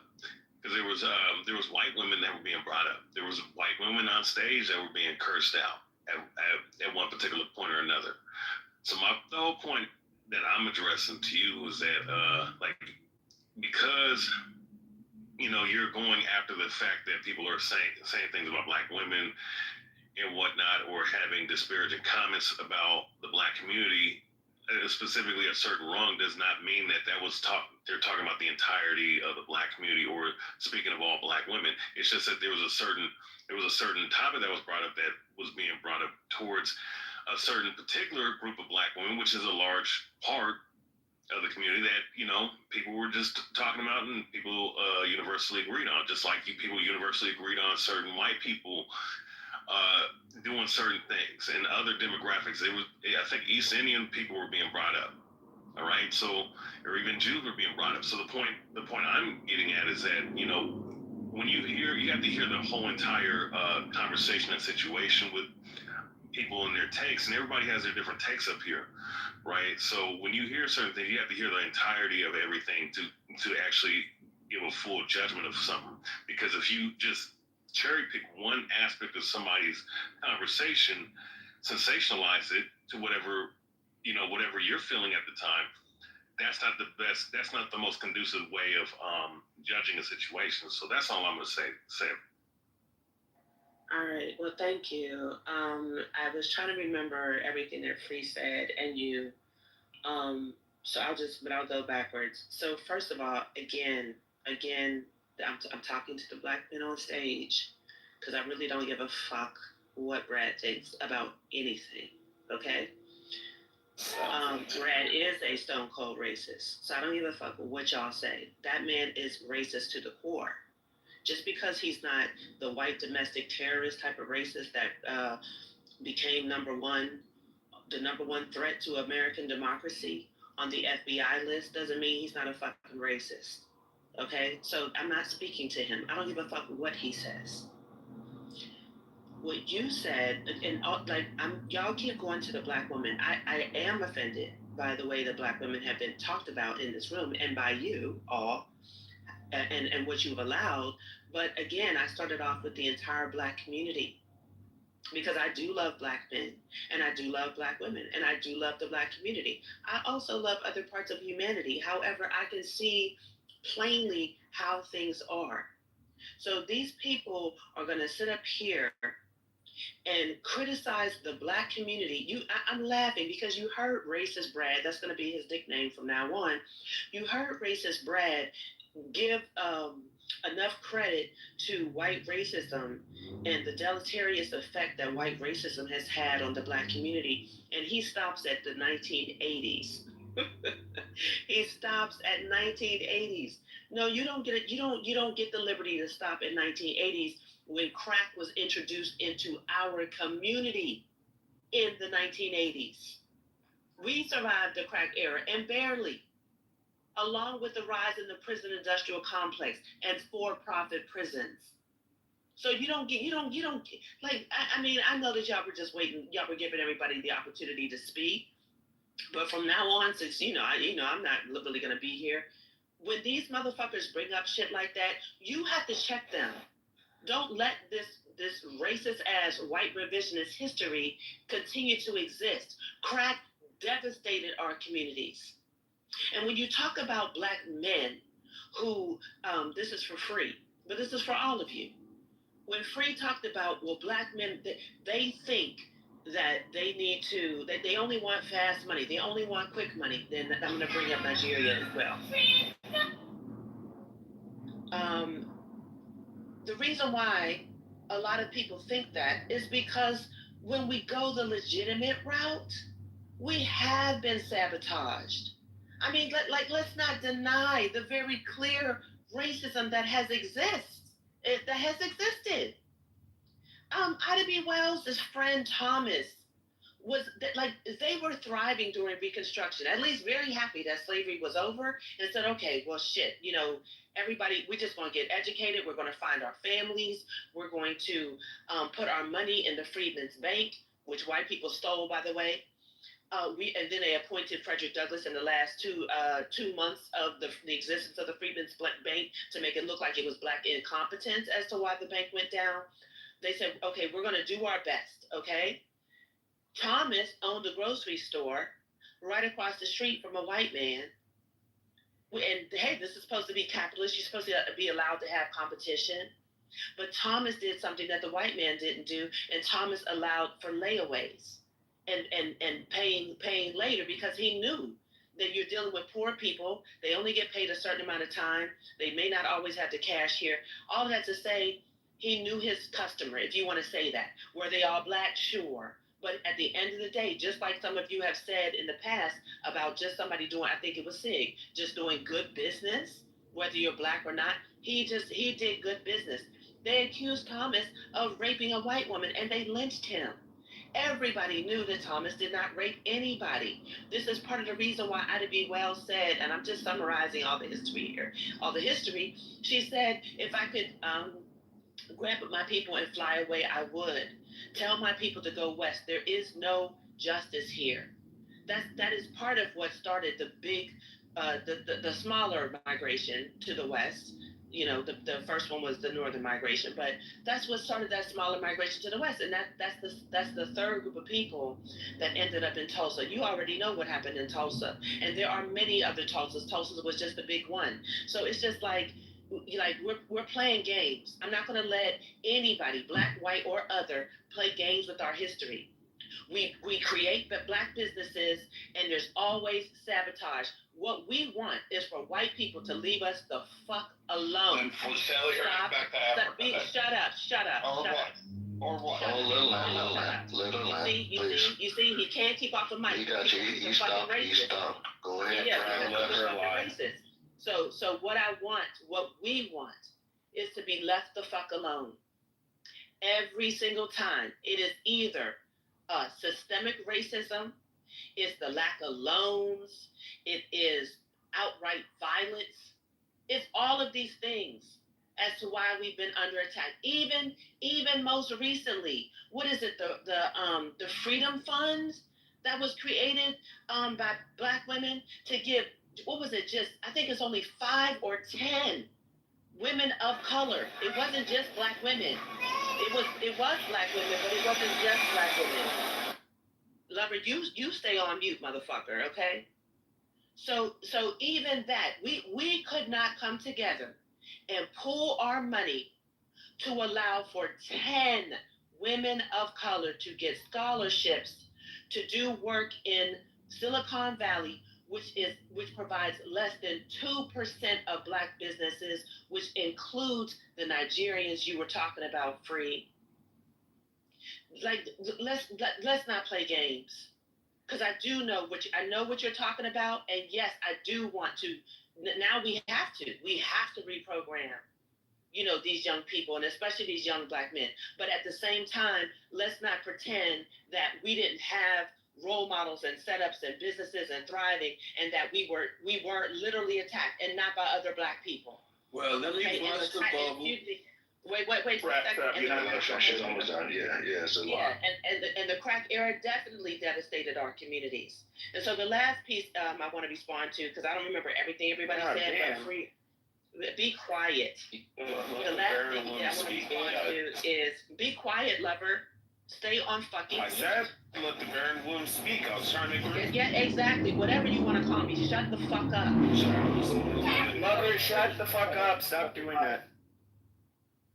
So, Free, you talked about other people coming from other cultures and that they come from poverty and they don't do the same thing. You cannot compare the two. First of all, why don't you let him talk? Would you please shut the fuck up, Hug? She's the same black woman that talks shit about black Lover, shut the fuck up. You always do that.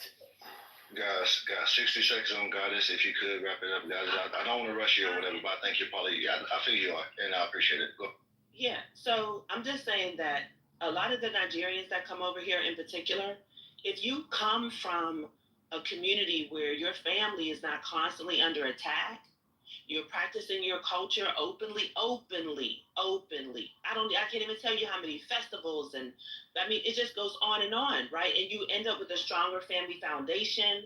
I'm not saying that there's no remnants of colonialism or corruption. I'm aware of that.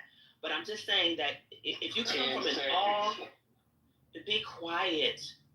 If you come from an all black space and then you arrive here with your degrees, because most of them come with their degrees, it is the equivalent of you're measuring people like they come, they're from a charter.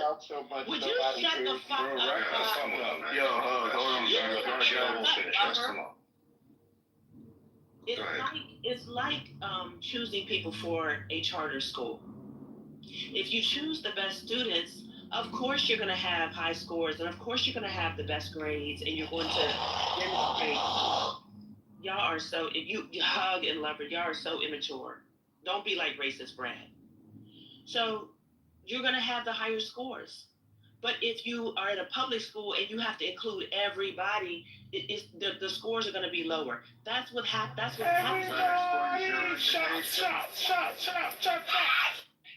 Okay. Let's chill. That's what. Yeah, I ain't gonna lie, but this shit is taking a long time. No, I think it's just fine. I think she's finished. Was that it? I'm just saying, that's what's happening with the. I guess she explained herself. Time out. We're gonna get back around to it. Who was next in the queue? 1 second, Sig is left. Sig is next, bro. Chill out, hug. Sig is next. Okay, Sig was next. All right, Sig. It was Sig, Lover, Brad, then Trapping Up. Yeah, I mean, this is why the black community is having an issue. This is the same bullshit rhetoric that's being taught to black kids, and that's why our black children are having such a hard time out here. I mean, you have a right to think what you want to think, Dr. Goddess, and have your opinion, but hey, them days of protect black women just because they're black women, them days are over with, man. Nobody's on that bullshit anymore. Black men are waking up, and we're realizing that the world is bigger than race. There's bigger problems. And I get it, the women are so involved with that thought process because y'all ain't got enough shit to do. That's why. Y'all got too much downtime in your day, so this is why y'all think about this dumb shit. Men, we ain't got time for this bullshit. We understand there's bigger fish to fry, and there's actual solutions to the problem that actually make sense and aren't going to set us back. So them days are over with, Dr. Goddess. Sorry you didn't get the memo, but yeah, nobody's on that shit anymore. What did I say that was incorrect, Sig?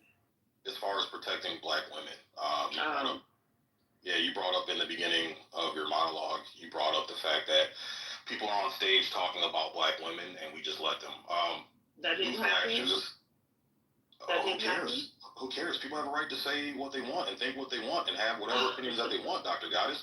Okay, so people can be on stage calling black women bitches and y'all just fine with it. Yes, because guess what? Thank you. Because most of y'all. Guess what? Whatever, love. It's called mental insanity to get your mind so wrapped up in what strangers on the internet are saying and trying to police and control and narrate the fucking tone of the conversation, Dr. Goddess.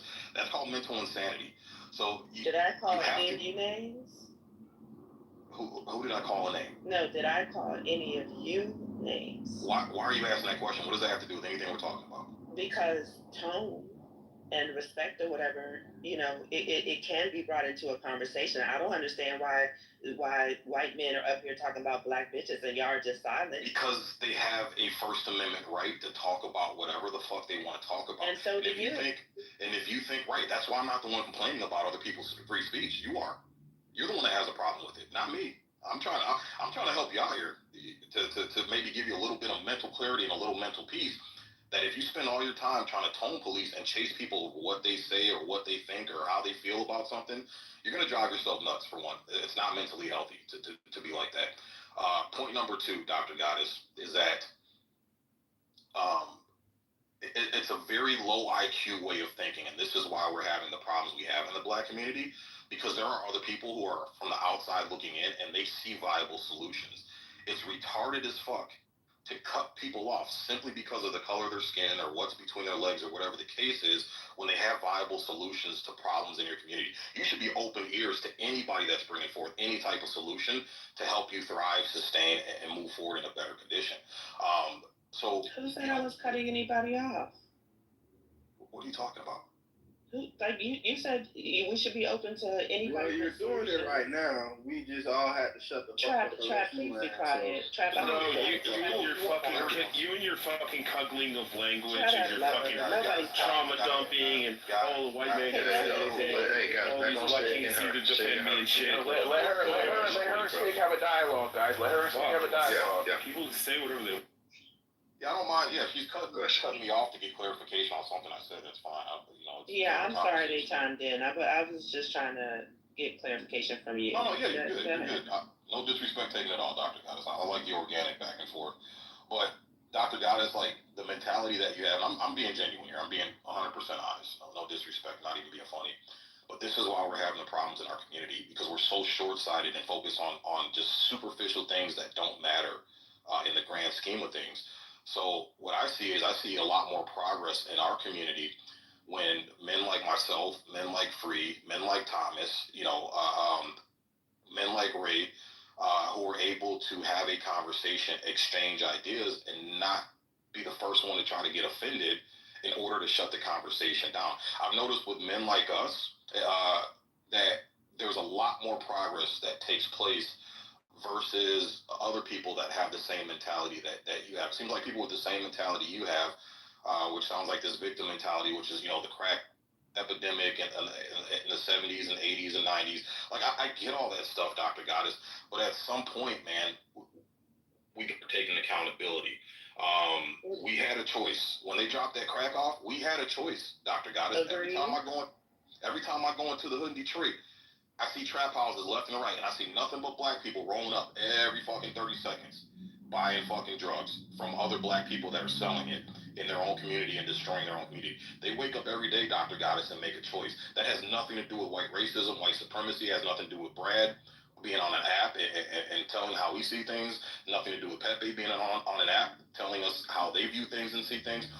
We have our own problems, and we have our own decisions that we need to start correcting before we even start including anybody else, Dr. Goddess. And I said that, right? Just the facts. And I said that, right? But when you say that, it gets drowned out and gets cloudy and muddy with all the other bullshit that isn't going to help the black community. But is it bullshit that America, and specifically the American government, introduced crack into our community? Ain't supposed to be all this dialogue. Be quiet, Trap. Trap, let them go back and forth, bro. Let them go back and forth. Give them 2 minutes, Trap. Just because I know the history doesn't mean why do you think that if somebody cites the history, it means that there's nothing else we can do. There's no accountability. Like, we can't do anything. Like, we know we're resilient. We have solutions. So why did you take me citing the history as co-signing a lack of accountability and then calling it bullshit as if it didn't happen? Well, because the bottom line is, the bigger point is that we still made a choice to interact. And the reason why history doesn't matter right now, Dr. Goddess, it's the same thing as if a house were to catch on fire. The firemen don't show up and want to have a discussion about the history of that fire, the history of that house, how it possibly could have started. When they roll up, they're just worried about one thing, and that's putting the fucking fire out, and then they figure out everything else after that. So we got to kind of have that same mentality. We got a fire in our community. And the number one fire that we have in our community is the millions of black babies being slaughtered every fucking year due to abortion. That's not the white man. It's not the Asian man. It ain't, it ain't the KKK. It ain't Donald Trump. We have our own black women every day making their own decisions to walk into abortion clinics and slaughter and kill black babies. So that's the number one thing we got to take care of, Dr. Goddess. That's the number one thing we got to take care of, Dr. Goddess, and it has nothing to do with history. It has nothing to do with the crack epidemic. What do you mean it has nothing to do? It absolutely has. Sig, are you aware? She's still living in the 80s, bro. Be quiet, please. I'm talking to Sig. Sig, are you aware that black women who choose to have their babies have a higher rate of maternal death in these hospitals? Shut up. I'm just curious, though. There's a negative birth rate guys, in New York guys, amongst shut up, lover. So, I mean, first of all, but answer this. So yes, black women do. Hold on. Sure. I can answer this, and the question is, I don't know. Hold on, and the answer is I don't quite know, but can you tell me why do Hispanic women, why do white women die at twice the rate due to birth complications in comparison to or white women in comparison to Hispanic women? I don't know. I mean, is this white supremacist country giving preferential treatment to brown women over white women too? How does anybody know the fucking answer? Well, there's easy ways to know the answer, and that's people have studied this. There's a film out that this film just came out. It literally has been touring. It's called The Ebony Canal. If you all want to Google that, you can watch the trailer or whatever. This country is also very sexist. So the reason why white women would have struggles as well is because the healthcare system has not catered to women in the same way that it has catered to men. Why do Mexican women, why can they give birth and have half the chance of dying of a white woman? Honestly, it might be. I mean, I'm not quite sure, but my guess, because of the people that have been around, my guess is they don't actually use hospitals as often as we do, and they don't have a dependence on the system. Where did Mexican women give birth? Well, I'm talking about in the U.S. Let me rephrase that. I'm talking about women in Mexico. Well, I mean, sometimes at home, sometimes in a hospital. To say something about the Ebony Canal, like a literal false fiction, goddamn ass. It's the title of a film. It's the title of a film. Again, I didn't make it up. Shit that was It's not horrible. anything made up. You need to read up on black women. Anyway, I was talking to Sig. Sig, you were saying you were talking about the abortions, and you were saying that it's all made up and that it doesn't matter. And I was saying to you that yes, the reason why black women are having abortions, it does matter. History does matter. But in addition to that, even the black women who choose to have children have higher rates of maternal death. What percentage of black women do you think get abortions because of the statistics that they're more likely to die than white women? That is like the dumbest fucking thing I've ever heard. No, I didn't say that. No, I didn't say that black women's maternal health is the causation for abortion. I'm saying both of those things are happening at the same time. You don't think it's kind of common sense? They impulsively have sex and with a man that they're not ready to have a child with, and then they end up having to do an abortion because they didn't, have take the precautions necessary to not get pregnant. The overwhelming majority of women in general, why they get births is just because it's, they just don't want a fucking child. Yeah, I mean, because we live in a society that has not created the type of infrastructure where healthy families can thrive. 2, we live in an over-sexed society, all of us, right? 3, we live in... Goodness gracious. Can I speak yet? We're thriving longer than any people in history, to be honest. We're living but that's not us thriving longer. Us thriving, of course we are. This is still a first world country, so we're not going to ignore that. We're talking about our problems in this country. I'm pretty sure Isaac want to speak. I'm waiting. Europe has a much better medical system. By the time you guys understand that she did engage with Pepe, so that kind of changed things a little bit. But let Pepe and Sid wrap it up and we'll move on. So hopefully, we have 2 more minutes. Go ahead, guys. Go ahead, wrap your point up, please. Yeah, I can look it up in terms of the disparities because I'm not quite sure. It's just something that I have to. I know, obviously, I know more about black women because I hear about black women, I read more about black women, so I'll look up around Hispanic women. But I also know, there's a running joke, if you will, a social media joke about the We Do Not Care Club, and it has hit women all across the United States because the issues around perimenopause, menopause, and postmenopause is just understudied, and it's undervalued. And so, there's a whole joke around, we do not care if you think blah, blah, blah, blah, blah. So and it's popular because of that. So do I'm just y'all saying, care about men? Can I ask that question? Of course, No, wait. Time out, real quickly. Sig, was you done engaging with the other guys? Yeah, I apologize. Sid. Free. I have a question just for No. clarification. I thought it was Trap's turn. No, I just want to ask her. No, I don't want to continue it on because she's just gonna go on for even longer. Kids, Pepe. That was it. It was on level 2, by the way. So go ahead, love. It was on you. Oh, okay. Yeah. Miss Goddess, do you have any kids or a husband? Well, my personal life is none of you all's business. So I didn't ask you. Okay. No, I do, and I have it's 3 not kids. No. I have a 7-year-old daughter, a 5-year-old son, a 3-year-old son, and I've been with my wife for 12 years. Congratulations. See how easy that is. So you have a parentless womb, and you've never had any children. You're making assumptions that you don't know about. I figured I was right. Go ahead. Yeah, you're not right. So whatever you want to say, it's fine with me. Yeah. Continue on. Okay, so I just wanted to say, as a younger man, I heard her say something about the younger men need to do. Man, we're not. I'm sorry. All this fucking race, goddamn crying and screaming about some shit that never happened to us, probably a never bro. I'm sorry. That never happened to you? No. How old are you? I was born in 2004. Okay, no, none of that shit that you're talking about happened to me. Did you grow up in the hood? Not a motherfucker part of it happened. Did you grow up in the hood? And then listen. I think. Did you grow up in the hood? I'm asking you. You don't have to cut me off because I do not want to like have a dialogue with you. Oh, so on that. No. Hold on. I got us on that. That is true. He was interrupting, however, but since he doesn't want to engage, I will let it. I'm laughing because people the main one interrupting. I'm dying, but go ahead. Fair enough. Yeah. So what I'm saying is, like I heard her try to like say that younger men need. No. I want to tell y'all. A lot of these goddamn race conversations are about to die down. If you guys don't know, we are in 2025.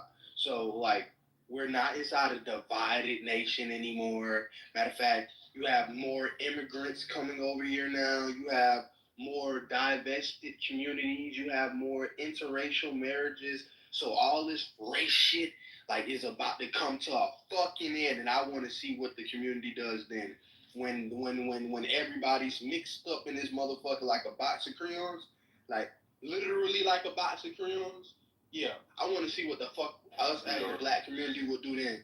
I want to see what we're going to do because for the last 20, 30, 40, 50 years, 60 years, they've been crying instead of actually like building, functioning, processing, making change, like all this fucking crying.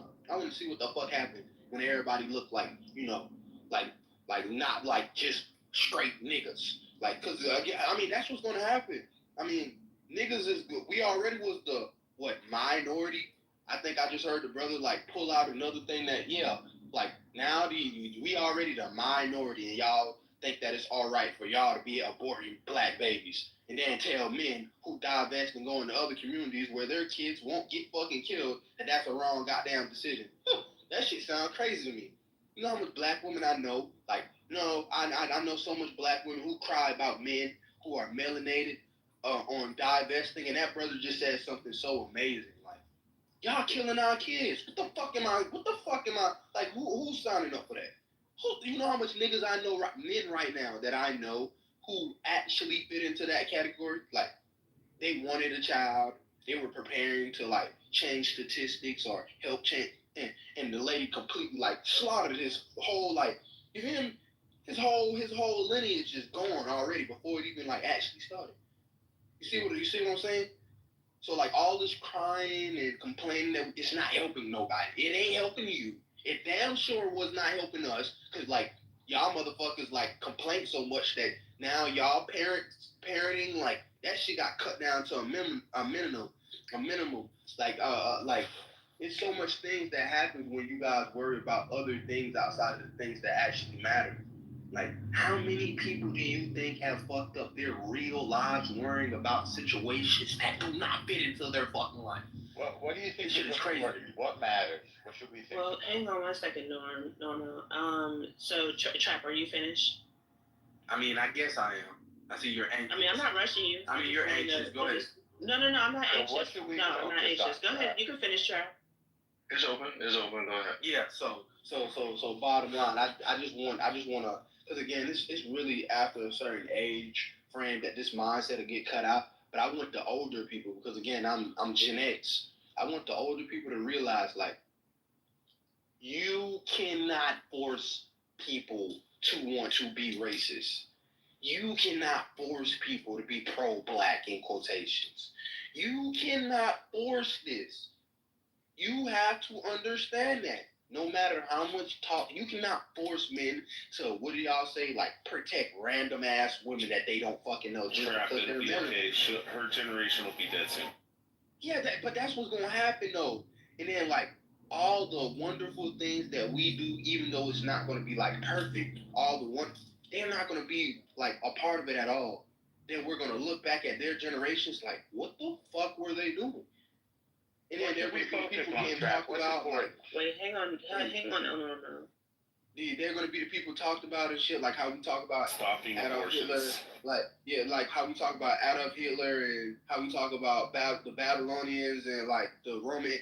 Y'all gonna be the next group of people to be talked about like so bad because y'all were stuck inside a mind frame that did nothing for y'all. Who's the y'all? Not a fuck thing. Your generation, Dr. Okay. Whatever. Okay. We can talk about what. My name is Dr. Goddess. Yeah, like the 45 to 65-year-olds that are going to be dead the next 10 years. We're not talking to you right now. I'm talking to Trap. Because the majority more. Okay, lover. Talk to Trap. So, Trap, what's important? What should we be focusing on? Abortions. No, what we should be focusing on is first thing, I think everybody should be focusing on being self-sufficient, because men and women acting like they have to have all these gender roles and all this other shit, like all these crazy ass ideologies and narratives to get in a relationship and start a family. You know how much people would that be focusing on education? Would that help us to be self-sufficient? Listen, I mean, you can focus on education also. I mean, that's what comes with like putting into a unit. You know, like you should want your children to be educated. But first thing, like a lot of these people need to figure out: are you putting into the next generation? A lot of you guys, I know you guys here on this app all the time. People tell y'all that, well, you guys, a lot of you people don't deserve to put into the next. I'm not going to tell you that. I'm going to tell you, you should want to put into the next generation. You should want to have your Norm, let him. I have to respond. Yeah. Can you let him land? I'm helping him to clarify his thought. I mean, what does just that let mean him to put into the speak. next generation? He's speaking. What does it mean to put into the next generation? Procreate, and I'm talking about do it like it's nothing perfect again, but do it the best way possible in your mind. You feel me? Have babies and educate them? Yes, that's what you should want to do. Stop killing your babies, Norman. Yes, yeah, you should want to like this generational wealth shit that we talk about so much, and you act like you have to make it by your fuck. That's what the fuck the kids is for. You know that? Okay. That's what the fuck the children is for. Let me respond to you, babies and educate them. I get it now. I'm down with that. Thank you. Okay. So, Trap, And it sounds like a hurry. I hear you say you were born in 2004. So first of all, I just want to say to you, history does matter, but so does a vision for the future. And what you described about people moving out, not caring about race, marrying one another, living with one another, that's actually the beloved community that Martin Luther King was talking about. So I don't think that, nobody's trying to hold you back if that's what you want to do. That doesn't require you hating the Black community or hating any of the goals of the Black community. And also many people in the Black community agree with you. The ghetto is it's a sociological experiment. It's not natural. So that's why we have a reverse migration. The ghetto is not natural, that they've always fucking existed. No, the ghetto has not always existed.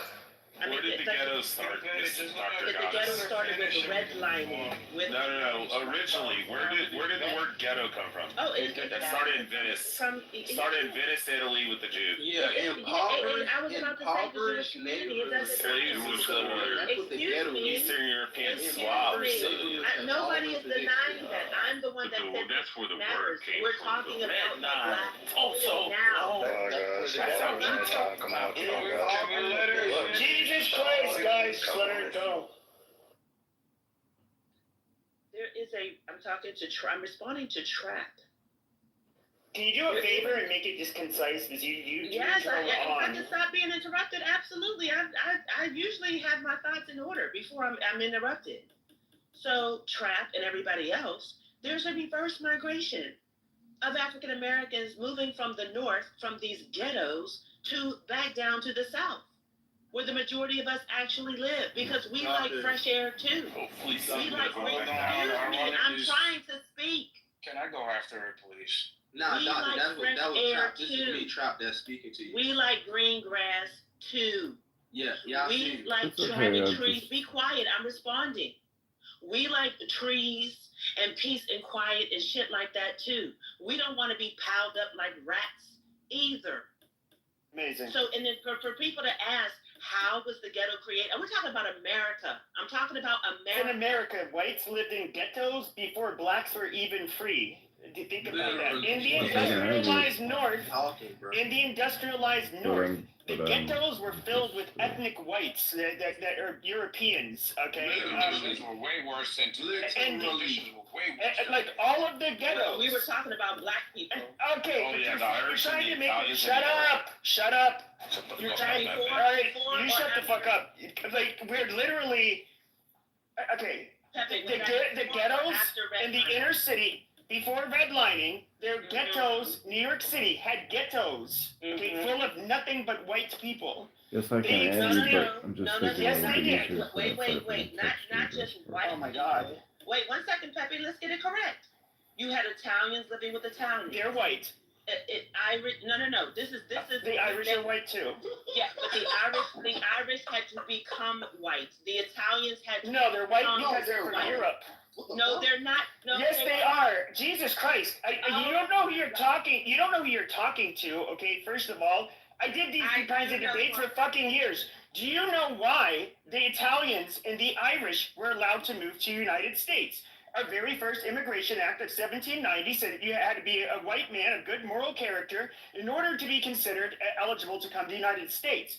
The type of mass migration we had that the northern industrialists wanted to come in first it came from Central Europe, a lot of Western and Central Europe, but then they specifically went after Eastern and Southern Europeans and wanted them to come here. And these people were allowed to come here because they were considered white. That's why it was not until 1965 when we changed with the 1965 Immigration Act that we allowed non-whites to come here in any kind of large numbers. They were allowed to come here because they were white. They were not miscegenation. Yeah, the miscegenation laws did not say that an Englishman could not marry an Italian because they were considered white. They were always considered white. European equals white. No, it doesn't. Yes, it does. No, it doesn't. So it's synonymous with white. Can I ask Pepe a question? Thank you, Pepe.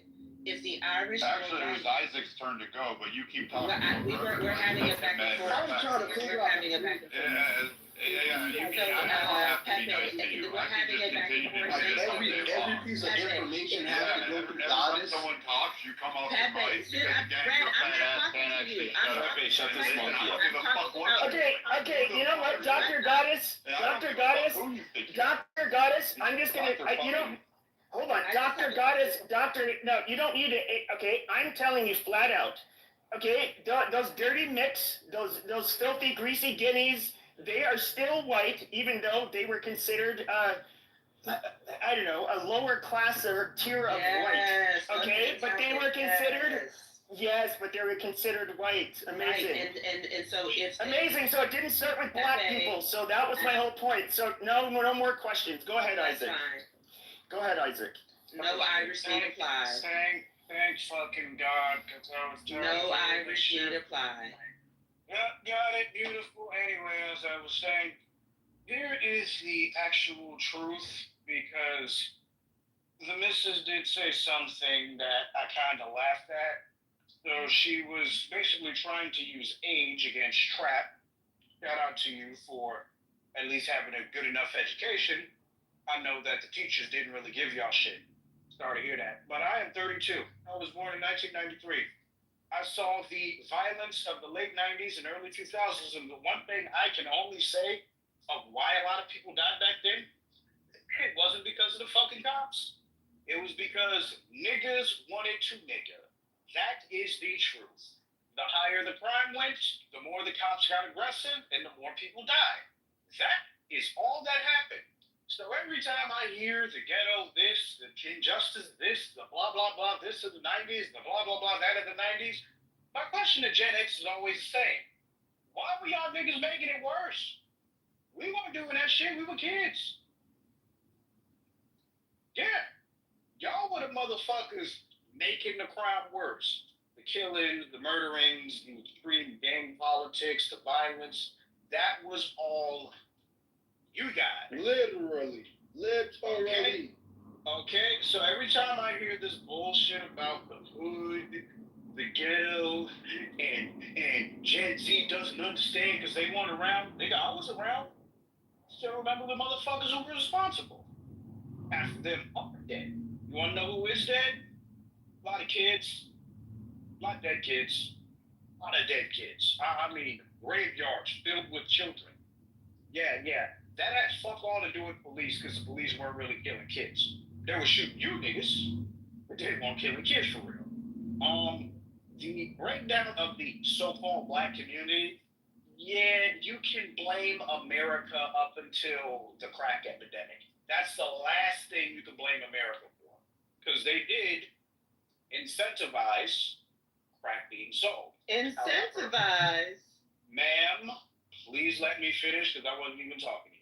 You did sound interrupt like me you have earlier, some but okay. conversational etiquette, so I just asked you to actually have it. Well, you did the same thing, but As go ahead. I was stating, the people, on the other hand, if they decided not to take the government's crack, like the Latinos and some of the Asians and a lot of the Indians and other racial groups that also got that same deal, guess what? We probably could have saved some of Black America. Could have. But no. Nope, that's not what happened.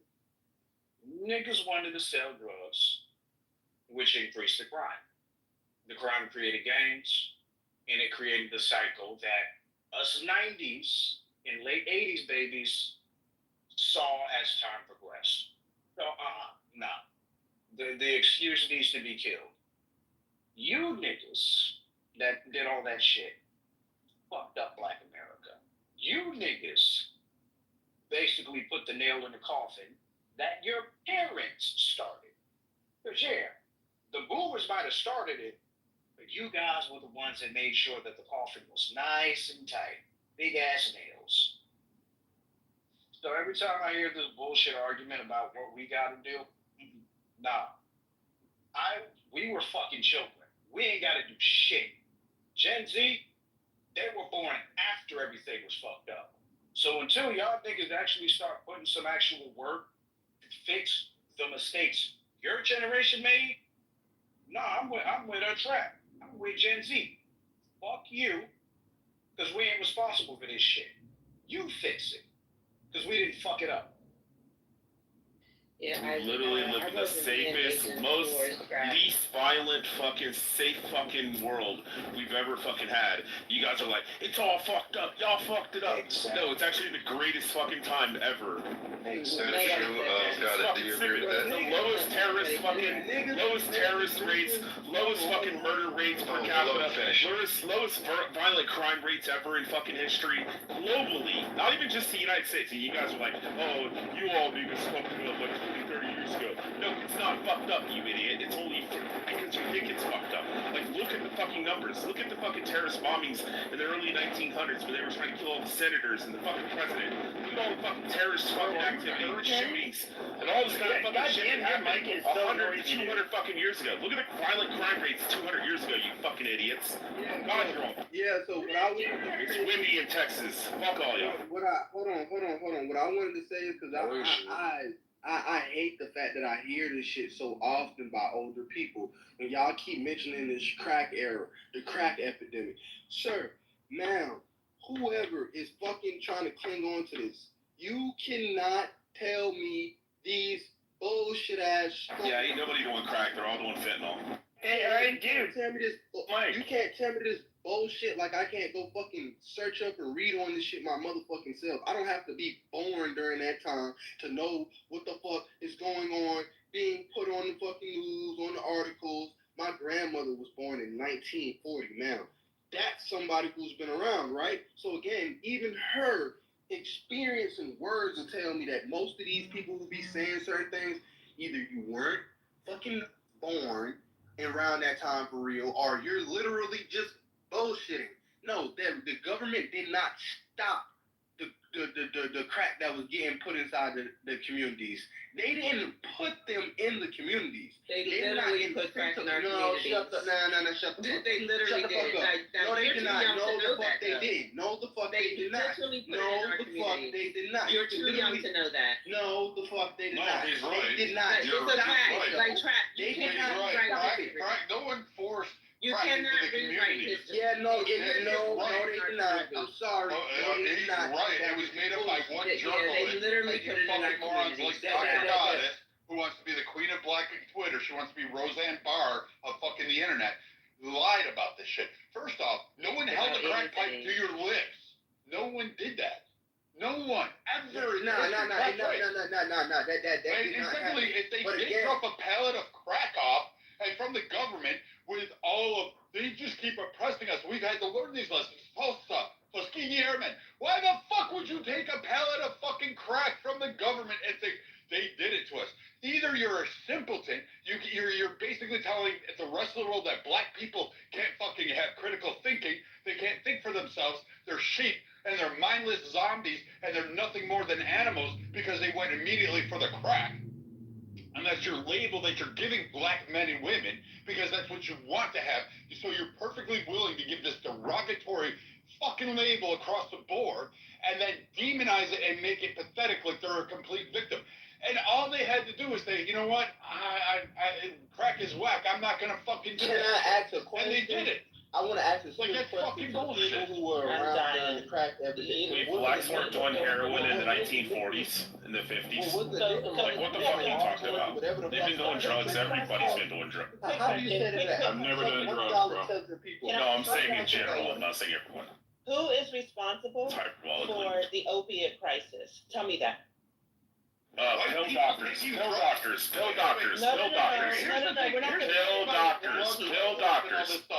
The opiate Yeah, crisis somewhere. actually Pill started out doctors by in Florida. doctors doing this whole thing and pharmaceuticals. So your dumbass is trying to correlate crack, which was never prescribed in a pharmacist's office, I didn't to say it opiates was. getting prescribed by doctors and mass clinics, and stupid people like you try to brawl this dice coalition. Crack was an illegal substance. It wasn't even allowed. It was basically burning cocaine. Cocaine wasn't a fucking allowed. So, like, this idea that somehow the government said, you know what would be great? We just want to keep the black man down. They you know did. The black man They fucking did. crack. We're just going to sprinkle it from the top. You know what they did? They How about crystal meth? Crystal meth's predominantly white people, and it ruins their lives worse. Only 1 in 500,000 people. Only 1 in 500,000 people who use methamphetamine. No, my bad. No, because I wanted to ask a real question. Is Nicaragua, how do you say that? Nicaragua. Like, is that the government?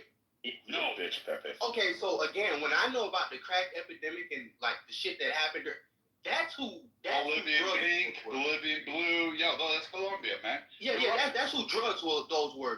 And it was where they come rebels from? from that way. Wait, pause. That's who drugs those were. And it was Where they rebels from get that them way. from? Wait, Crap. so again, they think that I'm an idiot. They think that they can run around and say a whole bunch of shit and leave off context, and we're just gonna jump to their defense. Like, we can't go fucking look up this shit ourselves. Like, only an idiot runs into a fucking closed door. Only an idiot runs. No, wait, pause. Just like there's a source to the opiate crisis. There's a specific family. Stop. You're right. Literally, That's why a you're not family. going to listen to women who think they're a goddess. shit a long time Don't ago. hate What they because do I is know give I'm half. not. No, you're not. Don't be mad. Don't be mad. What they do is give half information. This is what they do all the time. We're listening to rap right now. We're listening to rap. That's why you're barren. That's why you don't have kids. That's why you have cats. Yeah. This is what they do all the time. This is facts. What I'm about to say is facts. So when I say Nicaragua, say that word again. Nicaragua. So when you say that word, and then you know for a fact that the cocaine, the crack, the drugs that was around during that time was theirs, like the rebels from that side. How in the fuck did you get the government fucking dropped it off, gave it to y'all, and like forced it down y'all throats and forced y'all to give it to other people to try to like come up with money and like where the fuck did y'all get that from? Yeah, so you may want to go ahead and Google. Where did you get that from? Because some line bitch journalist made it up. So Trap, if you really want to know the answer, you should Google things like the Iran-Contra affair, Ronald Reagan, the Black Panther Party, and what happened. With black. Excuse me, pardon me, racist friend. So Thomas. You had no idea. Like, who are you praying for? They don't need that help. You have no idea. You have a responsibility. You have no responsibility to back up your twaddle. There's nothing that they need to do. I mean, I don't bullshit out of your mouth. I don't give a fuck. You had no truth to anything you said. I ran Contra, Ollie North, all of that shit, Ronnie Reagan. Not even a doctor, none of that had to do with targeting black people in fucking crack. I'll bring it up, Dr. Goddess, and so if you all could mute up for a second, if you could mute up, Why is there a bunch of people talking at the same fucking time? Like I'm hearing a bunch of people. How ridiculous it is. Because we're tired of hearing DG talk. That's what I'm calling her, DG. Hey, Sean, hold on. I have no problem with DG. She's a beautiful thing. No, you're not. You're fat. Even if I were fat, who cares? I have a picture of you. Your LinkedIn and your Twitter is all there. Exactly. So even if I am, you are very obese. This is the whole part where she gets off on this. The Iran Contra had nothing to do with strengthening the community. They only say that the government, and this is what I was trying to get to. This is what I was trying to get to. No, the doctor, hold on, because this is what I want y'all to really understand. Black people only say that the government was involved with X, Y, Z because the government did not stop all the shit that you chose to put your motherfucking self in. No, you just don't have the history. You don't know. Free Thomas, Ray, be quiet. It is your responsibility to teach people like Trap. They don't know anything. He really needs to know the truth. No, he doesn't. DG. We're not talking to everybody chill out. Wait. You gotta stop. I'll tell you what. Let Trap. Hey. Let Trap. On your ass. Wipe it up. Whatever, racist friend. Hey, let Trap finish. Let Goddess respond and let them have that back and forth. This is a 3-minute back and forth between them two. Yeah. So what I'm saying is the problem is a lot of the younger people with this like this information so like accessible to us, like we are not just taking your word for it. That'd be ridiculous, right? Even the Bible tells us not to just take man's word, right? So I'm going to try to do more research on the things that you guys tell me. Your little fucking anecdotal experiences of what happened during blah, blah, blah period or blah, blah, blah. I'm not going on that because you probably was on these fucking same drugs that you claim the rest of the fucking goddamn community was on. You ain't going to convince me that everybody was on crack and your little happy ass wasn't. You ain't gonna fucking convince me. So I don't, most of the shit that you be saying just be sounding fucking crazy. Most of the older people shit be, how the fuck the crack epidemic was so goddamn, how the fuck was it an epidemic and everybody was doing crack and you weren't involved? Explain. So I'm not, so I'm gonna do some research. And when I do the research and when I start seeing shit like, well, they said the government did this shit to them. The reason why this man is on the fucking road, 60, 70 years old, hung out, strung out on drugs. He said the government. I want to know, is this true? Let me see. Because I'm tired of hearing everybody always saying the government did this, the government did that. Because the government ain't never did a motherfucking thing to motherfucking me. You feel me? Since I've been born. Except for like, when I actually did shit. And I can't blame them. Shit. I do something that I deserve to get locked up for. I do something that I deserve. I mean, like, bro, I'm a grown ass man. You feel me? Like, I don't put my hand on the stove and don't expect not to get burnt. You feel me? So again, when I'm doing this research, I'm looking and I see Nicaragua and all this other shit and rebels and I'm like, where the fuck is the government in this? Then I finally see it. Oh, the government did not stop this right here when we decided to put our hands inside the fucking bag and nobody told us to. The government did not fucking come grab a whole bunch of fucking black Americans' hands and say, hey, yeah, there's rebels running around here with fucking drugs trying to goddamn get people to goddamn take this and try to make some fast money. Like, you should not partake in that. The government didn't do that, so the government is fucking wrong. Like, are you fucking kidding me? Let it get at it. Let it respond. Go ahead, Doctor. Thank you. So, Trap, I hear your frustrations and, quite frankly, your ignorance. And I just want to remind Free and Thomas and Sig and Ray that this is your responsibility to teach Thomas the history and how we got here. For the record, Trap, everybody was not on crack. It did devastate our communities, but everybody wasn't on crack. So I mean, that's something else that you really do need to know. You could actually exist. And I mean, I was just a child, so I don't know what to say to you about that. I definitely grew up in a low income community, and I saw people ravaged by crack, even though I didn't really understand it at the time. But as I got older, the crack and the violence increased. So definitely we saw some overdoses and things like that. But no, the majority of the community was not on crack. It was introduced by the government, and that's something that you have to wrestle with. I understand. Like, I didn't make an ageist assertion against you or anybody else. You came on and you made an ageist comment to me and said I was just born in 2004, and I said, okay, fine. So I mean, there's certain things you're not going to know because of when you were born, unless you like history. So history matters, but also accountability. You're not telling him. One second. You're bitching at your victim. Listen. I'm not talking to you, racist Brad. I'm not talking to you, racist Brad. Be quiet. Be quiet. Or what? What are you going to do? I'm not. Just be quiet. I thought you're not going to do anything. Self-control.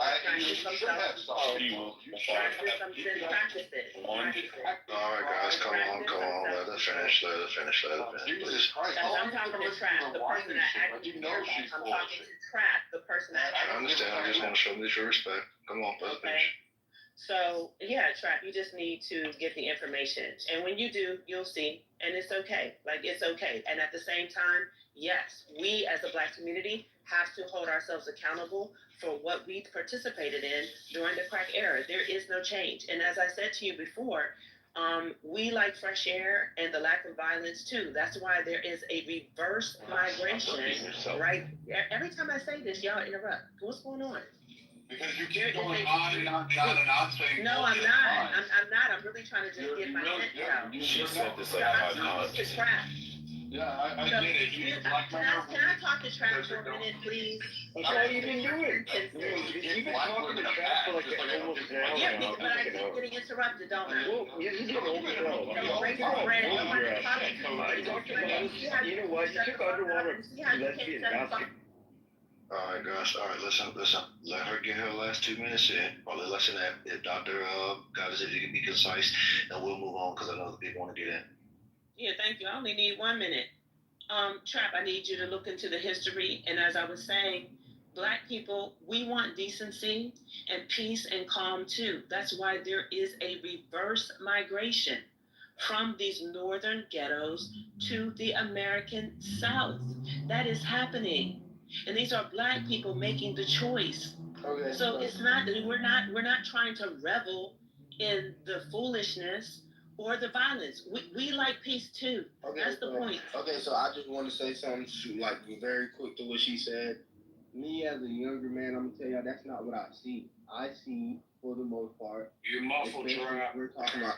Yeah, I see for the most part, especially inside of certain generations, like you guys are trying to convince us to pick up where you guys, in quotations, left off. You guys are trying to make us like cling on to fucking talking points, standpoints, all types of narratives that we simply cannot like. We can't comprehend. We can't fathom it. We can't see it. This is not our reality. We cannot fight grandmother's fight. You feel me? I'm sorry. That's not. What the fuck? What the fuck do I look like? Like what the fuck do I? I'm sorry. It's not happening. It's not like I'm speaking for the generation as a whole. I know we can't really do, but these niggas not doing that. They're not. They're fucking not. It's just not happening. So since we're not doing it, I think we need new talking points. Like we said, like if there's problems inside, let's fix the communities. First, y'all need to be fixing y'all motherfucking houses and goddamn fixing what's going on with y'all selves before y'all start talking about all these goddamn worldly problems. Because people got a whole bunch of personal problems, and focusing on worldly problems ain't gonna do you no motherfucking good if you a fucked up person all around the fucking clock. You know, this is some real shit that we got going on. This shit is getting ridiculous. The kids are surpassing the adults. That's not okay. I mean, I know evolution is that's not. I'm talking about at the scale that this shit is not okay. 20 years olds are doing the same shit 40 years olds are doing. You feel me? The only thing these niggas is missing is estates at this point. Like homes, actual homes in their names. That's the only thing these young niggas is missing at this point. Y'all niggas need to stop like complaining about a whole bunch of shit. It's been like keeping you guys back. If you guys don't see Trap, what you're missing, and this is something I've learned, and it's thanks to Siegfried, Thomas, like a whole list. Gerard, mostly. Gerard walked me through this for 5 years. He hates this woman like with intense fervor. Like he got her canceled off of Clubhouse. That's how. I've never been canceled from Clubhouse. What are you talking about? Don't lie on me. Don't lie on me. You want to call me a bitch, I'll put you to work. No, don't lie on me, bitch. You need it or what? Listen, cunt, you don't got anything. No, you're the fucking bitch. You're the one that's like sitting here trying to lick I will cut your motherfucking ass. Goddess, let him finish. Goddess, let him finish. No, but he don't need to be called.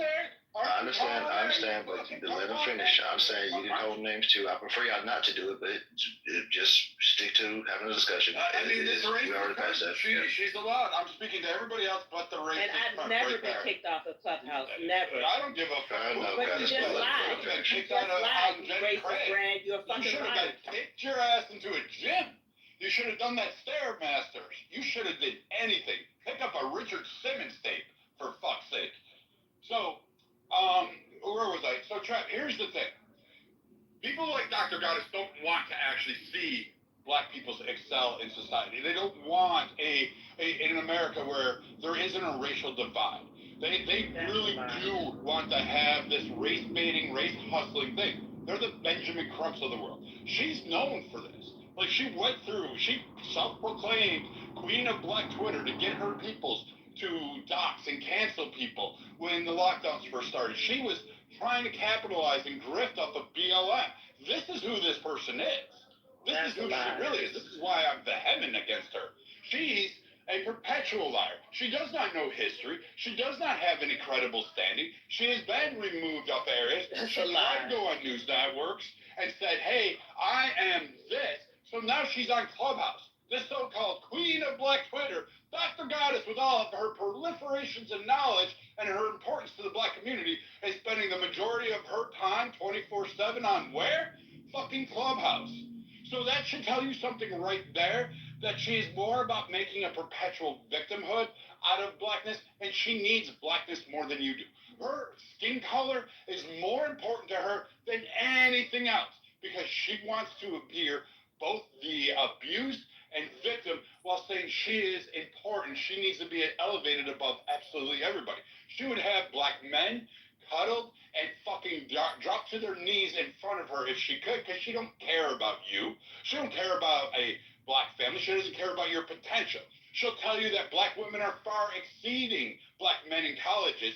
Meanwhile, that's right. You are signing up for college at a much higher rate than black men. However, your asses are dropping out of college at a faster rate than black men. Black men are actually graduating higher than your fucking dumbasses.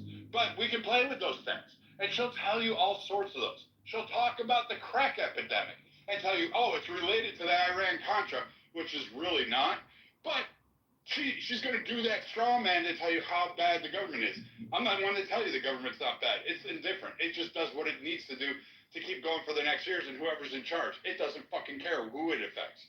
But Iran-Contra had nothing to do with putting a crack pipe to some fucking idiot's mouth on a subway car. The government, the CIA were not going down into fucking homeless areas on Skid fucking Row distributing crack pipes, nor were they doing heroin, nor were they fucking doing, I don't know, the fucking opiate crisis. Now, you can make a claim for opiates because it's affecting black people, Hispanic, and white people at very high rates about the fact that pharmaceuticals were prescribing pain meds at a fucking rapid rate, and that pharmaceutical companies were pushing it. This is something a little different than the crack era, taking cocaine and smoking it. And no, some fucking fake-ass reporter made a conspiracy theory and put it in the LA Times and said, hey, this is where crack cocaine came from. The CIA pushed it into the community. I have never heard such a more nonsensical thing in my entire life than the government forcing crack into someone's bloodstream. It doesn't happen. They don't do that. And that wouldn't even be the way to, quote, keep the black people down. What would be the purpose of that? Because in all honesty, here's what the crack era cost us. Trillions in dollars years later. It cost us billions in dollars in infrastructure management. We had to fucking funnel. We had to expand prisons. We had to hire more judges. We had to pass more legislation. We had to enhance cops. We had to have measurements. We had to do vast arrays of shit to combat the crack epidemic, as well as the gang violence that was occurring as a direct result of it, including fucking going after and building the very institutes that Dr. Goddess likes to bitch about. So while she'll sit there and say, oh yeah, the government did crack to us just so they could build prisons, it's really funny how it ended up costing the government more money when they really wanted to spend more money overseas. The crack epidemic was not something anybody really wanted in their fucking backyards, including the very urban populations at the time. So stop listening to fucking women like this, and I get why black men en masse tell these women to go fuck themselves off a cliff and just they can't wait for them to pass on, because quite frankly, I get it now. I tell this to all of my black friends. This type of woman exists in the white community. Those snow bunnies, careful, because you have this Karen, this fucking weaved wearing Karen in the white community too. And to Brad's point, this is why.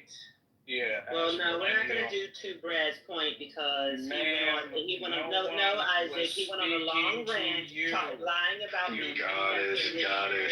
So I have let him speak. Got it. That's fine. You can't just go out of it, please. Jesus Christ! As I was saying, this is why you see a lot of millennial black men. I don't know what the fuck black women are doing. Basically telling these race baiters to go kill themselves because this is bullshit. You mean to tell me I'm supposed to be loyal to your nothing fucking ass? Nothing. There's no jobs. There's no industries. There's not even a fucking nonprofit to pay someone $13 an hour. This is the niggas we supposed to be listening to? Nah, fuck it. Fuck nah. Fuck all that bullshit. Exactly. This race shit is gone. It's done. I am glad. I am ecstatic to find more and more black men telling everyone talking about race, except for the old people. We understand why the old people are racist. They actually have a fucking argument. They went through actual oppression.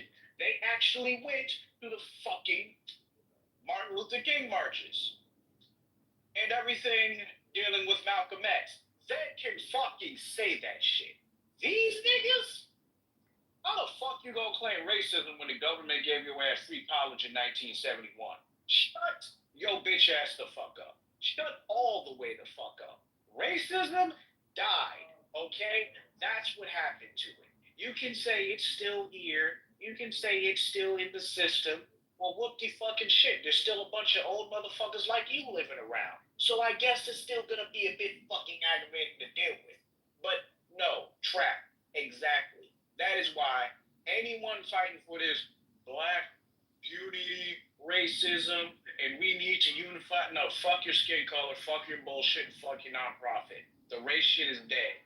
You want to help black people? Start teaching them how to operate in America. Okay?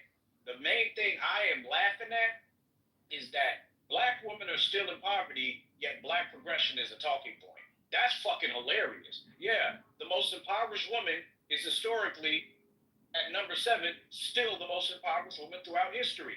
Black fucking woman. Whoop-de fucking shit. Yeah. Fuck the race shit. It's done nothing. Our grandparents fought that fight. It's over. You want to talk about black progression? Learn how to operate in America and then be useful in it. That's how it works. That's it. Almost every single black man on this stage can tell you. That's how it worked. There was no community. Some of our parents didn't even do this shit. We had to get the fuck out at 18 and figure out, how can I not die in America? And you know what we learned? It was no longer racist. It's unfair, but it's not racist. If it was, we wouldn't have gotten this shit. We wouldn't have gotten anywhere. I wouldn't be living in a town that the average person makes $428K a year. Yeah, I wouldn't be living in that town if it was racist. Rap wouldn't be doing what he's doing. Big would not have what he has. There are plenty of black men on stage that can tell you right fucking now, if race still existed, none of us would be in the position we're at. So 100%, I say Gen Z got the right fucking plan. Fuck the race shit. Yeah. We need to learn how to fucking survive. Because this shit old people saying, it don't work because it don't exist no more. Yeah, thank you, Isaac, for that very ignorant rant. I just say that first of all, race still matters. Trap, don't believe this. But you should research for yourself. That's what I'm saying to you. You don't have to believe me. You don't have to believe anybody else on the stage. I do charge black men with having be quiet, racist Brad. Be quiet, racist Brad. Be quiet, racist Brad. Be quiet, racist Brad. Be quiet, racist Brad. Be quiet, racist Brad. Come on, let Be us finish, quiet, please. racist Brad. Be quiet, racist Brad. Come on, Be snap quiet, next door. racist Come on, can you do that? Be quiet, racist Brad, let her finish. Let her finish. Hear those flags moving. Be quiet. When's the last time you washed your neck? Like, do you use a toilet bowl scrub there to get the you get the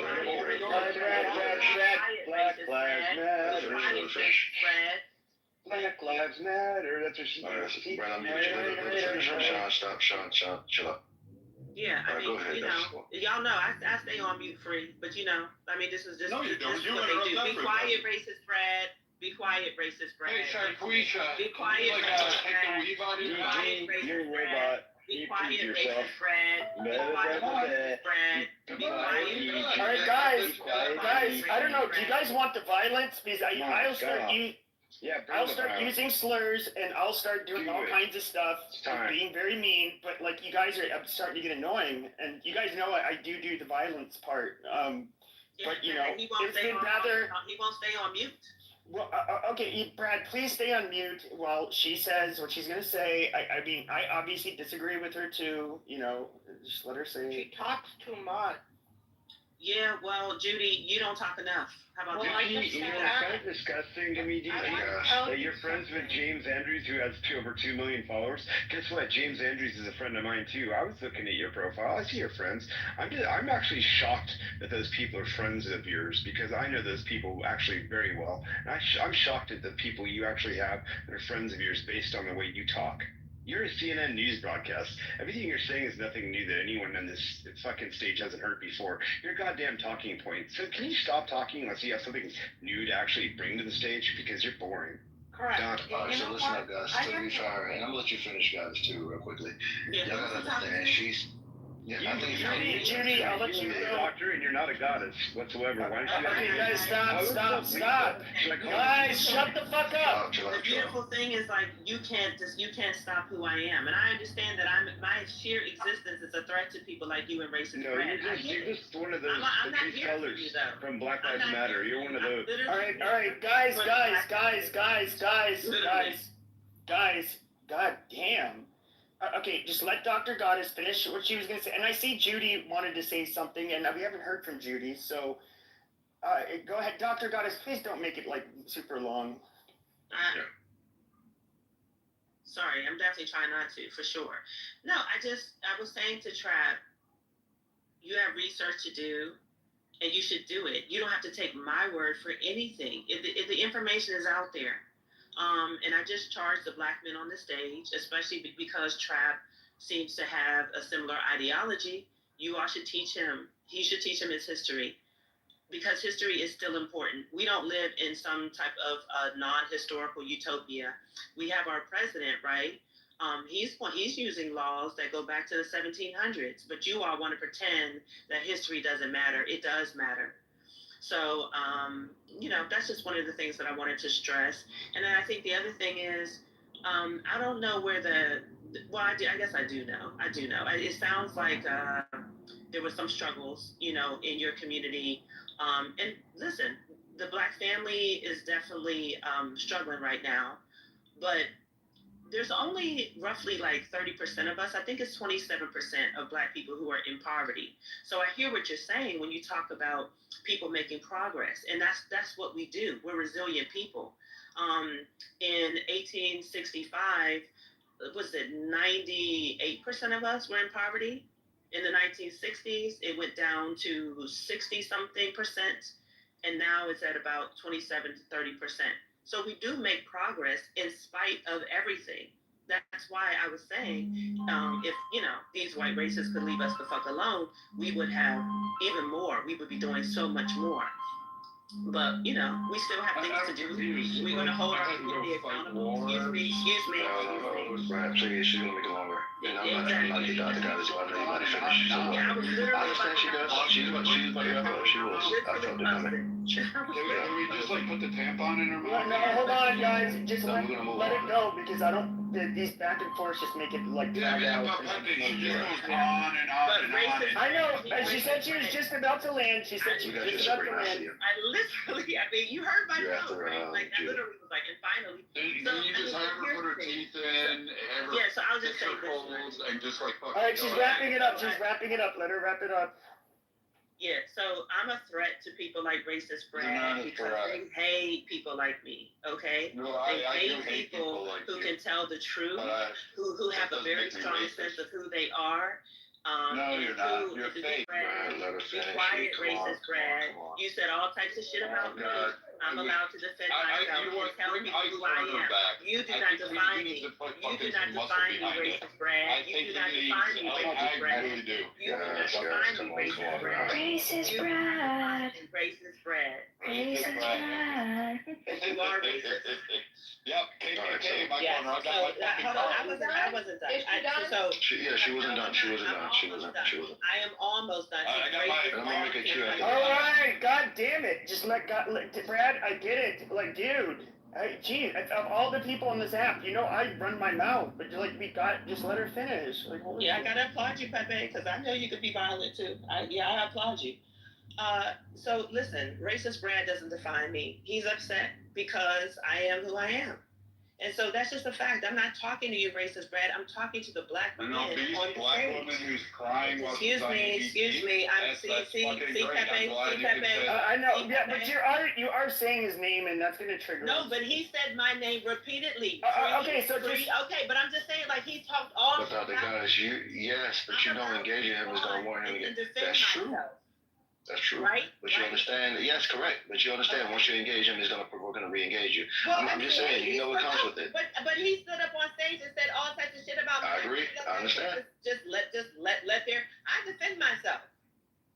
Because Go ahead, Doctor. Yeah, so that's just a fact. And I'm speaking to the black men on this particular stage. Y'all know this is why I came up. And you are the ones that I actually care about. Right? Shit. So all I'm saying is that I want you all to engage yourselves, tell the truth about your families, plural, and your origins, plural. Because our history, just shut up, racist Brad, because our histories are not super romantic, and they're also not dastardly. And they're not. Shut up, racist Brad. Doctor, just take call. Fucking talking, Pepe. I know, Doctor. Doctor, just tell that filthy Mick just to shut the fuck up next time. I'm trying. I say be quiet, racist Brad. He won't stop talking. Be quiet, bigoted black woman. Can somebody put him down for a second? Can you put him down for a second? Come on, Queef.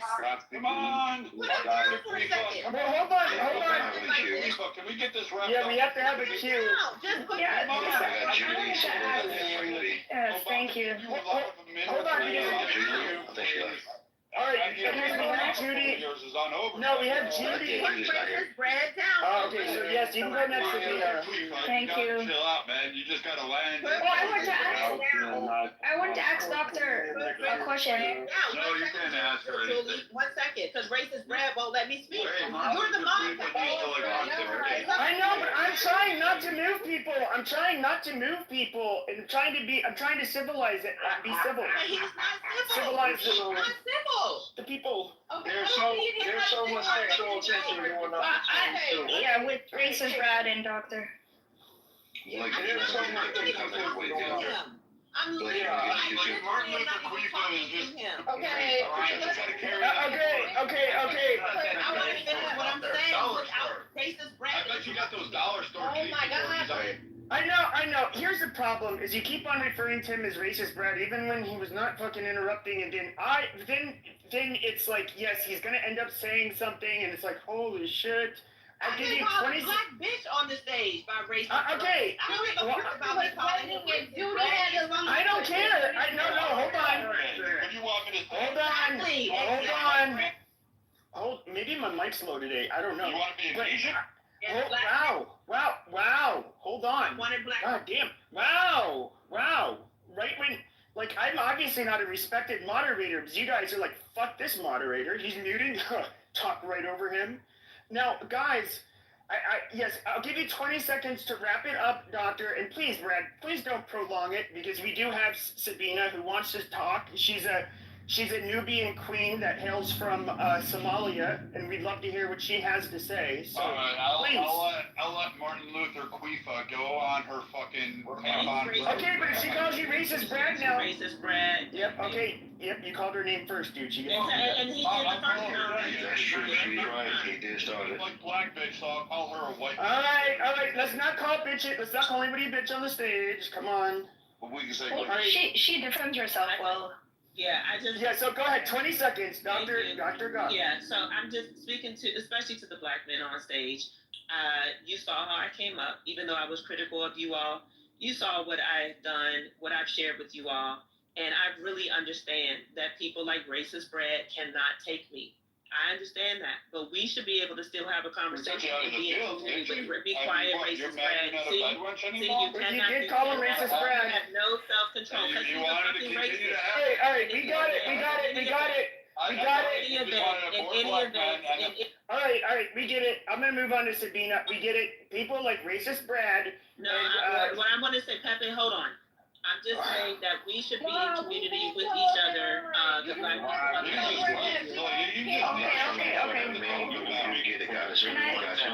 I get it? Yeah. Okay, so I want to make a comment. Oh, sorry, is that okay? No, you can go ahead.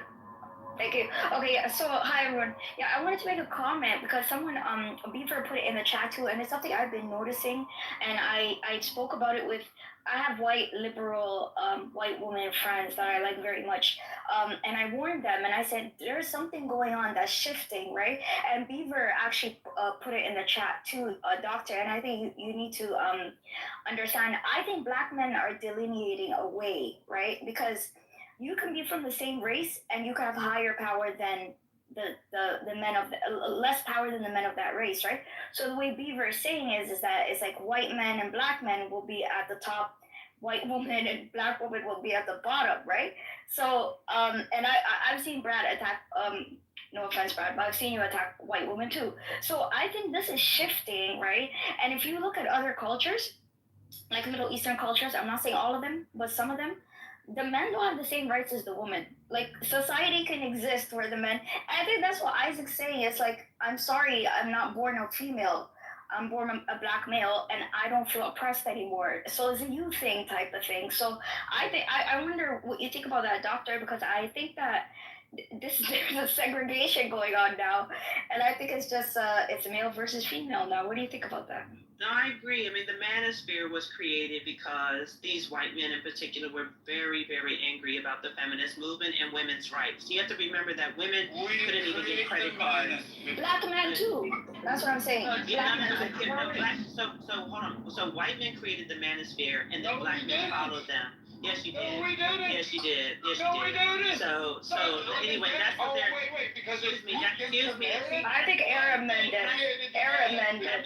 Yeah. I can't say anything. It was literally. Alright, guys, alright, everybody chill out. Firstly, the manosphere was a cultural thing and not really race-based. But go ahead, guys, this is on you. Yeah, it was definitely created by white men because they were very upset about the gains that white women in particular made during and after the civil rights movement. Remember, white women could not, like, even while black women were enslaved, like if we wanted to talk about. You shut up, racist Brad. Shut up. Stay to the topic. Well, to be fair, the manosphere, I mean, if you go back to, like, V. Rausch, he was popular, like, over a decade ago. He's some, maybe Persian origin. I don't know. Then Rollo Tomasi has been popular for a long time. You had Neil Strauss.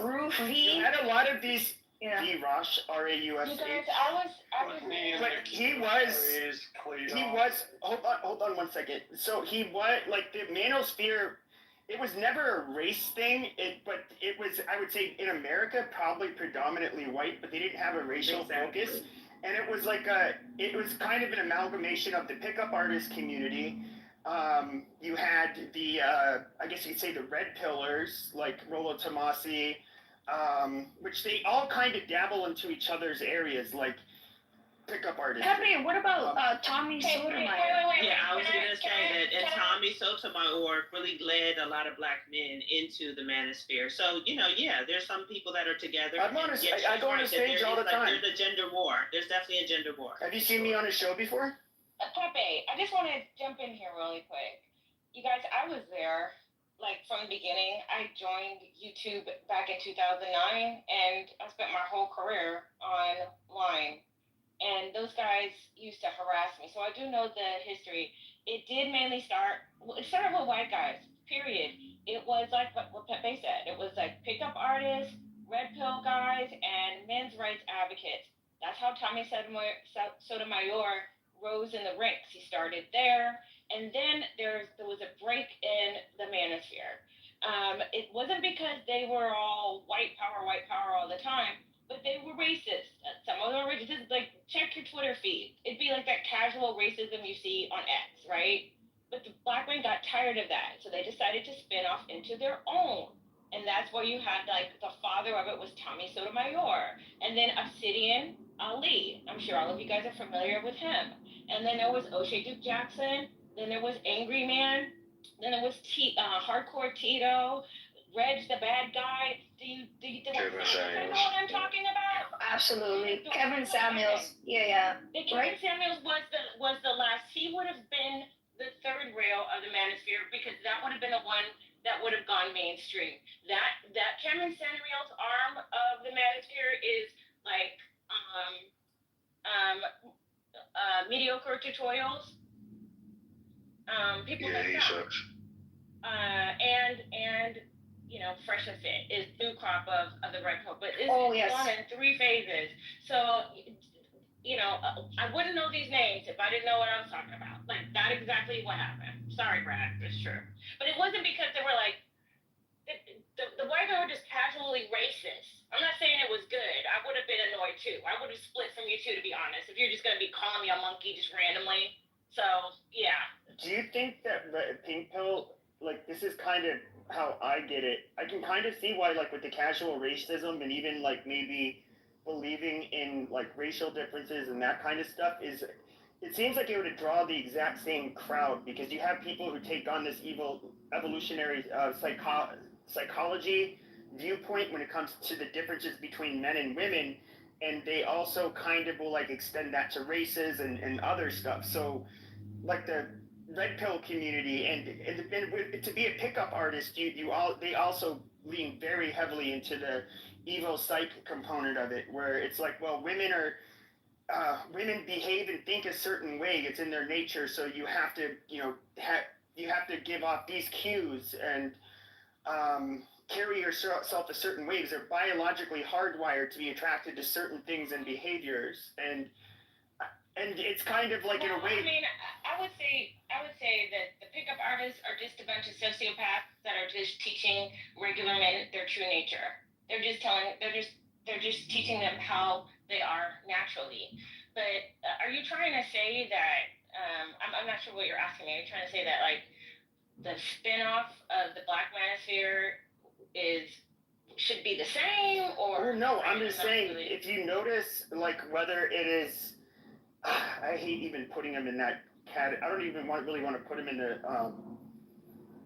manosphere, but yeah, he kind of can fit. It would be Andrew Tate. You can look at Myron Gaines. No, but Myron Gaines, I would say when it comes to race, what do these black and Tommy Sotomayor, another one.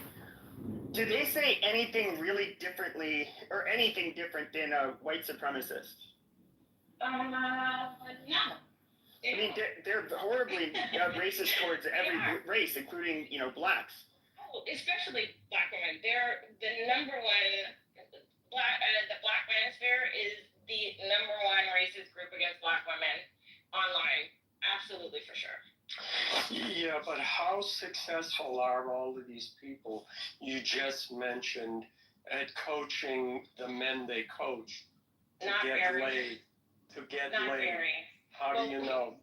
Well, okay, because a lot of people, because they don't have success stories that they regularly tell. What I do see is here's what happens, is that a man or a boy will stumble upon red pill content because maybe he's had a bad breakup, doesn't understand girls, is sexually frustrated, yada, yada, yada. And so you go down this rabbit hole because there are other people like you who are having the same types of struggles in which you bond. But a lot of the normies actually grow out of it. So they will go through this phase of where women are just horrible and we should all just, be in a, bumping butts with each other as men and then they grow out of it. They realize they try to use the practices of being uber controlling and misogynistic towards women that they try to date. It falls flat on their face.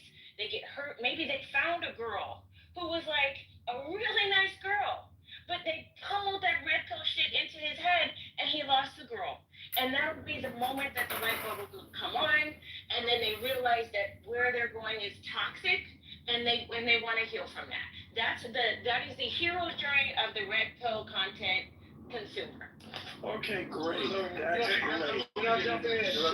respond, Pepe, to Pink. Yeah, I'm sorry, Brad. I was waiting for you and Goddess to get through your little love affair. Yeah, we were waiting for y'all to no love, please. I can promise you, Goddess would probably still be in the well. I would vomit if I ever saw Brad, so no. Well, yeah. So you wouldn't give up again, your fat ass would no, you're disgusting. You're a disgusting person. You two, I waited for you. Guys, let Ellen go. Let's let Ellen go. Thank you very much. Well, Pink Pill and Goddess. Pepe, I want to consult you and Pink after this. Okay. Yeah, you both have very valid points, but you're missing one important one. That in a male journey, it must happen with men. A woman cannot teach a man how to be a man. Only men can do that. If I can acknowledge, Goddess, and I'll address you directly in a moment, if I can acknowledge that the experience of women and girls growing into womanhood is something that is unique to women, then I hope you can acknowledge the same about men. And Goddess, I'll say to you directly, no, your existence may threaten some people, but your existence does not threaten men.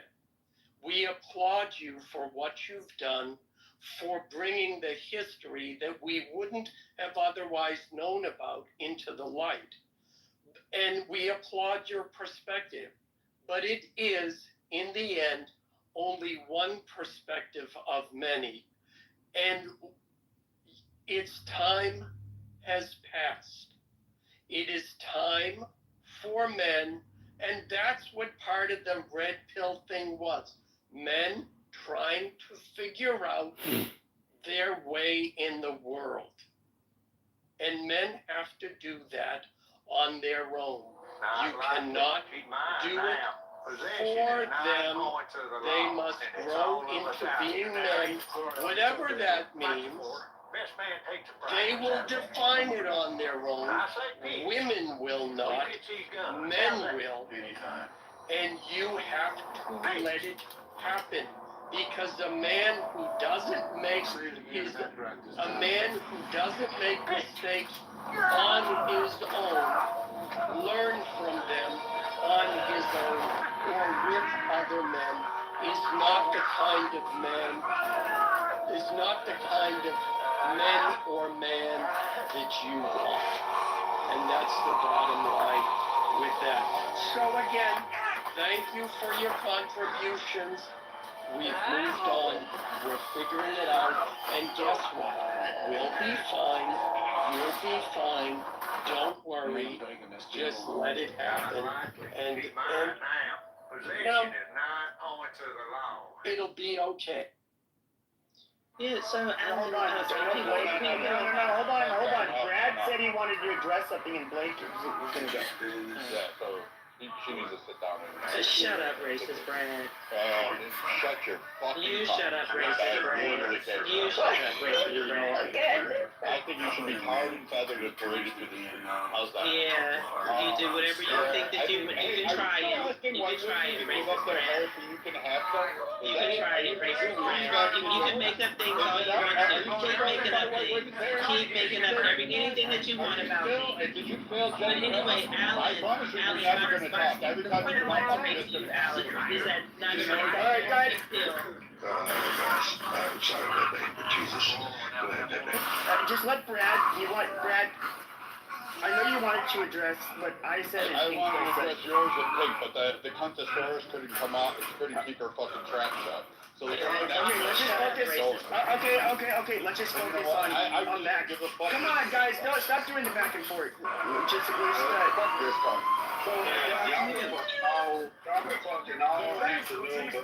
Y'all just need to get a room, bro. Blair, Blake, don't even go there, because there is zero. But after my self-storage feels that we were trying to make that. That's what I wanted to make sure. You never said we were trying to make that. God damn it, it's Brad's turn. Let Brad fucking go. Jesus. What the fuck happened to Free? He left. No, I will say this to your manosphere. So you guys are like half right. You talk about the creation of the manosphere and some of the racist shit. Yeah, I get you on that one. Like I can see it. But actually, you have to go back to War and Follow. You have to go back to 1967, 66, when you started having the women's liberation movements and the feminist second wave. And Warren Farrell is responsible for this, basically the creation of a political second wave feminism. Oddly enough, second wave feminism is really started by a fucking guy because, fuck, women like goddess couldn't fucking do that shit. So you had him and his book, The Myth of Male Power, and other ones associated with that really were anti-masculine. They really started to decimate it and kind of code her up. And then they brought a whole bunch of women to like their 3 times a year conventions, and they said, hey, you know what, women, you're going to be safe here. And mind you, most of these guys were gay. They just were secret about it because those were the times. And they just didn't want to outwardly express. So it was a bunch of gay men and women who were saying, you know what?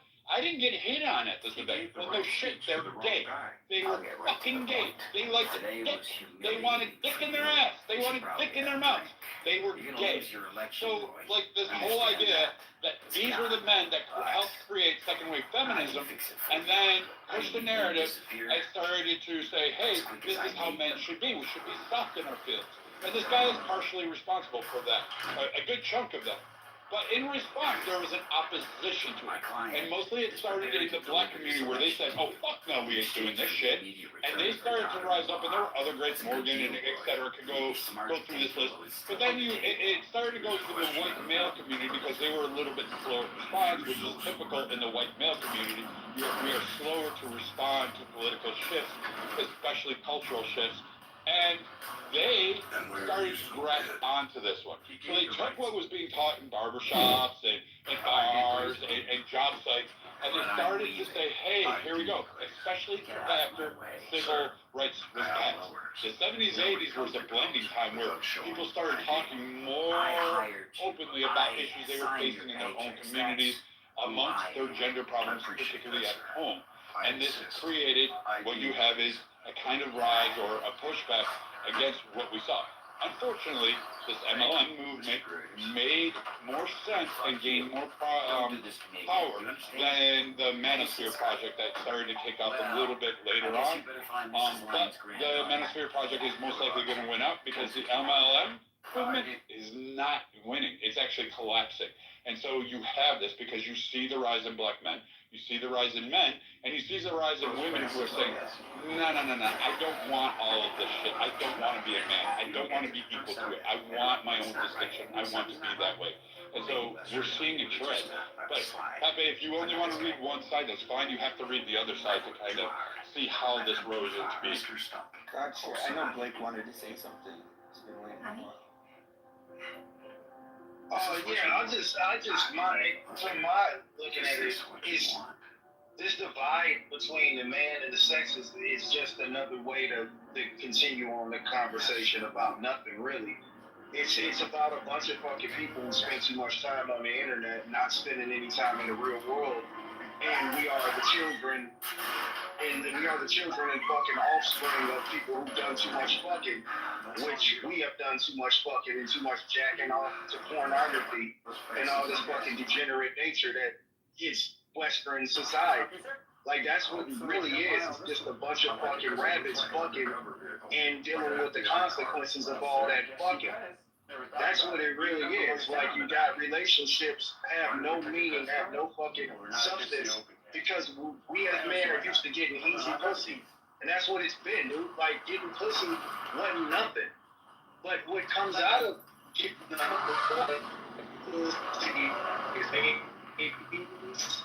Good bear backup. For the families, children who are,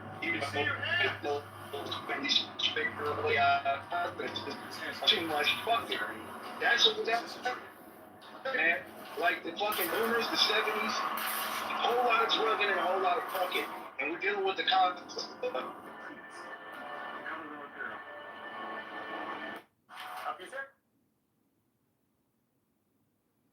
Yeah, I feel like there's been sorry, real quick, I don't know if there's a cue, but I feel like there's been sexism in other societies for a very long time. Like if you look at like Churchill from England, the stuff he would say to women, like if a woman would say, "Oh, you're drunk," he would be like Brad. He would just be like, "Oh, well, you're still gonna be ugly when you wake up." I mean, that's what he said to women in Parliament. Like there was no like what we're seeing today now, and I don't think it's just a man fear. I think it's also the Me Too Hollywood type of thing that broke off from that as well. Do you guys notice there's a bit of that as well? And I think it shifted the whole culture where I do think they're creating like a hierarchy, and I do think it's like men, and then it's gonna be like a woman, and there's many other places that's already like that, and I think some black men are just saying, hey. But hasn't that always kind of been the case? Well, that's how it works everywhere else in the world. It's just catching on to here, and I think the people that I feel got the most were black women who felt like the black race should be united, so I feel like they're hurt by it, and I understand because a lot of them, look how hard they work for, black men, right? And they want it to be like a unit, they want it to be together, so I feel they're hurt by it, and I feel like white liberal women are losing it because they've never been subjected to the type of sexism that other races, like, yeah, well, fuck them. other races, No, but other places like when people talk about sexism here, I'm like I don't even register it because in other places it's 10 times worse. We don't even register it here, right? Like, oh, this is still not sexist to the level where other places are, you know. And I would include Europe. I don't think Europe is as you know, the way America was. What America was doing was just strange with this navel gazing and this, you know, I just think it wasn't sustainable. Like I was breaking off. It's ridiculous. But yeah, I agree. Let me ask you. I want to ask Pink Pill, you there? I told you. Yeah, I'm here. I got brains. Question: the manosphere that you're familiar with, is there anyone that you would recommend that men should listen to? Anybody that you approve of?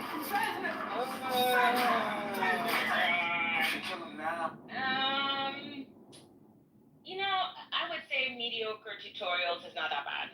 Like yeah, I mean he's. That's what I said that sucked, which is ironic. But go ahead.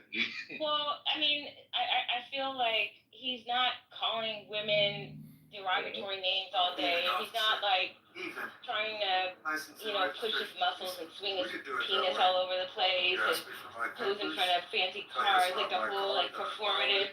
He's like the nerdy, masculine type who's quiet, soft spoken, and it's like he went to Howard or something. Like I don't know if he went to Howard, but he gives me like the Dr. Goddess knows what I'm talking about. Like he looks like he went to Howard or Morehouse or something. Right. So the reason I asked that, and surprisingly, was the point I was getting at. It seemed like you guys want guys that are super soft on the issue, that's kind of passive, which is ironic why he calls himself mediocre tutorials, because he doesn't do anything outstanding. He kind of does it to where it's a safe zone to where someone like yourself would like. And I find it to be a problem because there's real issues in the dating market in between the sexes. And if we can't narrow it down to pinpoint it or corner it, if you will, to actually address it, then we're not going to fix it. And we got someone like him, and I agree, he does talk about it, but he talks about it in a roundabout way, in a very passive way. And there's other guys, not that many that's kind of similar. But when you look at guys like Thomas Sotomayor, Kevin Samuels, the guys that got really popular off of it, I think people gravitated to them because they was actually pointing out solutions, what to accept, what not to accept, what to look out for, how to deal with the matters, etc. And I think when it doesn't favor the women or they see that it is something that don't, you know, it's something they can't get over with, they have a problem with it. I'm not saying I agree with everything that's been said and done, but the objective is to try to get into a position where you can win in this space. And I'm not saying just win, I'll end on this, not just winning as a man, but winning as a collective, meaning that if I engage a woman, this is for us, not just for me. There are some of the men on sure that's fucked up that's looking for just to do some fucked up stuff like, oh, I can just cheat and she has to tolerate whatever the fuck I give her. Not that shit, I think that's stupid. But guys who are actually looking for good relationships, actually build families, actually, you know, want that traditional peace and prosperity union. And I think when women see guys who take the aggressive approach, it turns them off, but it's not for them, it's for the men. So yeah, I just want to put that out there. Yeah, I would. Okay, so you're asking me, and in my defense, I am a woman, so I'm not here to be in, you know, grown men's business. But I will say that some of the most powerful leaders are soft-spoken. Not all of them are bombastic. You even mentioned Kevin Samuels. Kevin Samuels was not doing any of the things that we see these other manosphere guys doing. And he was still effective at what he was doing. And he still, I'm sure you would agree, helped men be more manly men. And I've never heard that man raise his voice or, you know, pound his chest like a gorilla or anything like that. So agreed. And lastly on this is somebody that I've been listening to that's very effective in my opinion. He's a clinical psychologist. He's known for a lot of other things, but in this space he's not recognized. Jordan Peterson. Okay, he took on the plight to address incels because he realized, and you guys may know the viral clip that he cried on, I think it was Piers Morgan, about that group being kind of left behind. Now the incels are not necessarily part of the manosphere, they're kind of like that sub-French group, but because the manosphere is mostly guys who kind of already got it together, like they can actually talk to girls, they've been on dates, they have relationships, etc. The incels are guys who just don't have any success in that space. But this applies to both the manosphere and the incels because Jordan Peterson does a great job at breaking down the psychology between men and women in relationships. He has done books on it. The reason I encourage him to be a good option because he's not doing all the bombastic shit. He's not trying to appeal to opinion. He's going at it from a clinical psychologist perspective, but he puts it in layman terms so you can understand it. And I think it's extremely effective, and I wish more people would listen to him because he makes it all make sense. So, yeah, for any guys who are listening, check him out. I think he's really good. Yeah, Jordan Peterson is good, but there's also a new guy, and he's black. His name is Ask a Brother Podcast. Yes, that guy, He the one. recently went viral. I feel like, he's married. He does tell the truth about women. He is a clinical psychologist, and he sees patients, and his primary patients, I believe, are black men. So I'm going to knock mediocre tutorials from the top and say it's Ask a Brother Podcast, because it seems like he's really trying to help, while also like acknowledging the things that men are frustrated with and, quote unquote, putting women in their place. But he clearly likes women. He's married. He talks about his hero's journey from being like a thug dude to a husband. So yeah, I think people like that should be put forward because these YNs need some daddies. I agree. Lastly, I'll say, and I'll say one last. No, I said I won't say last. Anyhow, I do agree with those guys, but the hard shit is also necessary too, because some people, men and women, need a kick in their ass, and it may not be for you, and it may not be for some of the men, but some of us need a hard kick in the ass. Some of us need to know that, hey, this is stupid, or this is unfair, or whatever the fuck the case may be. But the bottom line is, all of us need to gravitate what fits us best, in the sense that it actually shows progression. Not that I'm just comfortable because I don't want to be surrounded by yes men. I don't think none of us should be. But we need to be surround ourselves with content that actually show us that we're making progress. We're actually getting closer to our goals. So I do agree those people are good options. You know what I really like about Jordan Peterson is that he openly says he's Christian, right? And my thing is that a lot of people think he lies or whatever, but about being Christian. But the thing is, I think the reason he wants Christianity because the church would be where people would get what you just described free, right? That's where people would get, because if you don't, not everyone has parents, not everyone has good parents, right? And so then the church would be where people would get that kind of like dose of reality. And but then people are not that religious, and it's fine. You need something to replace it with.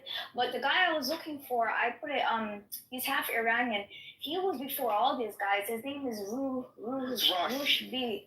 Yeah, this guy's a bitch. This guy promotes rape. Okay, that's why he was banned from going into different countries. Like because Jordan Peterson, there's been attacks on women in the city of Toronto, like a van attack and stuff.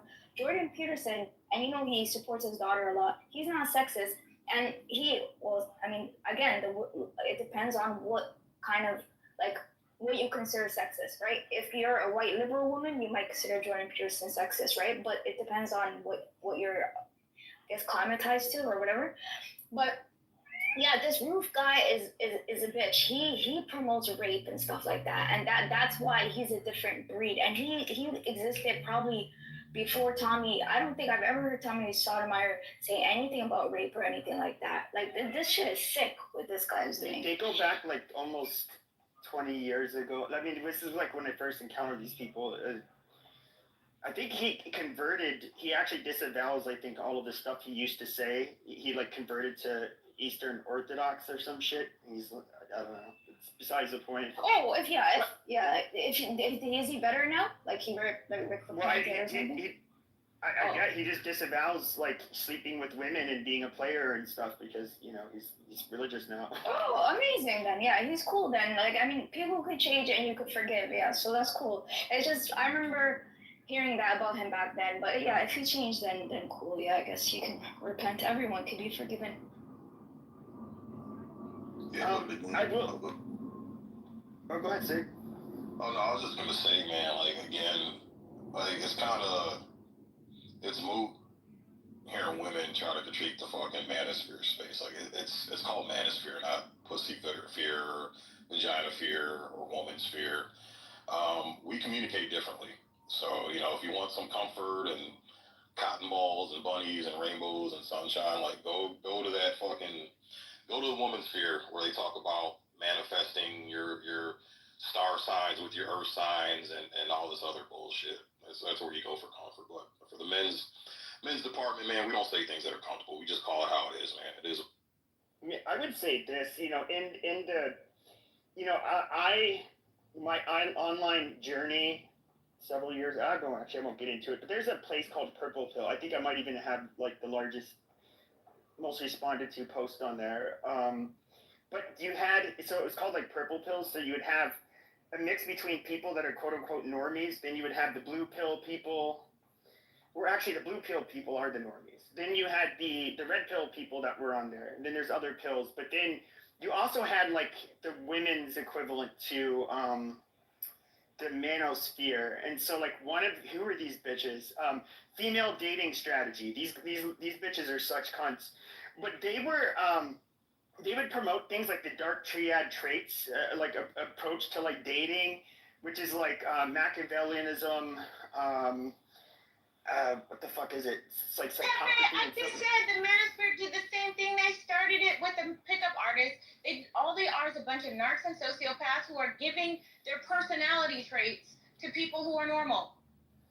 Sure, but I would say there's definitely like women that are like this, and it was really funny watching this hit the black community, where it's like all of a sudden you see all of these black women talking about hypergamy. And it's just like, oh, amazing, you guys discovered a new word. But it was like, what I thought was really weird, and I'm just being dead honest. If you were to like look up hypergamy in your YouTube video, if I recall correctly, it's nothing but black women. And it's like, I'm not pinning this just on black women, because I think these women were of all races in the female dating strategy space. But they were just basically all about shit testing men. They have to be quote unquote high effort when they first meet.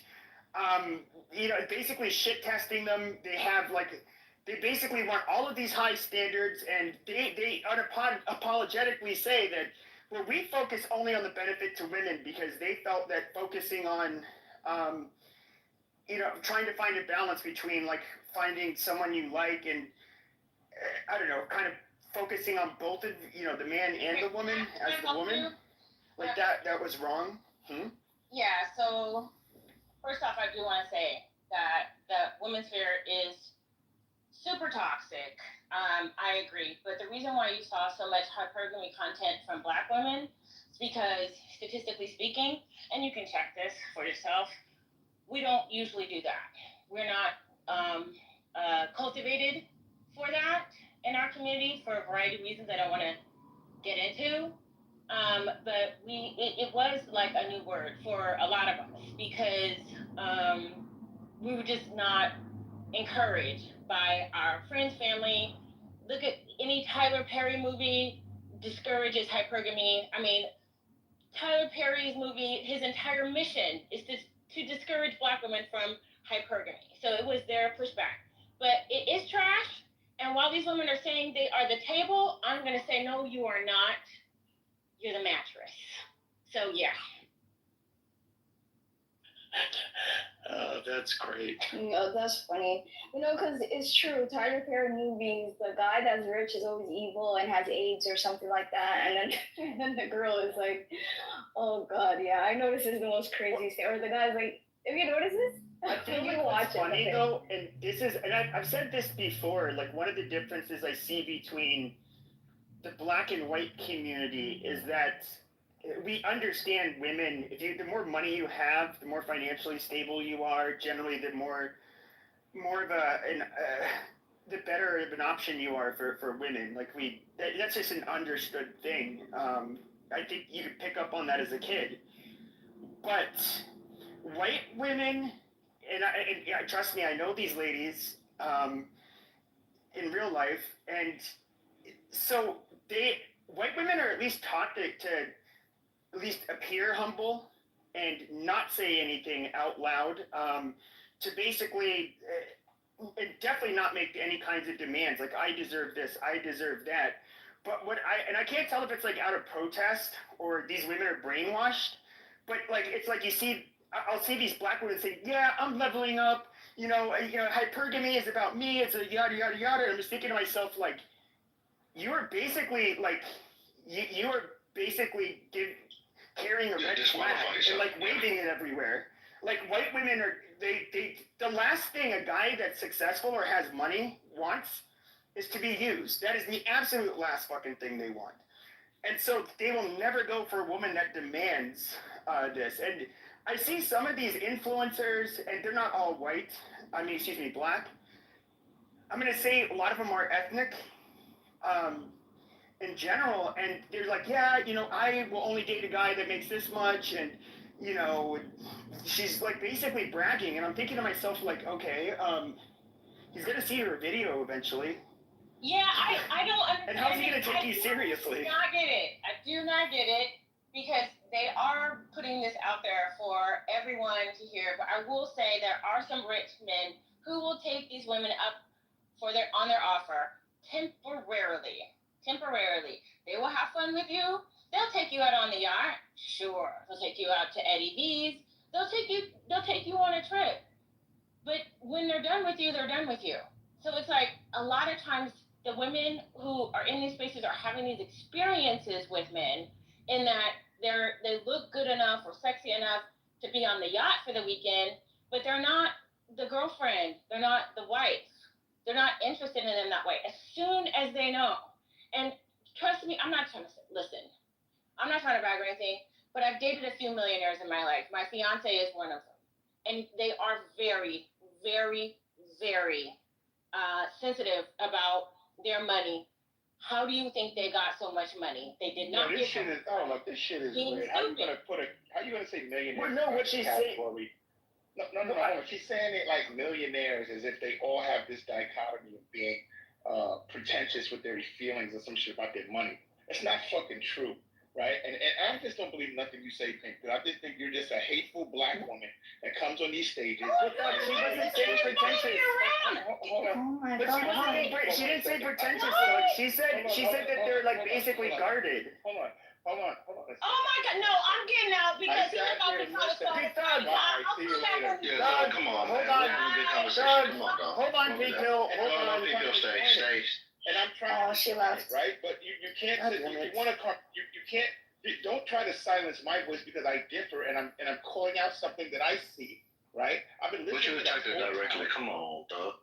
And she was talking more about her as opposed to the point. And she was talking about the men she dates, though. I know, right? But this is the bullshit that I hear every time. Millionaires have this certain type of attitude about their money. It's not true. It's not true at all. You don't know who's wealthy on this stage that has a certain type. You don't know. You don't know. For you to say I dated millionaires and they have this thing about them, that's not the whole fucking bowl of soup. It's not. And I just think that shit is unfair for somebody to get away with saying shit like that. That shit ain't But Doug, true, you weren't. I don't think you listened to the whole conversation. I heard the whole thing. Okay, but it sounded like she was agreeing with me. I know people. I was agreeing with him. What is your problem? Man, I'm not talking about. Your problem is that you don't want to hear what people say. You just want to. Okay, Doug, you're like whatever your narratives are. He's unhinged. He does this whenever I go somewhere. And this is what she does in every room. He does this every place I go. She was speaking, so time out. Let her and Pepe was talking. Let her finish her point. You can respond to it. Yeah, so I don't understand why this man, every time I'm on the stage with him, he comes after the minutia, anything that I say. I never said that all rich men were the same. That is not what I said. But what I will say is that rich men will have a tendency, there will be rich men who will pick the woman who says, I'm just out for the money, temporarily, just for fun. This is not, I don't even know why you're arguing this. You're only arguing it to be contrarian because you don't like me. But every man on this stage will say that what I am saying is not only plausible, but true. Now, what I did say was that millionaires, wealthy men, that these women are obsessed with, did not keep their money by giving it to every hoe that encounters them. This is basic knowledge. But because I said it, and you are insane, that is what you have a problem with. I don't even want to talk to you because you are rabid, sir. There was nothing that I said that was wrong. You're insane. Leave me the fuck alone. Okay, go kill yourself. God damn it, Doug. You're in the Matrix, Doug. I was gonna say too. You guys are just gonna let him say I should go kill myself? Really? Just Hold on. You want that content that bad? I moved into the audience. It's fine. Yeah, I was gonna say too. She was speaking in general, man. Like this is a dumb shit that people do. It's just it's not every whatever in the bowl, or she's not speaking on every swinging dick, bro. It's a general statement. Yes, people with money. The reason why they have money is because they're very picky and watchful. The ones who aren't picky and watchful and frugal with their fucking money, they end up broke, man. They blow it just as fast as they fuck. You know, oh, sorry. I would say this. I think a lot of people. I've only known, a couple people that have like, and I was not even close friends with them. But one of my best friends, it was his childhood friend from before we met. But we met as teenagers and everything. But you probably heard of PF Chang's or Payway, the little store. Basically, the first PF Chang's, it was his family that opened it. And it went from like one restaurant like 25 years ago to being like all over the country. So as you can imagine, they have a lot of money. Like this dude was like he would go really out of his way to like not let people know who he is or that he has any kind of money. It's not just because women, but just people in general, when they find out you have money, it's like they want, a lot of people are going to try to leech off of you or ask you to invest in something or, whatever, or they're just going to ask for money. But yeah, I think Pink Pill agrees that these women who say like, oh, you need to get a man with this kind of money and yada yada, that's all I date. I don't see these women ever getting wifed up. Like, who the fuck would approve of them? Because they don't. And I just recently saw a report where a girl got killed by her 50-year-old sugar daddy, and she apparently was a fan of the Sprinkle Sprinkle lady. So this is not only stupid, it is dangerous. I do not understand how people think that you put that kind of negativity in the world, where I am going to be so mercenary, I am just going to use these people strategically, exploit them, feel nothing, give nothing, and I'm going to get it all. What does that sound like to you? What kind of person does that sound like to you? Does that sound like a good person to you? Sounds like a freaking psychopath. No, but some of these girls, I don't know if you guys remember, there used to be a show called Millionaire Matchmaker, right? But that was like an actual TV show, right? I always wonder, like, some of the girls who do the hypergamy stuff, is it possible that they're trying to be like Myron or like Tate or whatever, like someone who does a podcast, right? And then, like, 'cause some of them will write books and, like, is it like, are they really interested in getting a rich man, or are they trying to be rich themselves by selling this content? Maybe that's what I think they're trying to do themselves, like be businesswomen. I'm not saying all of them. I'm saying some of the content creators, because I know one of them, she literally said like, oh, my marriage was terrible and I don't want to get married again. She just does this content for her own, like she makes money and she goes to talk shows and all this stuff. You guys know what I'm talking about? Her name is, she's Russian, I think. She's not black. She's not one of the hypergamous black people. She's Russian. What is her name? Let me look it up. Is it Anna Bay? Yeah, Anna Bay, exactly. Wait a minute, yeah. She got divorced already? Yeah, she got divorced, and she's yeah.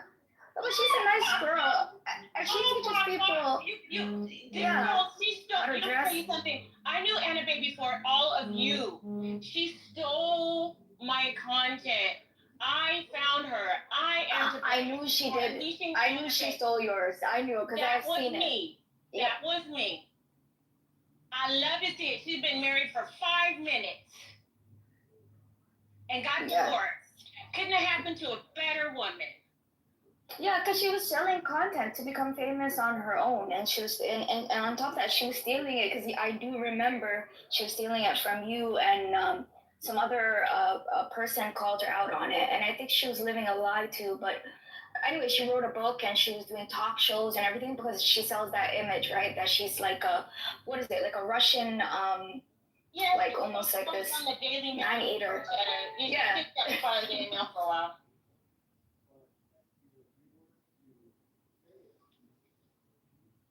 Out of all the content I liked during the Pandemic, my favorite was Kevin Samuels only because he was fucking hilarious.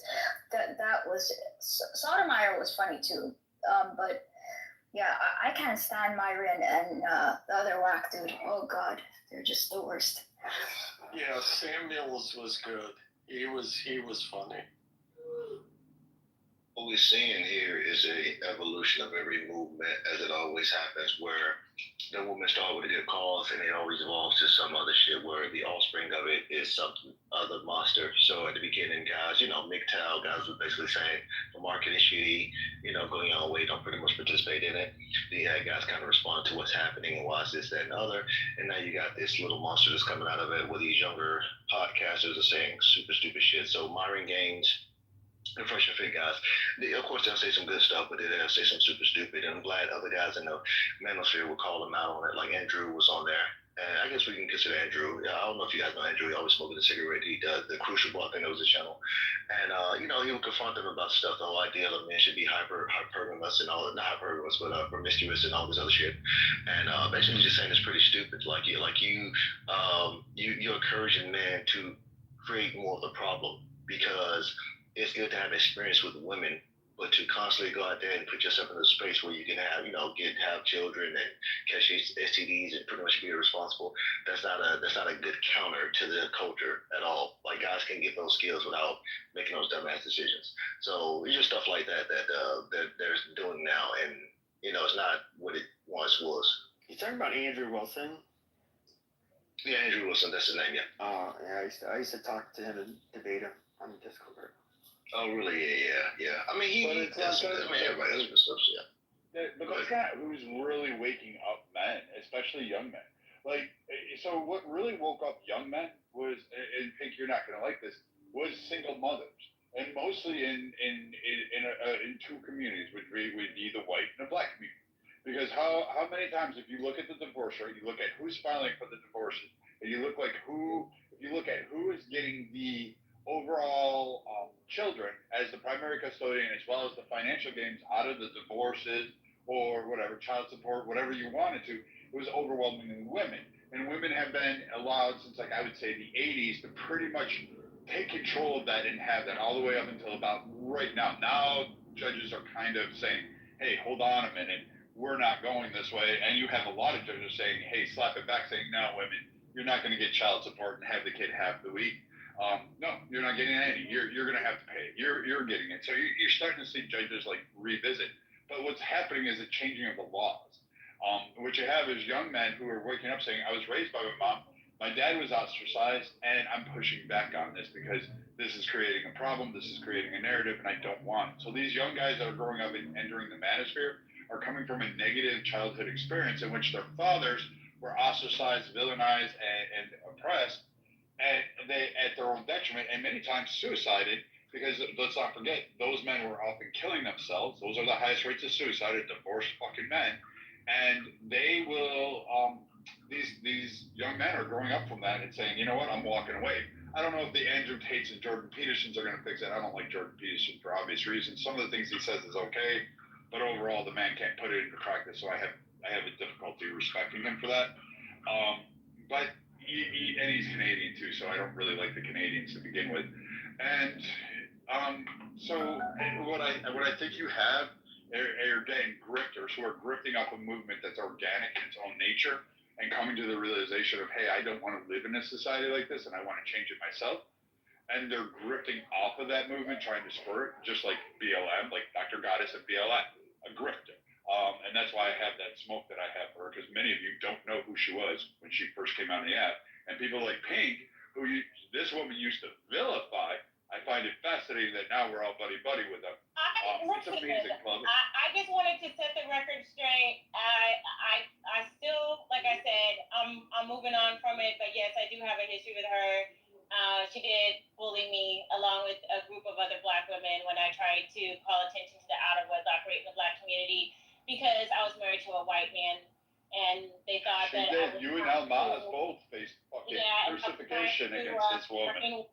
I was trying to brainwash Black women to have all their baby dads be white men in some weird way. I don't know, but yeah, that is what happened. But Yeah, she shut down Alma. She did a whole cancel campaign against Pink.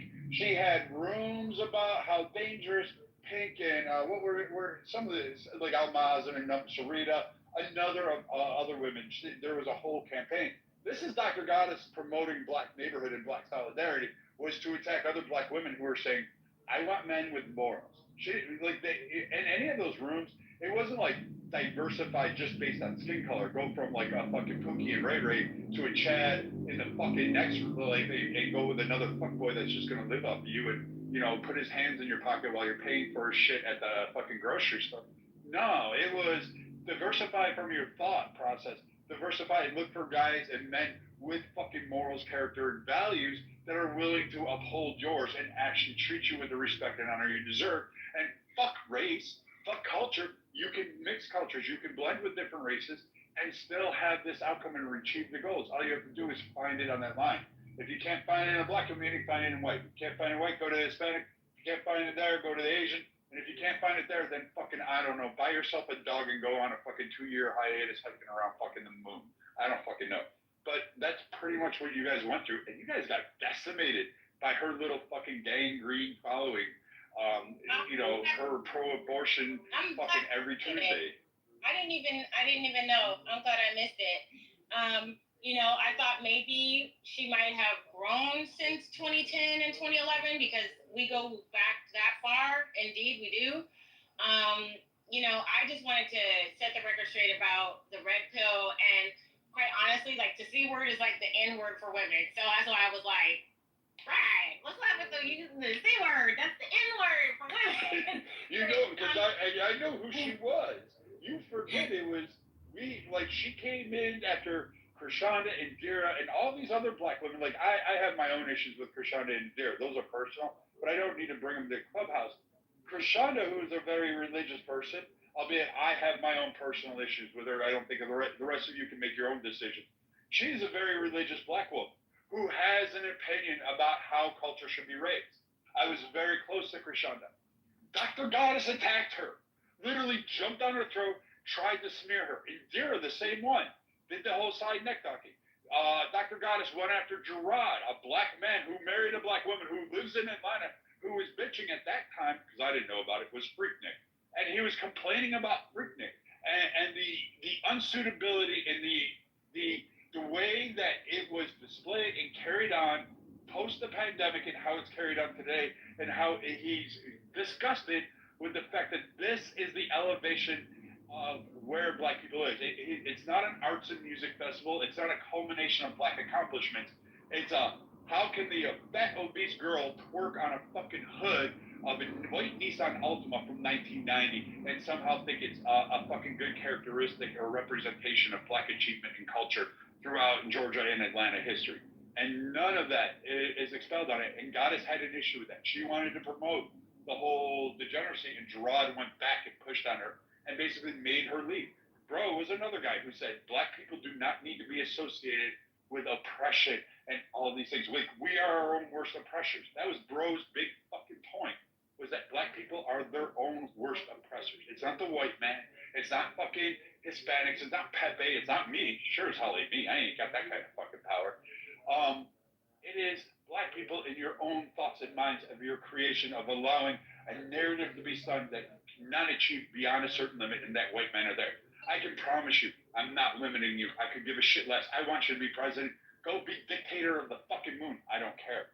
But as long as you're able to manifest your own destiny, I don't give a shit. I don't that doesn't matter to me.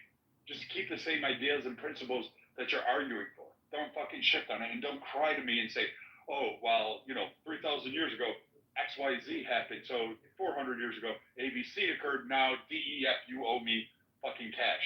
No, that shit's not going to happen. I'm not going to bite on it. The biggest slap in the face? This is the biggest slap in the face, and it gets me more and more angry, and I've been thinking about doing a video about this, is that the black people alive today, these millennials mostly, are actually more angry than the people who actually went through the stuff that they are complaining about that they have never experienced. Ask me how I know that they would be so ashamed. They would be so ashamed that we would use our inheritance in this way. Ask me how I know. Because my dad was born in 1922. He fought in World War II down in North Africa. My grandfather fought in World War I. They both enlisted. They love this country. My country has been here since 1792. Love this country, but faced so much oppression. My grandfather was a sharecropper, but they always maintained their dignity, their integrity. They wanted a better life for their children. They fought for their right to exist amongst other people. They were grateful that they were able to pass that along to us. And all we do is still complain. That is, to me, is the biggest betrayal of them all. What can you? Not that legacy and that gift. All we have done is complain, and none of us have gone through what actually happened to get us so mad.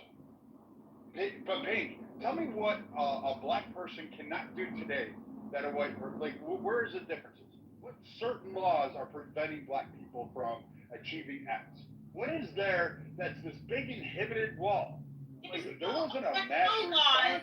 Listen, there's no laws. Like, there was no massive response to BLM from the white community or the Asian community or the Hispanic community.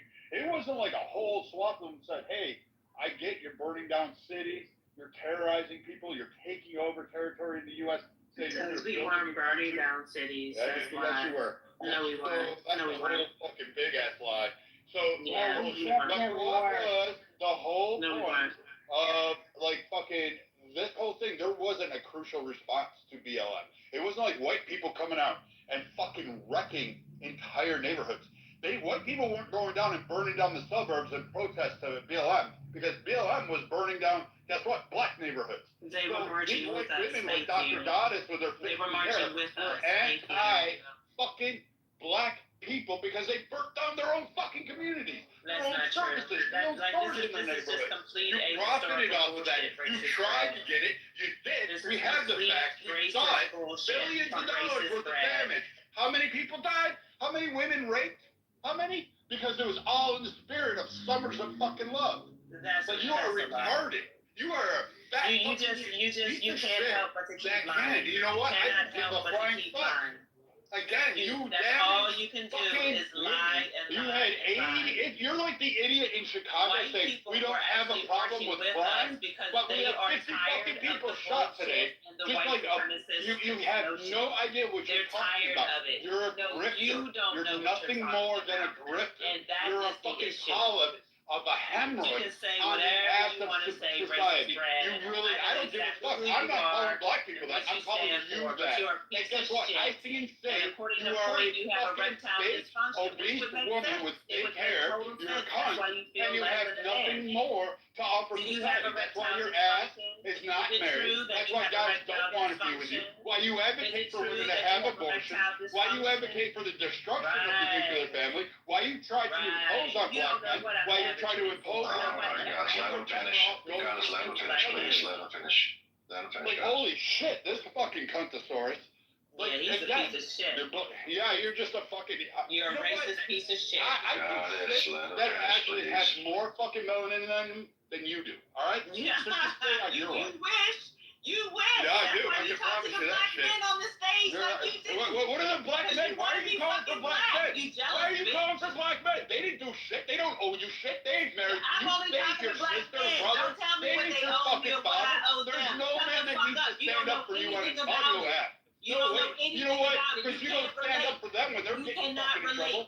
You ain't going after them. You went after Pink when she was like trying to do her thing. You went after a whole sorts of women trying to do your cancellation on there. You fucking piece of fucking fake ass I'm gonna bring it back up because you guys go at each other a lot of time out real quick. And when you two gauge each other, I'm gonna have to put one down and the other up if y'all come off because I just want y'all to get through y'all piece. So can I just go ahead, Brad, finish it? Yeah, absolutely. And I'll bring it back. You don't have to. I mean, again, it's like no one wants to keep having gonorrhea infect them. Like you're supposed to get that once and you cut it off and done. So like this whole idea that like people like Goddess want to continue a racial trope, again, there was no repercussions to BLM. In fact, there was no severe anything. And we're still trying to deal with the fallout because we're now having problems in communities. Not because of, guess what? Police. We're having problems because of the fucking criminals. And who didn't see that shit coming? And now everybody's bitching about it. So now people like Pink are saying, we told you this. We told you this was the wrong pathway. She's getting attacked. You had Sig who sat there and said, hey, we got to clean our shit up. We can't be sitting here having this. Nope. You had the Dr. Goddesses win out. And what you have today is a direct result from these BLM bitches losing their fucking minds. That's what it is. These fucking cunts that fucking went up there and advocated for a change in society. And guess what? You shouldn't have listened to them because these women weren't married. They won't be married. Men don't want them, and they're not procreating. They have no idea how to talk about your children. They fucking lie about history, and then they go through and extrapolate a whole bunch of shit just to say, hey, we're oppressed. I'll land there. I wanted to ask you a question. So, as usual, racist Brad has to lie about Black Lives Matter. Can you hear me? Yeah, we can hear you, Sweet Pea. Goddess, if you don't mind letting her get a submission. Matter of fact, yeah, okay. Go ahead, Yeah, she can let you. Brad said something that I thought was interesting about what barriers, I'll say it like this, I'll paraphrase it and say, what barriers to wealth do people have now? And you were, I think, alluding to the fact that there are no barriers to obtaining wealth like they were, say, prior to 1950 or whatever. No, it's the laws. What laws are on the books that say that a white man can do something that a black man can't do? Or a black person. That's very specific. Okay, laws. Yeah, I would have to agree with that. However, when it comes to equity, I think there is some issues that prevent the accumulation of wealth. Equity you're referring to? Equity would be, for example, same house being sold for different amounts of money. I would agree there is an equity division because of bad decisions that black folks make. What did he say? Can you repeat that? The equity is because of the decisions black people make. You buy in shitty ass neighborhoods. You don't take care of your fucking properties. So of course it's going to be a difference. Because you're not taking care of yourself. You're not buying in these good areas. You're buying in the hood. What do you think you're going to get? I'm crying. That's not what I was referring to, sir.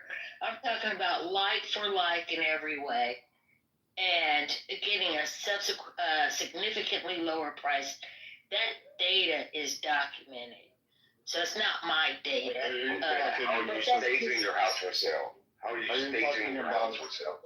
Are you talking property value solely across? It doesn't matter where it is, location, states, rural versus urban, quality of areas, materials, new age. You're extrapolating. I'm talking about. Yeah, so I'm talking about same identical house, okay? Same quality of care, 2 streets, 3 streets over. Okay, how are you staging your house for sale? How am I staging my house for sale? Before that. So I want to get away from me and just say that one of the things that. Okay, so one of the things is that in some cases, it has been noted that the black family will have to take down all the pictures, and to get close to the same price, they have to take the ethnicity out of the home.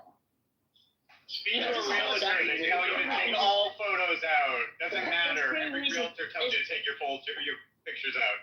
Yeah, that's probably But what I'm saying is that if you read the data for yourself across the board, you'll see that there is an equity issue.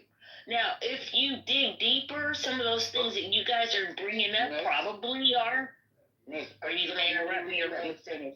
I just want to. Are you drifting to cumulative data, or are you going back to the two households that you're using as an example? Because you use two properties as your primary example, and then saying cumulatively, this is representative of the issue at large. And I would have to look at what data sets you're referring to, and particularly those two properties, why there's a difference, where they're located, what would be the rationale for it. Also the history of the house. Like, if you had a murder in your house, it's going to sell less. But unless you had a ghost sighting, that actually increases the value. Amityville Horror, anybody. That actually can increase your property value in some locations. So it just depends on why a house is listed the way it is. So you have to look at both of those arenas. I understand that. I'm just saying, all things being equal, it is an issue. If you want to add all these anecdotal reasons, I'm not saying those don't happen. Like things like anecdotally, there are things that happen, but you have to knock that in statistics, those isolated instances, you would have to consider noise in the data and just try to deal with the raw data, and the raw data still suggests that the values the values are significantly lower than the exact same property, say across town, or exact same builder, the person, and this whole idea that black folks don't keep their properties up and all of that is a little, I think, biased, and I don't know where that comes from, but because I didn't see it in my neighborhood, but I'll try to find some data for you and put it in the chat. And I only said that to point out. Sweet Pea, other people have put it in the chat. Keep going. The evidence is right there. Thank you. So the only point is there are equity issues when it comes to obtaining wealth, and it doesn't have, and it's maybe not law driven, it might just be bias driven or racism driven. And I'm suggesting it's racism driven. Well, it's a known fact. The offer, what is driving the exception of those racist offers? Why don't they negotiate better or not sell to the person who's trying to lowball them? White people are racist, bro. That's just how it is. Well, look, it's a known fact that if a white person moves into a house that was previously owned by a black person, they stop listening to Christian music and start listening to music with syncopations in it. They stop putting raisins in their potato salad, okay? And they show up late to their appointments after that. So that's a valid reason why white people can't, buy houses that were formerly owned by black people. And you can take that to the bank. That's It's funny how people.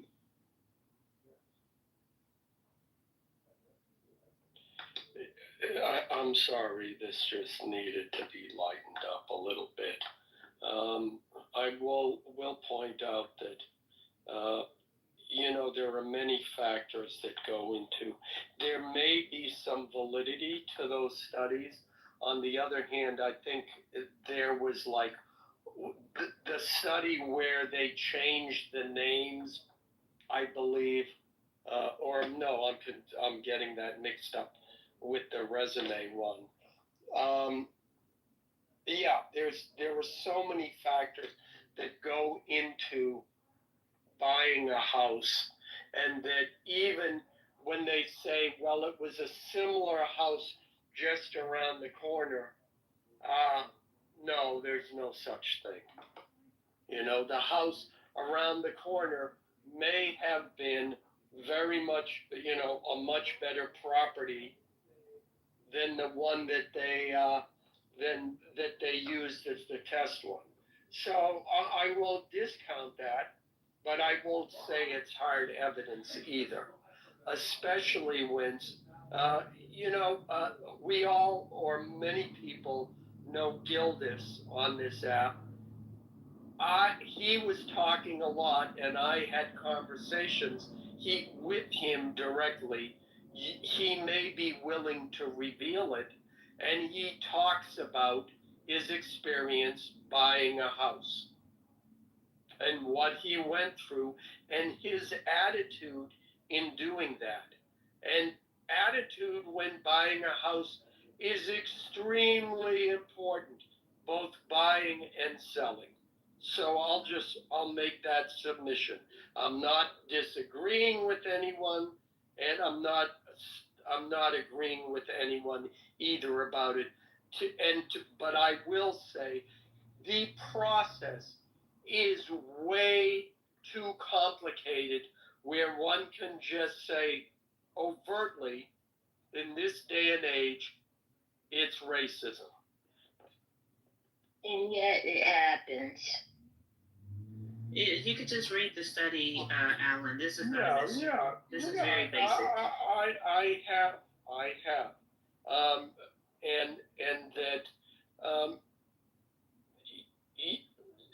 it's. I will go back to that. If racism can be proven, there are laws to prosecute people who engage in that. Well, you can't This force is- someone to buy a house. No. I'm kind of late with this. What years you talking about? You talking about right now, this present time, right? Yeah. And I don't know, when did This has been going on for a while. See, this is the issue I have, Sweetie P, with that argument. And it's going to be anecdotal, probably, because I have the second best property in town. And my equity is more than the first property now. What? So when I talk about So equity, when I bought my house, it was the second best property. Now I have more equity than the first. Okay, they want my house, and during the pandemic, realtors was coming to me and saying, "Hey, you want to sell because your property is worth more than the original first." Do you mind telling us where you live, generally? No, I'm not telling you that shit. No, that's fine. I mean, no state or anything. I'm just curious Do about the you market. remember this one from the beginning? Shut up, Brad. Shut up, racist Or Brad. what? Oh, so you're trying to engage each other. Well, I can tell you what, because I live in Canada. How about that?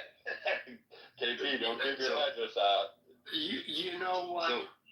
All of this. I didn't ask for all of that. Really, I'm not the stalker. Brad is, actually. Thank you. All of this is. No, Brad, though. Brad, No, he's not. Alan, you was gonna say the question I asked you about the racism part, to you about racism, you was gonna say dated all the way back to slavery, weren't you? Right after slavery ended, correct? I'm pretty sure you was going to say that. No, I wasn't going to say that. I was going to go back to the 60s. Real quickly, guys, will you finish? I know you're trying to hop in there. I'm sorry, what did you say, Free? No, I'm trying to make sure guys will finish. I know she No, I wasn't finished. I mean, the reason why I asked Kay where he lived, I mean, it may or may not be relevant, but it's like, Kay, your individual experience does not belie the data that this is a common experience of Black homeowners. You're not trying to do that, are you? No, I'm just saying that as a Black homeowner, my property value is more than all the white folks around me. If you want to pull that card. No, it's not. It's not even a card. It just sounds like you're an outlier, and that's okay. Yeah, she's saying anecdotal. Yeah, we applaud you. You know, and what I mean, that's why I say it's an anecdotal experience. That's why I said that to me. Yeah, and then earlier you also said like, stop buying in a bad neighborhood, et cetera, et cetera. Correct. I mean, but you do realize that people buy where they can afford it. I mean, well, and I get that. So you take care of your property, you build it up, and your wealth goes up. Stop selling your house when grandmama died. You keep that house. Give me a second, guys. Go ahead, Alan, get in there. Yeah, what's the saying when white people get a cold, black people get the flu? When it comes to home ownership and real estate and property, most people are uninformed, and that's the nice word I'm going to use, uninformed about what it takes to get into real estate, maintain it, and negotiate it. And perhaps black people are being taken advantage of in a ruthless business that I can even concede that. But the fact is, if you can buy a property, buy it. Because once you have shown you have the means by which you can buy a property, even if it is in the shittiest part of town, you have won. You have won. And yeah, again, I'll say it. Yeah, to the outsider, and all of those studies, it may seem what was done was unfair, but you are talking about a business that is brutally ruthless, not just to you as black people, but to white people and to anybody else. There are huge regulations surrounding real estate and home buying because the potential to screw people over when you're talking about large sums of money is so great. So don't think you're special just because one study came out and said, oh my gosh, they were treated unfairly when it comes to getting appraiser. You want the solution to that? Before you go, first of all, go to multiple banks. That's number one. Number two, before you try and get a loan at a bank, you call them up and say, oh, by the way, what's the appraisal company you use? Then you call them up and you independently, it doesn't cost a lot of money, $600, $700.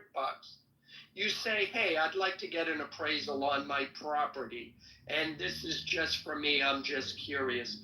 And you say, please, and since you're paying for this, they'll do it, please give me the highest appraisal you can. Then you spend a month, and I mean literally a month, cleaning that place up to the point where everything looks at it like it's new, both inside and out.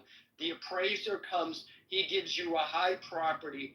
Then when you go to that bank for the bank loan and they say, oh, well, we think this, and you, let's say you get I'm in California, so these are real numbers. Let's say you get a $500,000 appraisal, and then the bank, you go to the bank, and the bank says, well, we think it's only worth 400.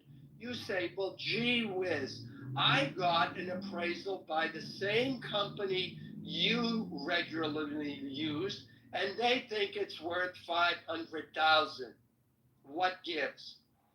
Yeah, welcome to the real world. Oh, okay. So this isn't about. And then I can roll that price into the seller. I can roll that into the seller. This isn't about what black homeowners experience across the country. This is about Kay's anecdotal experience, Pink Pill's anecdotal experience, and Alan's advice around how to deal with the banks. But your anecdotal experience is prevalent to all of Black America. Here's the thing. That you should be listened to. One second. One second. The irony is, I believe it was Barack Obama that got a law passed, or whatever. He worked on something with the fair housing, and that's the only reason why we can even come up with the data around these appraisals. That's the funny part about it. I mean, I don't know why y'all are doing mental gymnastics to deny that racism exists. It does. Like that doesn't mean. Here's the thing. Denying racism. Wait. Let me just say. Oh, well, Alan actually sounds like it. But let me just say, just because there's racism does not mean we're going to stop. It's like acknowledging a barrier that is in front of you doesn't mean that you're not going to back up and run as fast as you can to jump over that barrier. And I kind of feel like maybe some of y'all, if we talk about racism or talk about the way that history has affected the Black community in a number of different ways, it seems like some of y'all think that it's an admission of submission or that it means well, we're just going to fail. But here's the other thing. We're not superhuman. So, like, as human beings, things do happen. And just like they happen to white people, too. And now, and thankfully, the Hispanics are seeing it. What'd you say? Can you give me a definition of racism so we can start on Sure, it's very simple. Racism is the system of white supremacy in America that affects all areas of people activity, be it law, labor, entertainment, education, anywhere people activity is, that's what it is. It began, as you all know, in America, it was refined. It began around the racial idea, the racialization of the people, and that continued. That's all it is. That's not all it is. If that's what you're saying, that was the original definition. No, what are you saying? What was the original definition? Superior. One race is superior to another race. No, that's not. That is not all it was. Now you're changing it so much now. It's getting muddied up. This is the problem. Okay, if it was just one race, the idea of one race being superior over another, we could have surpassed that a long time ago. That is not what racism is. It is systemic. It is a systemic issue. It's not. Well, here's this. I got you. I hear you. We heard you. I'm about to tell you what I'm talking about. So, firstly, that's cool. Sweet Pea, I think you brought this up too, so you can chime in also. So, on this study right here with the housing discrimination appraisal thing, do you know if they use the same company or a different company? Oh, I don't even remember. I just know it's accurate. I'm talking to Sweet Pea too. That's fine. That's how you know it's accurate. I know it's accurate. So the point I'm getting at, what I'm making this long. In place was to stop. You realize that we didn't have all the data, or Black people kept saying. No. I'm talking about the source y'all referred to. Got it. I'm talking about the source. Racism was tied together at one point. Yeah. Hold on. So, check this out. Right. The reason I'm bringing this up because it's a recent incident. They like to use to say it's still happening and it's not. So that appraisal. I get it. I just said you thought it was, so you don't have to say that. I got you. The appraisal process that you guys are referring to, the Washington Post, I read the story a lot of times. It happened during COVID. It's a bullshit story. They don't specify the company or companies that was involved. They don't specify the appraisers that was involved. The reason being, when you get something appraised, you use different appraisals, you're going to get different results. That's a fact. That's whether it's a car, a truck, whatever the fuck, whatever property you have. It's also, if you took something to one pawn shop and you took another pawn shop, they may value it differently. Okay? And it may be vastly depending on how much they value what you have. So this is just not a good study. I'm not saying racism doesn't exist or this position is not a racist thing. You can't conclude it based off the evidence provided. They just see it different in the numbers and conclude it's racist. And that's why we have these issues, because you guys' standard for racism is so fucking low that anything you don't like just become racism. Like, do you know what's intended? Thanks for your opinion. That's unfair. I'm actually a statistician. I know these numbers are real. I don't have the methodology on which they were gathered, so you do have a point there. It is important. But the point is that this is not something that's not unknown, and you guys are fighting against it like I just made it up. Well, no. Well, here's the issue, Sweet Pea. Well, this is why. when you have an issue, you want to verify its actual issue. Otherwise, we'll be fighting ghosts, right? And not only that, worse than that, we'll actually create a new issue to where we're actually demonizing people or system or this country, essentially, because the issue doesn't really exist. So we need to substantiate the issue because we're going to make laws and change policies and get people out of position. Because, for example, if this company did this, that's a bad company, have a bad practice. They could be civilly liable, criminally liable, etc. But when you have it so vague to the point you can't even call out the bad perpetrators, then the question becomes, what is your agenda? Are we trying to fix a problem, or are you just trying to carry a narrative? And it seems more narrative based than actually trying to fix a problem. So that's why it's essential to narrow these things down. Yeah, so, we were just in conversation. I wasn't, prepared to come in and have a debate about this in particular. It was brought up because someone had mentioned that there's nothing going on, and maybe he said laws. And so I can't debate the law part, but the practices part is where I take issue. And the same thing occurs with getting loans. Well, The same type of thing occurs. But when they mention a company, think about it. We can start there. Think about it. If someone did something racist as a racist, say, hey, this person did it, whether they work for a company or an individual, because we have all these pictures, posts online about neighbors and regular people doing the same shit racist, we dox them. But right now in this post, during the time when doxing is prominent, we won't even say the company that did this racial appraisal, which points to me that is bullshit, and we took a narrative and ran with it. They can't even put that company out there to say they actually did something wrong. They've actually sued several banks for this. I'm sorry, second. Too many people talking, I can't hear.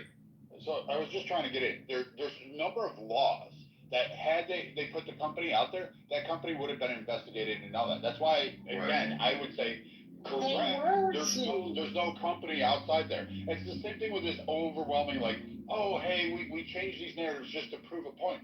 It's always a narrative. It's always a vague poll, and stats can be manipulated a whole bunch of ways. I'm not saying there wasn't oppression, miss. I'm not saying there wasn't discrimination, bias, prejudice, sexism, misogyny, whatever ism you want to fucking throw out there. You got it. You have it. Fuck, we had a policy for 75 fucking years straight, an anti-Chinese exclusion policy, in which we basically, anyone who had features that resembled Chinese, we threw them out of the country. We literally had that as a nation. So I'm with you. We had slavery. We had a whole bunch of shit. But what is weird is that you have people who I call the Benjamin Crumps of platforms. They want to grift off of and create a perpetuating narrative, because without that narrative, they're held accountable to actually saying, hey, I have to achieve this. I have to be answering for education of my kids. I have to be answering for why I don't pay taxes at an alarming rate. Why is it that, I don't have businesses? And if you are upset over businesses and talking racism and prejudice, then we can stop supporting black businesses. We can do that, because last time I checked, I don't see a lot of white women being employed at black hair salons. I'm just checking that one out. I'm pretty sure that's probably not a thing. I'm sure there's maybe one or two anecdotes, but I'd say there's a lot of them that aren't there. Yeah, and I would agree with that, and it's largely because white women don't tend to know how to do black hair. But here's what I want to say, and where there are mixed beauty salons, because I've been to them, as a matter of fact, my hairdresser is white. However, I don't want to get into all of this. I only questioned this whole idea that there was nothing out there that could impose on I just asked for the law. Just give me the law. Just give me a second. All I can do is I can tell you that as recent as 2024, 2025, let me see. There was who was that? I missed stuff out. Let me see.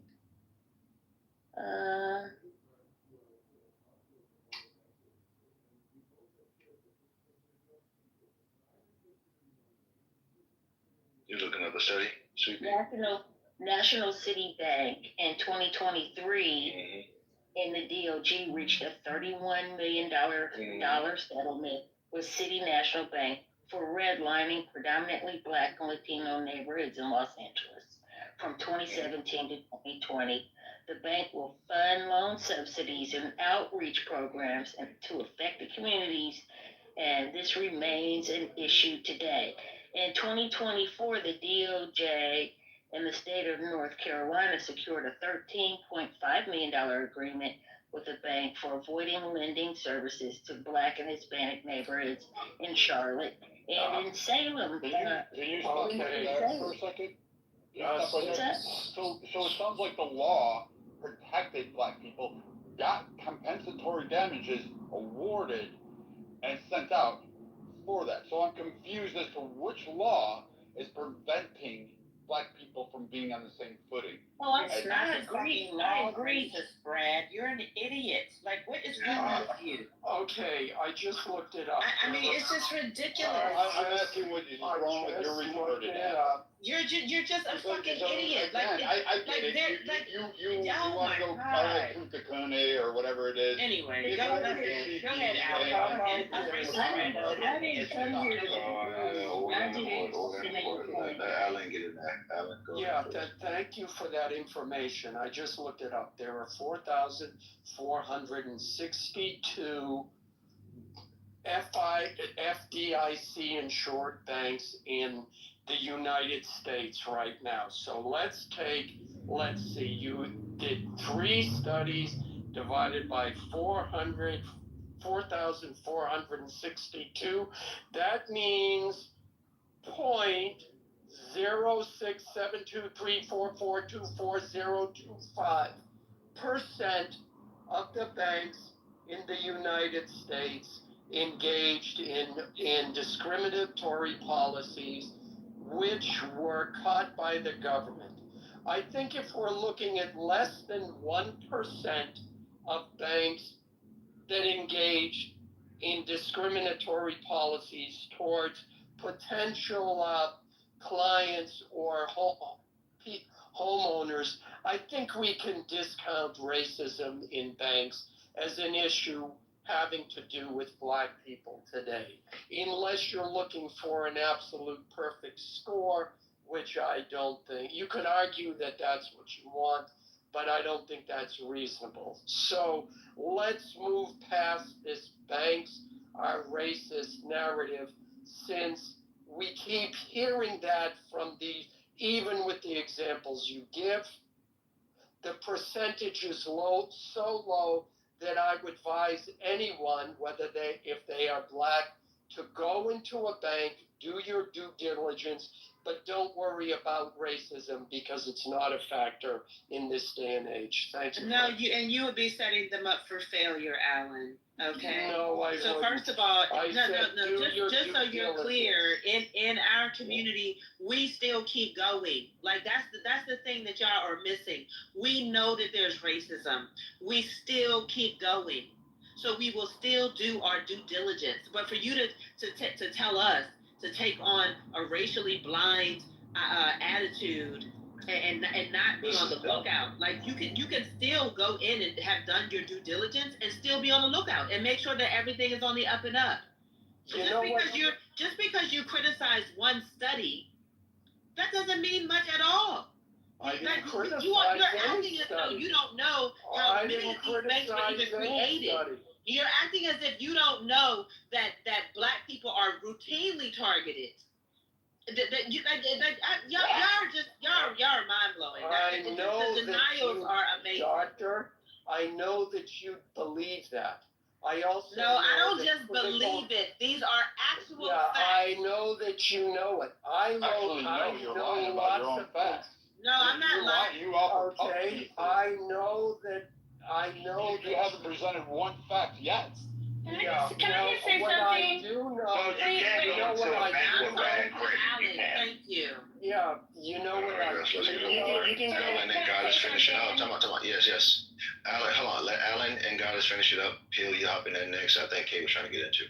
Yeah, I do know that that it is a stated fact from critical race theory that one should assume that there is racism in everything every day.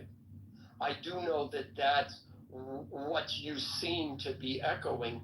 I do also know that if you are your average bank manager and a client comes in with a hostile attitude, you're not going to get a loan. Congratulations. Where's the requirement that you have to be nice? Where's the requirement? It's called common sense. No, but under the law, Yeah, listen, no, there's under the plenty law, of area we don't- people that get No, loans. no, Stop the cap. No, Stop I'm the not cap. stopping There are the cap. plenty of arrogant Okay. people that get So loans, when and you- there are plenty no, of nice people that do not get loans. How about that? That's true, but you're not going to get a loan if you're walking in assuming that everybody hates you. And that's not only some advice for getting a loan, it's also advice for life and everything else you do. But Yeah, you Alan, know, this is don't beside the listen to point, me. Alan. I'm just Alan, a white let me give you Let her get the final response and try to be concise. Dr. All right, let me give you the real information, Alan, because you're just trying to sugarcoat. You can give me racism. information. Don't qualify it by saying real. Well, it is real because you don't know what you're talking about. You don't know what you're talking about. You're trying to make it seem as though Black people, if they just have a smile and a good attitude, they can surpass racism. Now, on an individual level, I can see that, right? Like it certainly happens. Like if you're polite and absolutely, you may get better service, or you may not. So the irony is, there are people out there. One of my relatives was one of them, who partner up with white folks, and they go out. They have the same resume, and they go out and do interviews. They test people. They do this for a living because they know that racism is out there. Now, according to the law, there's no discrimination in employment. That's at the bottom of every application, right? But when they went out there and they presented both their resumes, the Black person continuously got discriminated against. That's why a white man who graduates from high school will get a job faster than a Black man who graduates from college, regardless of the smiles, the attitudes, or any other way they want to shake it. So I'm just not going to let you try to sugarcoat and deny racism. Can we adjust some attitudes and so on and so forth? Sure. He doesn't need your permission one iota. And shut me Guys, moving on to pink pill. Moving on to pink pill. Pink pill, go ahead. Fuck up. Nobody said no. All right, guys, holy shit. I will not shut up. That's okay. All right. Well, please, okay, doctor. You got plastic bag around it. Jesus. Dr. Goddess, will you please just allow for me to speak? Yeah, I know you don't like Brad. Yes. I don't like Brad. You guys have your history, but I gotta say something because it needs to be said, right? So, Dr. Goddess, you are not wrong in saying that racism still exists. Anybody who has an X account can see that. But I think that the issue where I'm frustrated as a Black person is that we have Black elites, and I do put you in that category of Black elites, who by every chance they get want to remind the community that racism exists. It would beat it on the head heavy with it. And as a result of that constant narrative, I don't think you guys realize the shadow side of that part. I don't think you guys realize the damage potentially that you're doing to people and that you take away their internal locus of control. When you tell somebody that no matter what they do, that racism is going to be the key defining factor from the time they wake up to the time they go to sleep, you terrify a child. I just want to say, you terrify a child. It's not just you. I'm just talking about the whole elite. The thing that I find ironic is that the people who are responsible for carrying on these narratives are, again, our Black elites. But what makes them elite is that they made it. So they have some sort of internal locus of control that, despite knowing that there are challenges that are outside of them, that there is something in them that can affect the change. What I would like to see more from Black elites is less emphasis on what Black people can't do, and trying to emotionally manipulate people, make people annoyed by us, ignore the things that we need to take responsibility for by making excuses for Black people that we know we should not make excuses for, and blame it on something else. I think that I would like to see more of Black elites talking about how they made it, because clearly they have. And I'm talking about superstars. I'm talking about politicians. I'm talking about, they all want to remind us how bad it is. Tell us how you made it then. Because I'm looking at you. You're telling me I can't make it, but I'm looking at you and you made it. So what did you do? And instead of, and I'm not saying no celebrity has ever written a book or done anything like that to sort of give the game to Black people, but clearly it's not enough. Most of the narrative is that we can't make it. And I really think that that is damaging. So I'm not trying to. I'm not saying. I'm talking in general, Dr. Goddess. I'm saying that you are part of a group of people who does this. Okay, and I know you pretty well. So, I mean, well, I don't know, but I know your politics. I know your politics pretty well. So that's why I'm talking to you. I'm not the one speaking. That's speaking to. Yeah. Oh, okay. I'm sorry. I'm sorry. So I will say for the both of you. I will say both Dr. Goddess and the person who's speaking. Okay, but I'm listening to you speak. And you did also say that you were a statistician. And that is not somebody that did not get an education. So you are part of the Black elite. Okay? So what I am saying is that the shadow side of that is that you discourage people. You make people afraid. You make people suspicious. You make people hate other people for no reason. You make people not be able to. You missed the whole point of this narrative. The only reason why I said it is because of the question that was put to the floor about wealth attainment and if there were any disparities. That's it. I did hear everything else. You did hear that? Okay. Yeah, I did. And I heard the response. I didn't come over here like that. The narrative that I just responded to a question about to call out whatever there is that is currently going on here in America from an economic viewpoint that is not equitable because of racism. And I mentioned equity in houses. That's it. Yes, and then we found out that it's like less than 0%. And it's also has to do with, it's like, how much are we terrifying our children about the police when only a small percentage of Black men actually have this experience, like a small one. But we want to make it seem like, and I'm just saying, I'm speaking as a Black woman, obviously not in the clique. I'm just saying to you that, and to people who carry these narratives, that just understand that there's a shadow side to what it is that you're doing.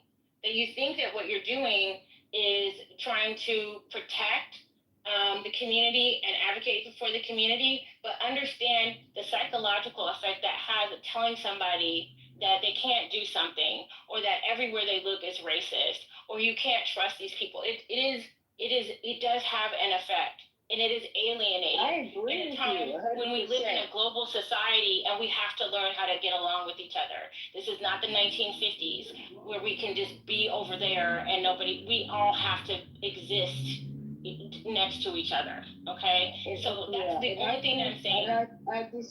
And I agree with you. I do agree with you. I'm not advocating for some woe is me narrative. I'm just speaking about the facts and the reason for the inequities economically, and named one example in this room at this moment. I don't go out out here doing no woe is me type of trope.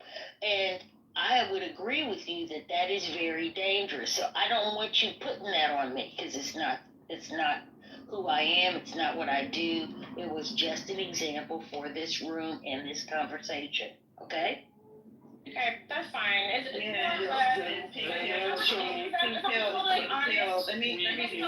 I'm totally honest, I will say it's directed more towards Dr. Goddess. Yeah. I mean, Yeah, I'm gonna just be honest. Yeah, it wasn't for you, sweet pea. But respectfully, Pink Pill, you don't know what I teach. Respectfully, right? Like, you're not out here. You don't know what I say to young people. I didn't say what you taught. I said I know what your politics are. Yeah, no, but I know what but I don't think that you know everything about my politics. Shut the fuck up, racist Brad. Free. Now it's my turn. It's my turn, Free. Yeah, please, Brad. Yeah, I got you, hippie. I told y'all to move if you keep cutting off. All right. So no, I don't think that you really know about my politics. And for the record, I believe because we are the global majority. So when I'm actually telling people, I say the world is our oyster. I want us to get beyond the system of white supremacy. But at the same time, it does exist. I'm not going to have my people out here being blind. So I put an article in the chat on racial socialization. And it's actually the people that are not prepared for the world, they are the ones that get blindsided. They're the ones that end up failing because they're not prepared. The people who have racial socialization are the ones that actually succeed. So when you ask me, how did you do it? A part of it was racial socialization. So let's take when it comes to education. My mother, who understood about racism, as well as my father, they said, get your education because you have to be twice as good. Therefore, I valued education. Did they deny racism? No. Did they say, so therefore you can be lazy and chill because racism exists, you ain't got to do nothing? No. They said be twice as good. So they armed me with high expectations, and I went out to the world with high expectations for myself and others. That's what racial socialization is. Being honest with our children and giving them a charge is not holding them back.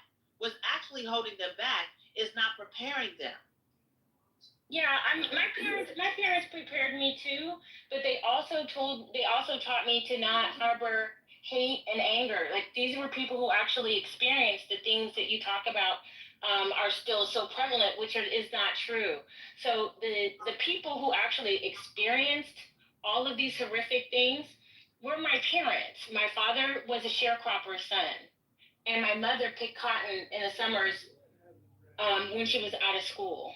So my family is very familiar with this. And I can tell you, yes, this is an anecdotal thing, but they did not harbor anger or hatred. They wanted us to win, and they wanted to use the inheritance that they sacrificed for, not to complain, but to do better.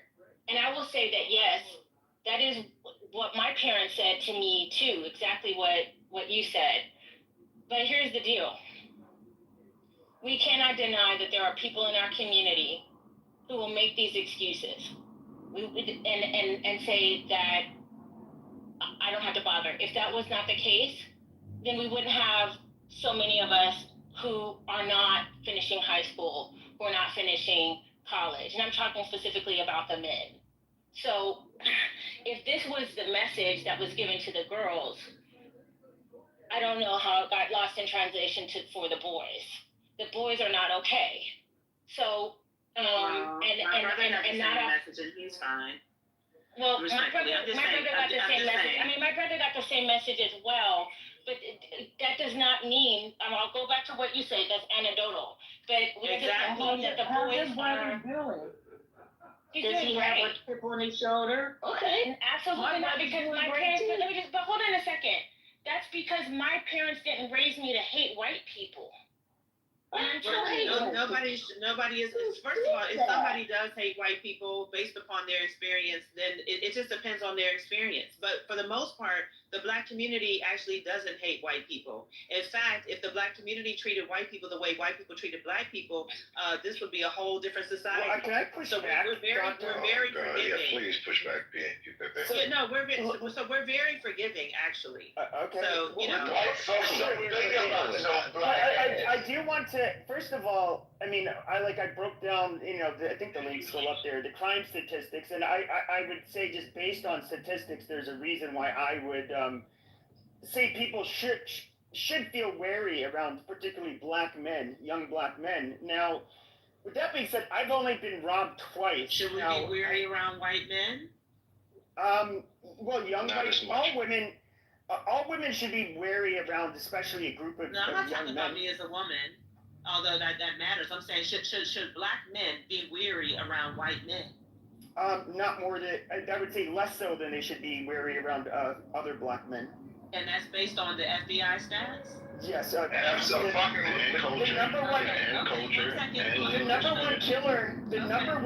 number one killer of young black men is other black men.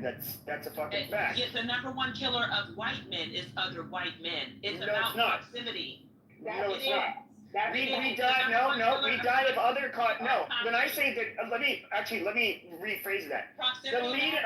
Hold on. Yes, of course it does. The leading cause of death for young black men and teenage boys is other black men. The leading cause of death for young white men and teenage white teenage boys is not homicide.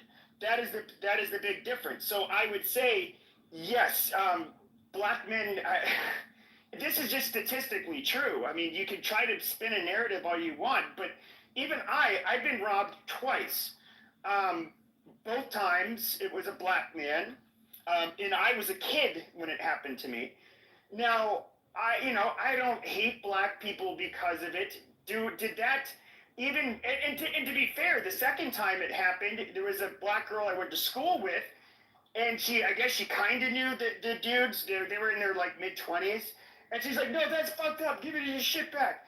And she actually got my shit back. She was actually putting up the fight. And so I mean, obviously, I don't paint all black people with the same brush, but. I would hope you wouldn't, because if we painted white people with the same brush, we have stats too, Pepe. There are stats. What stats do you have? We want to run down. White men kill their entire families more than anybody else.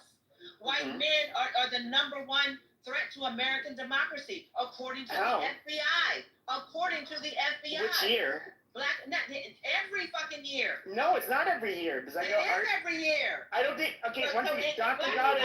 Goddess. Men are more of a threat to democracy.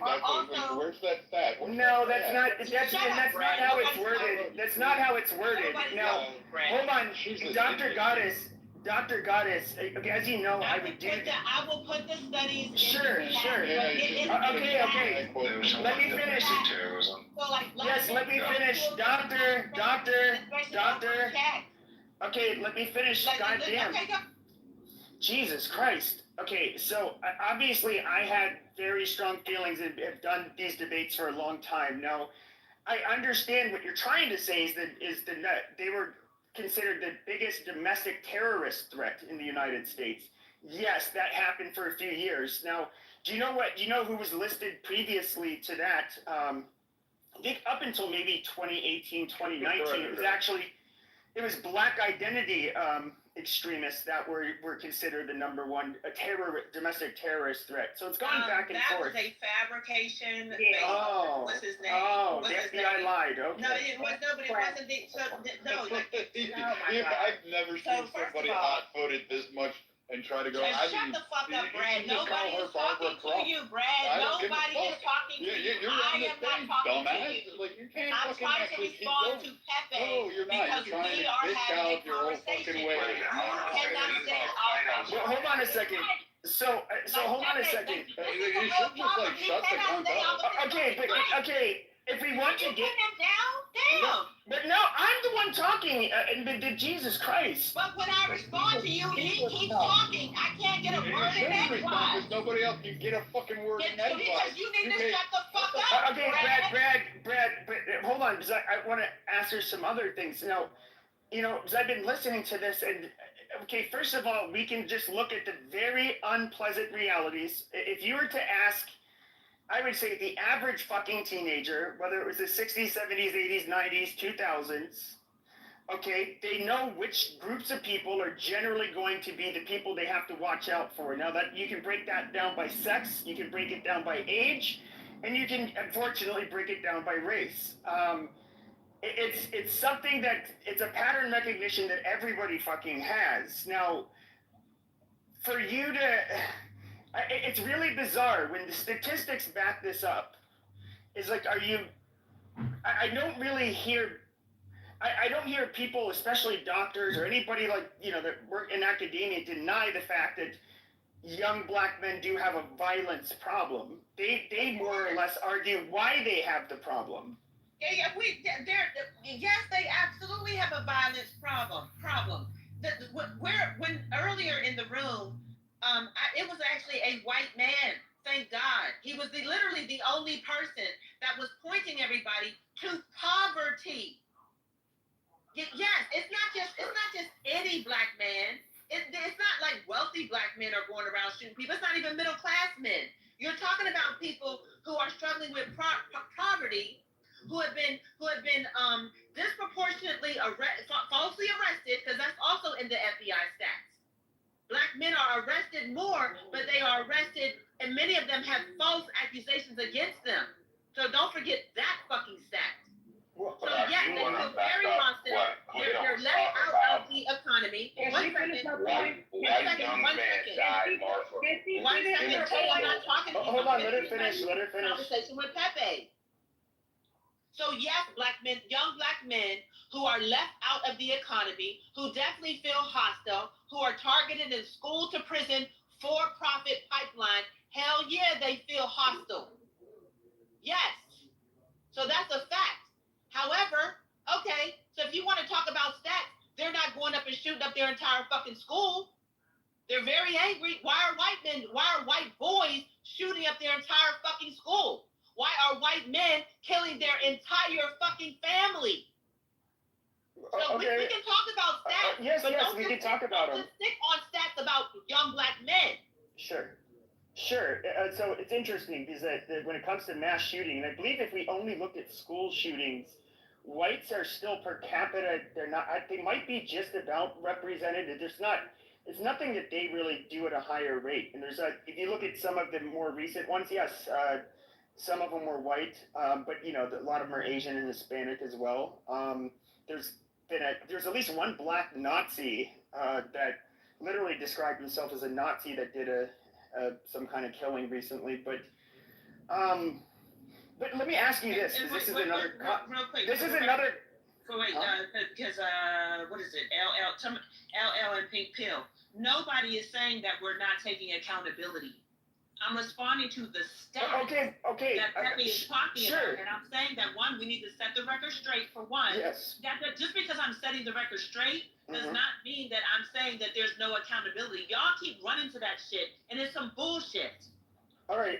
So there's some other misconceptions. Who do you think is more overrepresented for being serial killers, whites or blacks? And who do you think the deadliest serial killer in the United States was? Was he white or black?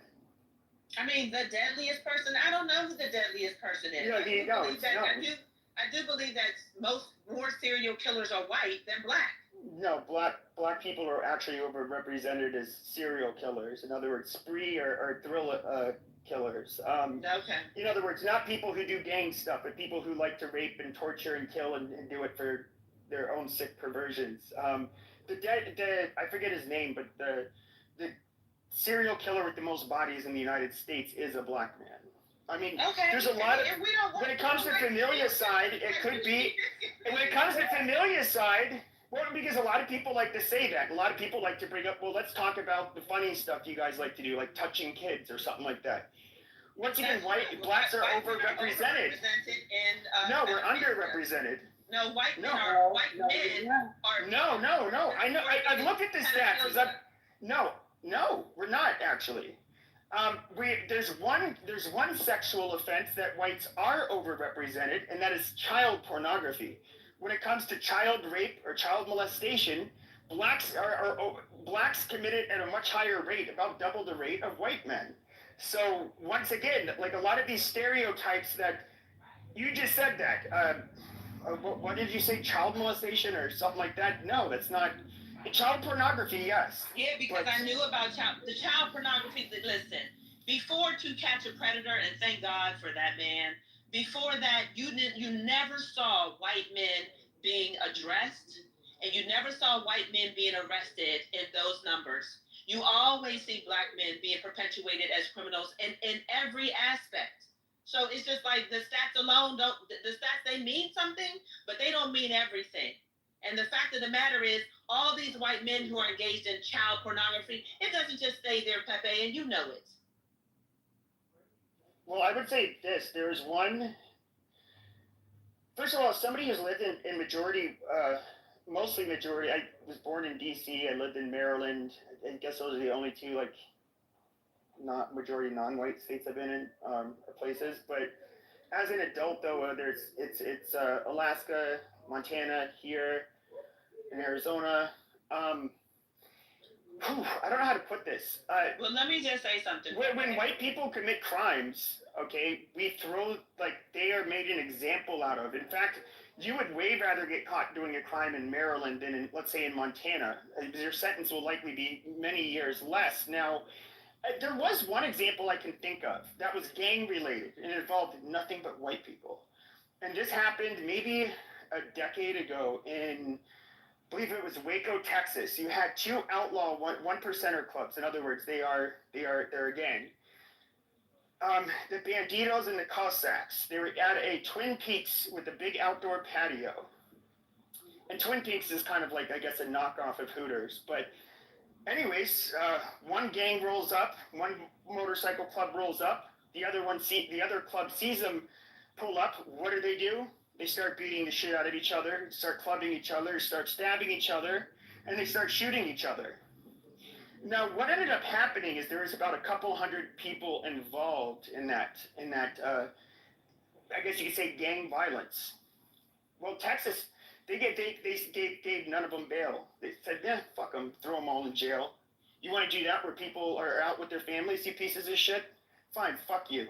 You want to do your gang shit out in the middle of public? All right, fine, fuck you. No bail for all of these motherfuckers. Right. White people. Only wish that hold on a second. And white people, you did not hear one white person bitch. No, free Roscoe, free Roscoe. Yeah, get a boy out of jail. No, there's none of that shit. Now, yeah, well, Patrick, no, hold on a second. Okay, go ahead. Now, I think most of them got off because they for whatever reason, they did not snitch. And so they didn't have enough information. But with that being said, white people absolutely will throw the book at gang members and people that are, bring out blatant violence like those bikers did. Now, when it happens with black people, it's like, I feel like what we get is this, all these black men in prison, it's so sad.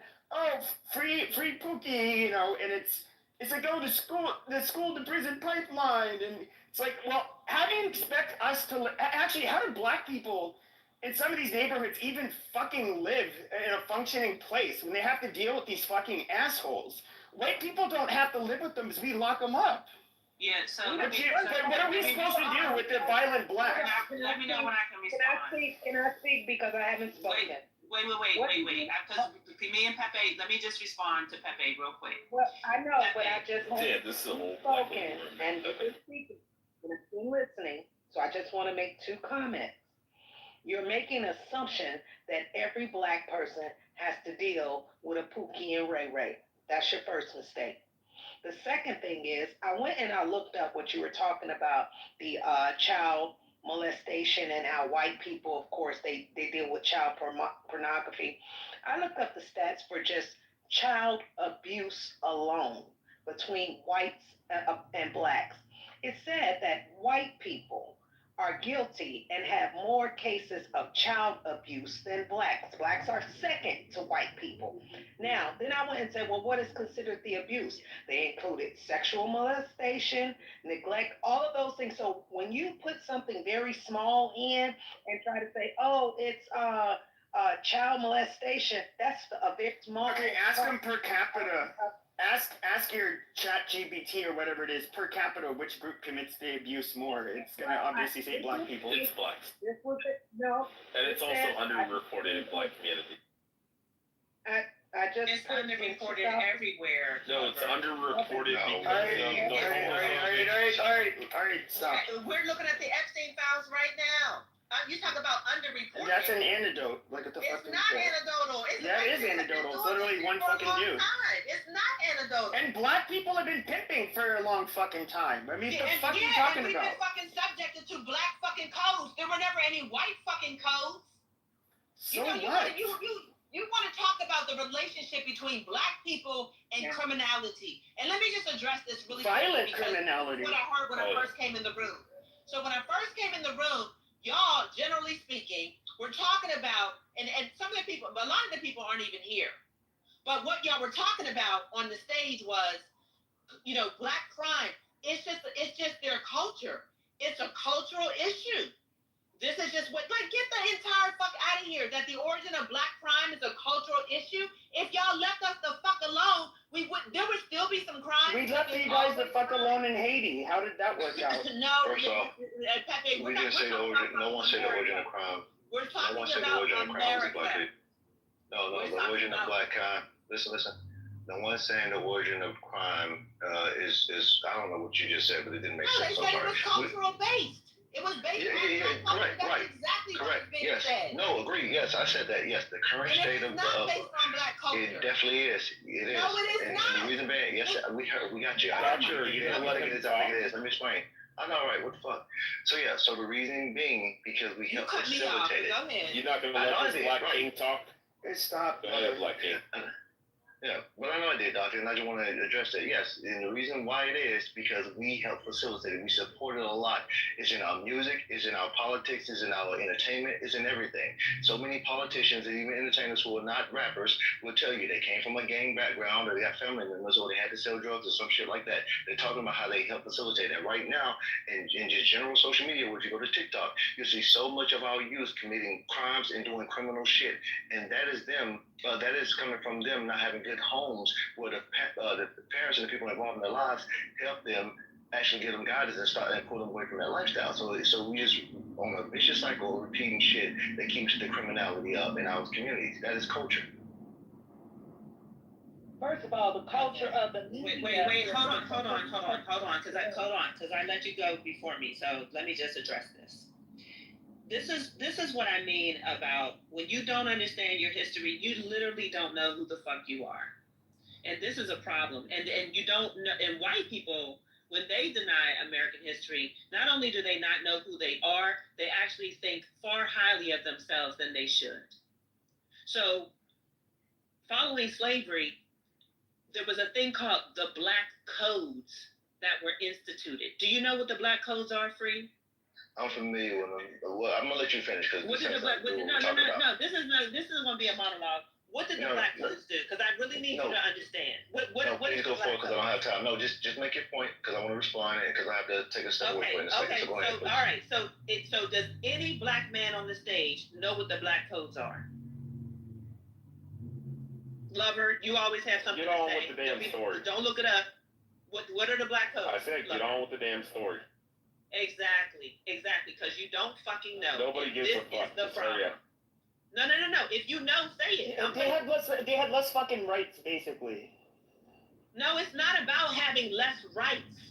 Like this is oh my god. Like this anyway. Just make your point. So I'm gonna put a link in the chat. Y'all motherfuckers, you take the time to read some shit for a change.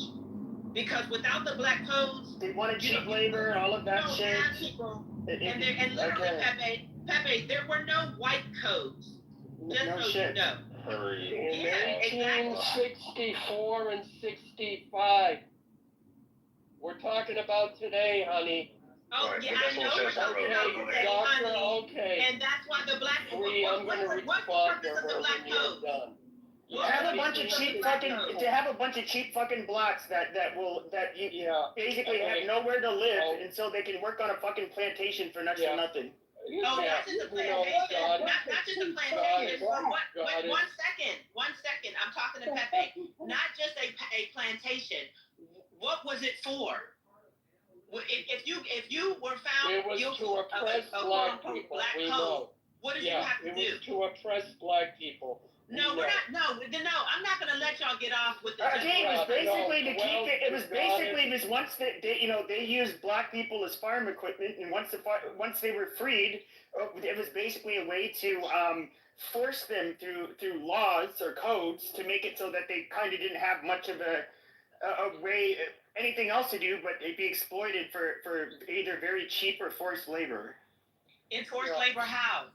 Yeah, so what the fuck does this have to do with 2025 and us having two black presidents? Shut the fuck up. You knew nothing about We've had two black presidents, and you want to point back to 150 years ago. No, just hurry the fuck up. Nobody gives a shit what you have to say. I'm gonna respond, and I'm gonna give you a couple seconds. Wait a second. Go ahead, guys. And you did not know. We've had two black presidents. Oh my god. Don't make your point, please, guys. What's your fucking question there, please? Yeah, I'm trying. Like, I gave Lover the opportunity. He was silent then. I didn't know what the fuck it is, but I don't give a fuck. Hurry up. I know you don't give a fuck.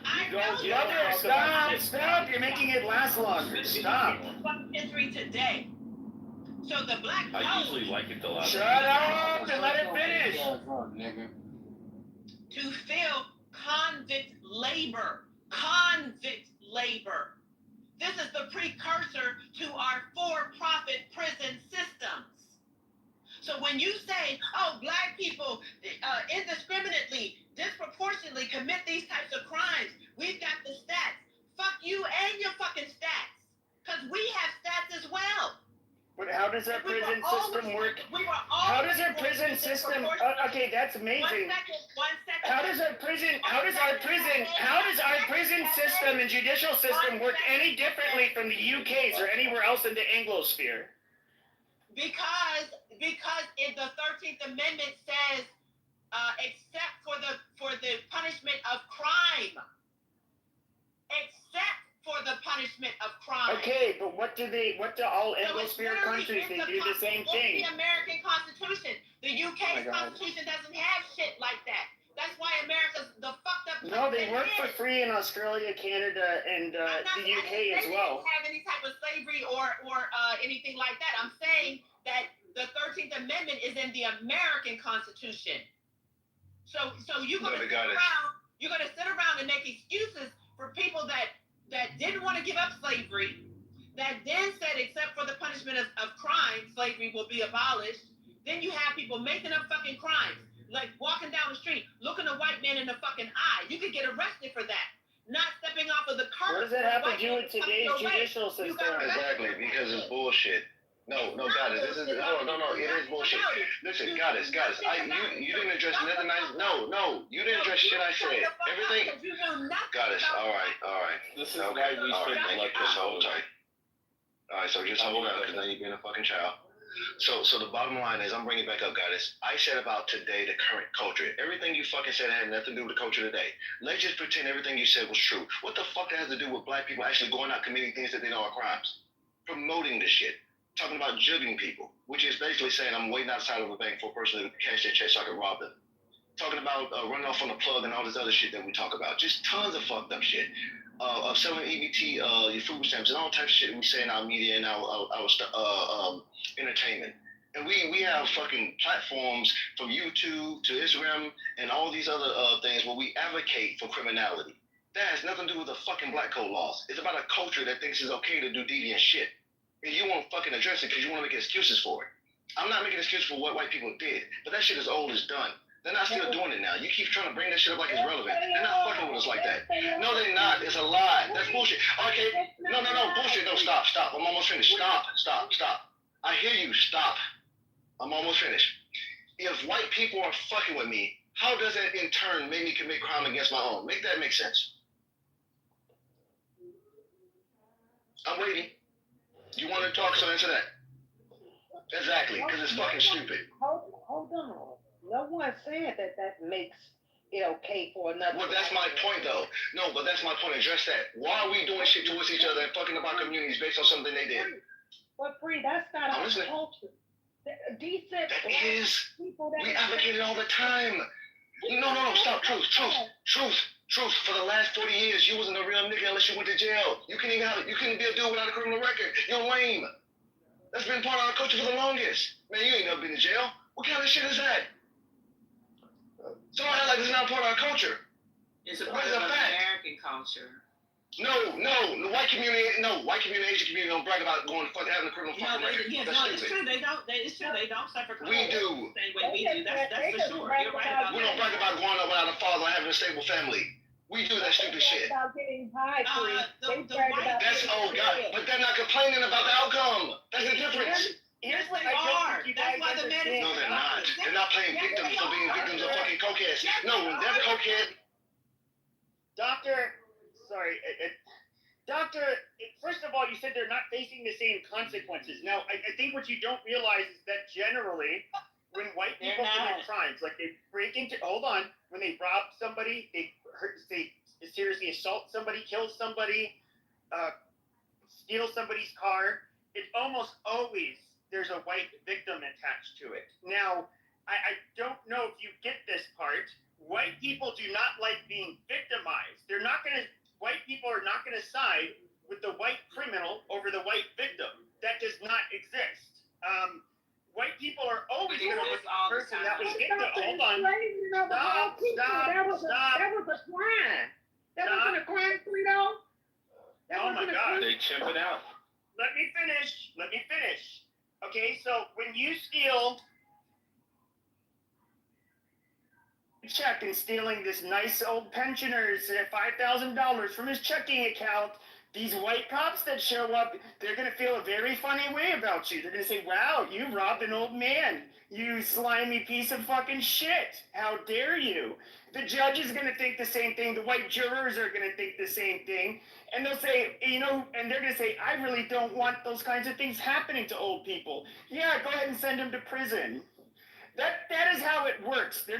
White people are not soft on people who mainly victimize ourselves. That's not a thing. We don't take it easier on white people. Like, this is so fucking stupid. But you take it harsher on black people. No, we don't. Yes, Listen, but even if they did, it's amazing how many black men are running around with 37 criminal felony arrests and never get any fucking prison time. Then they have to go out and murder 5 people. Then they finally get sent to prison. That was black men. The mandatory minimum. I was speaking. It's not your turn. I was speaking. And I was cut off at 3. I was cut off. Yeah, my bad, Alan. You're right. I did say. Yeah, it's Alan's turn to talk. Let the good white man, clean white man. No, he told Alan it was her. Yeah, go ahead, Alan. The quiet lover. Shut up. Whose turn is it? It's your turn. I did say it was Alan. Yeah, I did say it was Alan. Alan, do you want to let her land for like 30 seconds, or do you want to just go? Sure. Okay, please, guys, keep this us. I was speaking of Goddess. I thought it was Goddess. That was you? My bad. I thought it was Truth. Oh, I'm sorry. My bad. I'm sorry, Truth. Go ahead. That's anybody, because I think she goes faster. Go ahead. When we talk about the disproportionate sentencing laws that were against black people, and he said white people, they don't play the victim when something happens. They played the victim when there was this epidemic of drug crisis, when it began to affect their households, their children. We have to put a stop on these drugs hitting the street. But when it affected black people, it was a crime. But when it affected the white people, we see now we need to get assistance. This is a epidemic. Come on, y'all acting like y'all don't see the difference. We can see all of this stuff in society. And you talking about slavery doesn't exist. I'm trying to find the term because I can't remember what it was, but I think it's called Pinocchio or Pinocchio. It's a term that where they show that enslavement still exists some places in the South. And what they're doing is through debt. So if you owe a debt, because like she said, in poorer towns, you have to get stuff on credit. You owe a debt. You are now sentenced to a labor to the creditor. So that still exists, and it's called slavery. It's not called, oh, you owe a debt. That's what it's called still to this day. I yield. Okay, so thank you. I'm going to make 2 points. The first of all, I Free, you were making the issue about culture. I'm going to thank you, my good friend Sig, for bringing this video to my attention from Tashiki69 called Gummo. Now, maybe some of you are aware of it, but the lyrics are along the lines of kill an N-word, silly N-word, N-word, N-word, N-word, N-word. Oh, Now, Takashi 69. Okay, whatever. Okay, thank you, lover. You meant to Show me, I would like to know the equivalent of kill a peck of wood, dumb cracker, kill a cracker, silly cracker, kill Alan, I want to interrupt you though.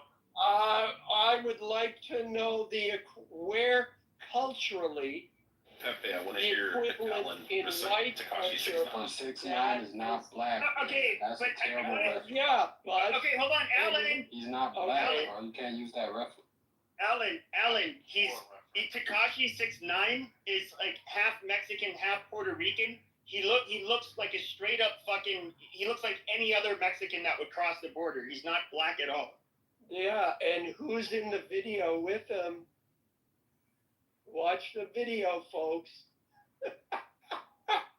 Sorry, you don't get off just because he's Mexican.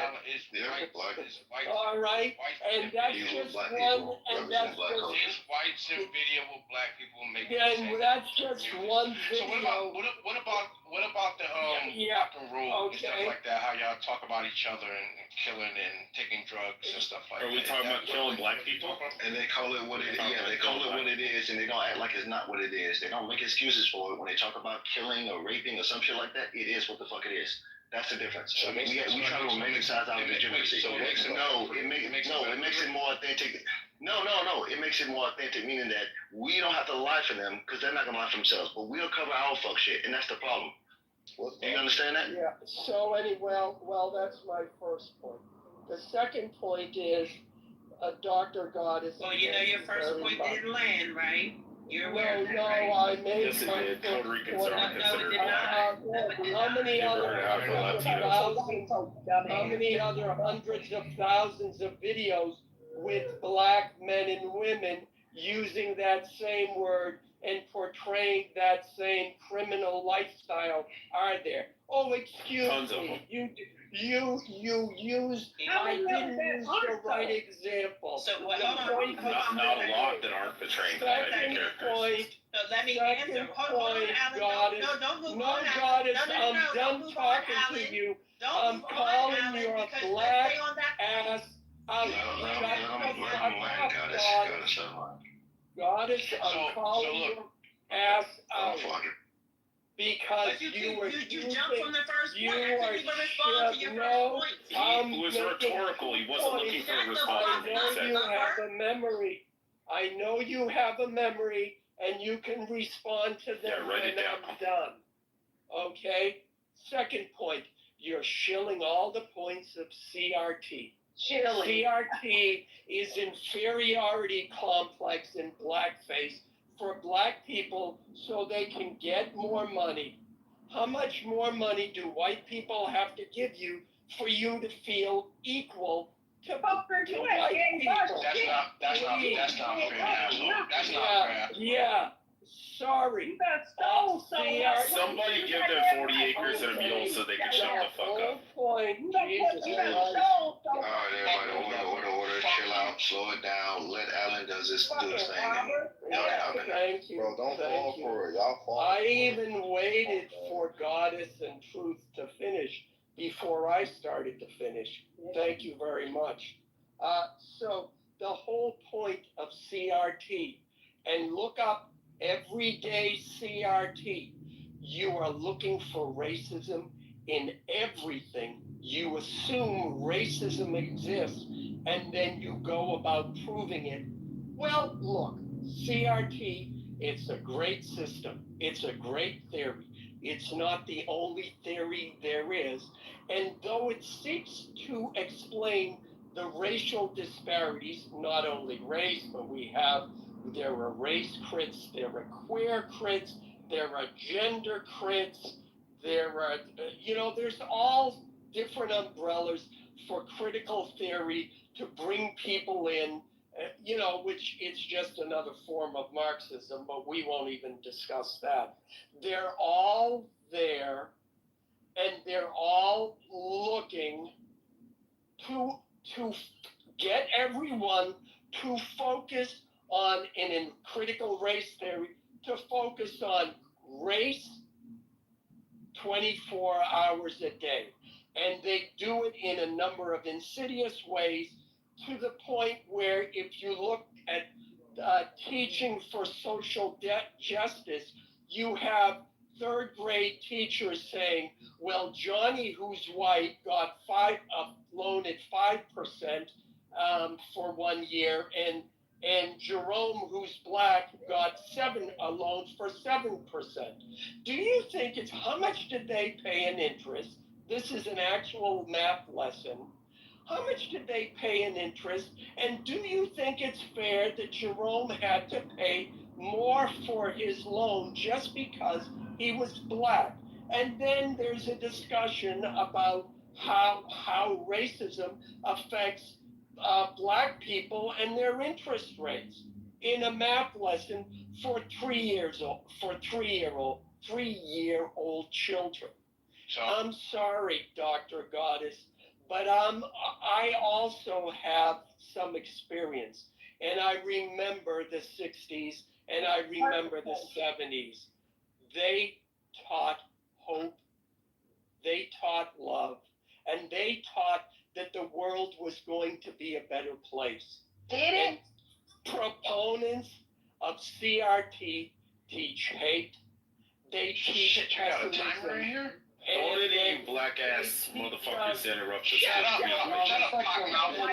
and they teach, he's almost down. Let him finish. Go ahead. And you can hear it in my voice. Thank you very much. And they teach inferiority. I am tired of listening to dumbass black people who don't know what the fuck is going on. And yeah, this is a white man. I just corrected your ass. Sit the fuck down, shut the fuck up, and let the adult actually bring us forward. You need to calm your mayonnaise ass down, Alan, all right? You know what? Calm the fuck down, okay? All right, let's open. Go ahead. Who's next? You're being loose spaces and everything. Can I respond to that point? Look at all these hit dogs. Look at all these hit dogs hollering. All out of KP, all in. Hit dogs gonna holler. He wants to trigger us anyway. Y'all letting him. Well, I'm triggered, goddammit. Yeah, I ain't worried about it. So, All right, KP, it's on you. yeah, how is it KP for it? I never got a chance to respond. What the fuck? Hey, Free, what's going on, I know man? you respond now. I ain't know y'all want to. Okay, all right, to be fair, okay.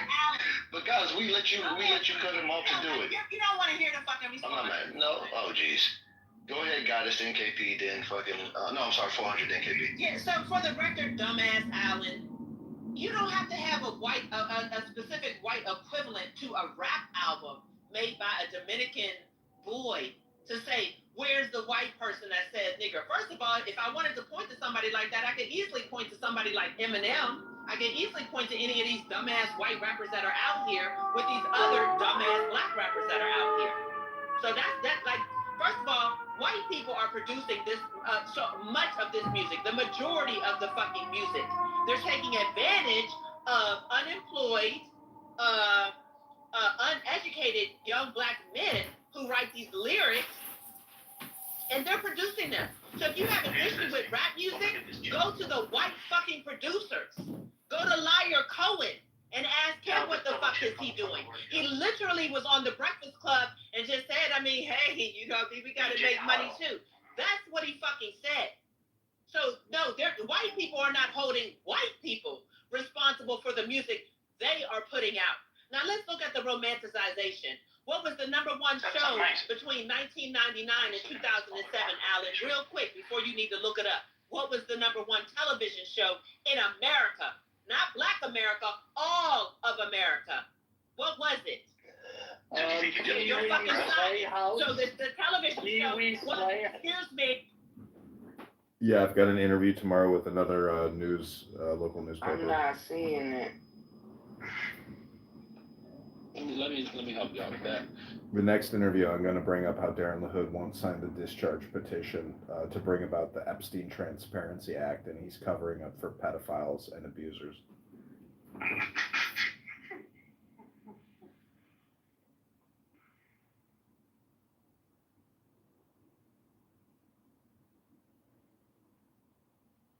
You're gonna have to like bring up some quote of like you taking advice from a rabbi on Clubhouse.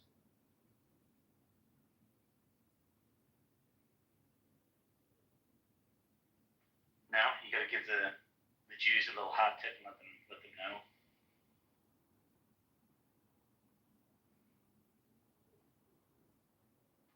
Bro, I would be very tempted as the legal would be for you to give you a fucking donation. If you drop a Clubhouse quote with some Clubhouse reference into it.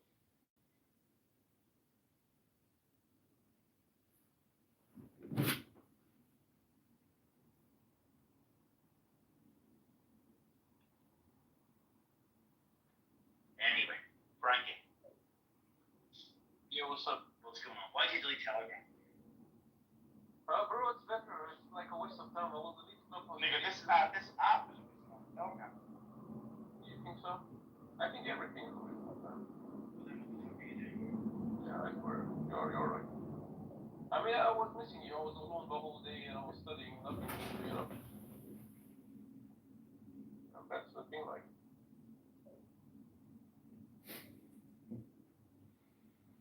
That's right.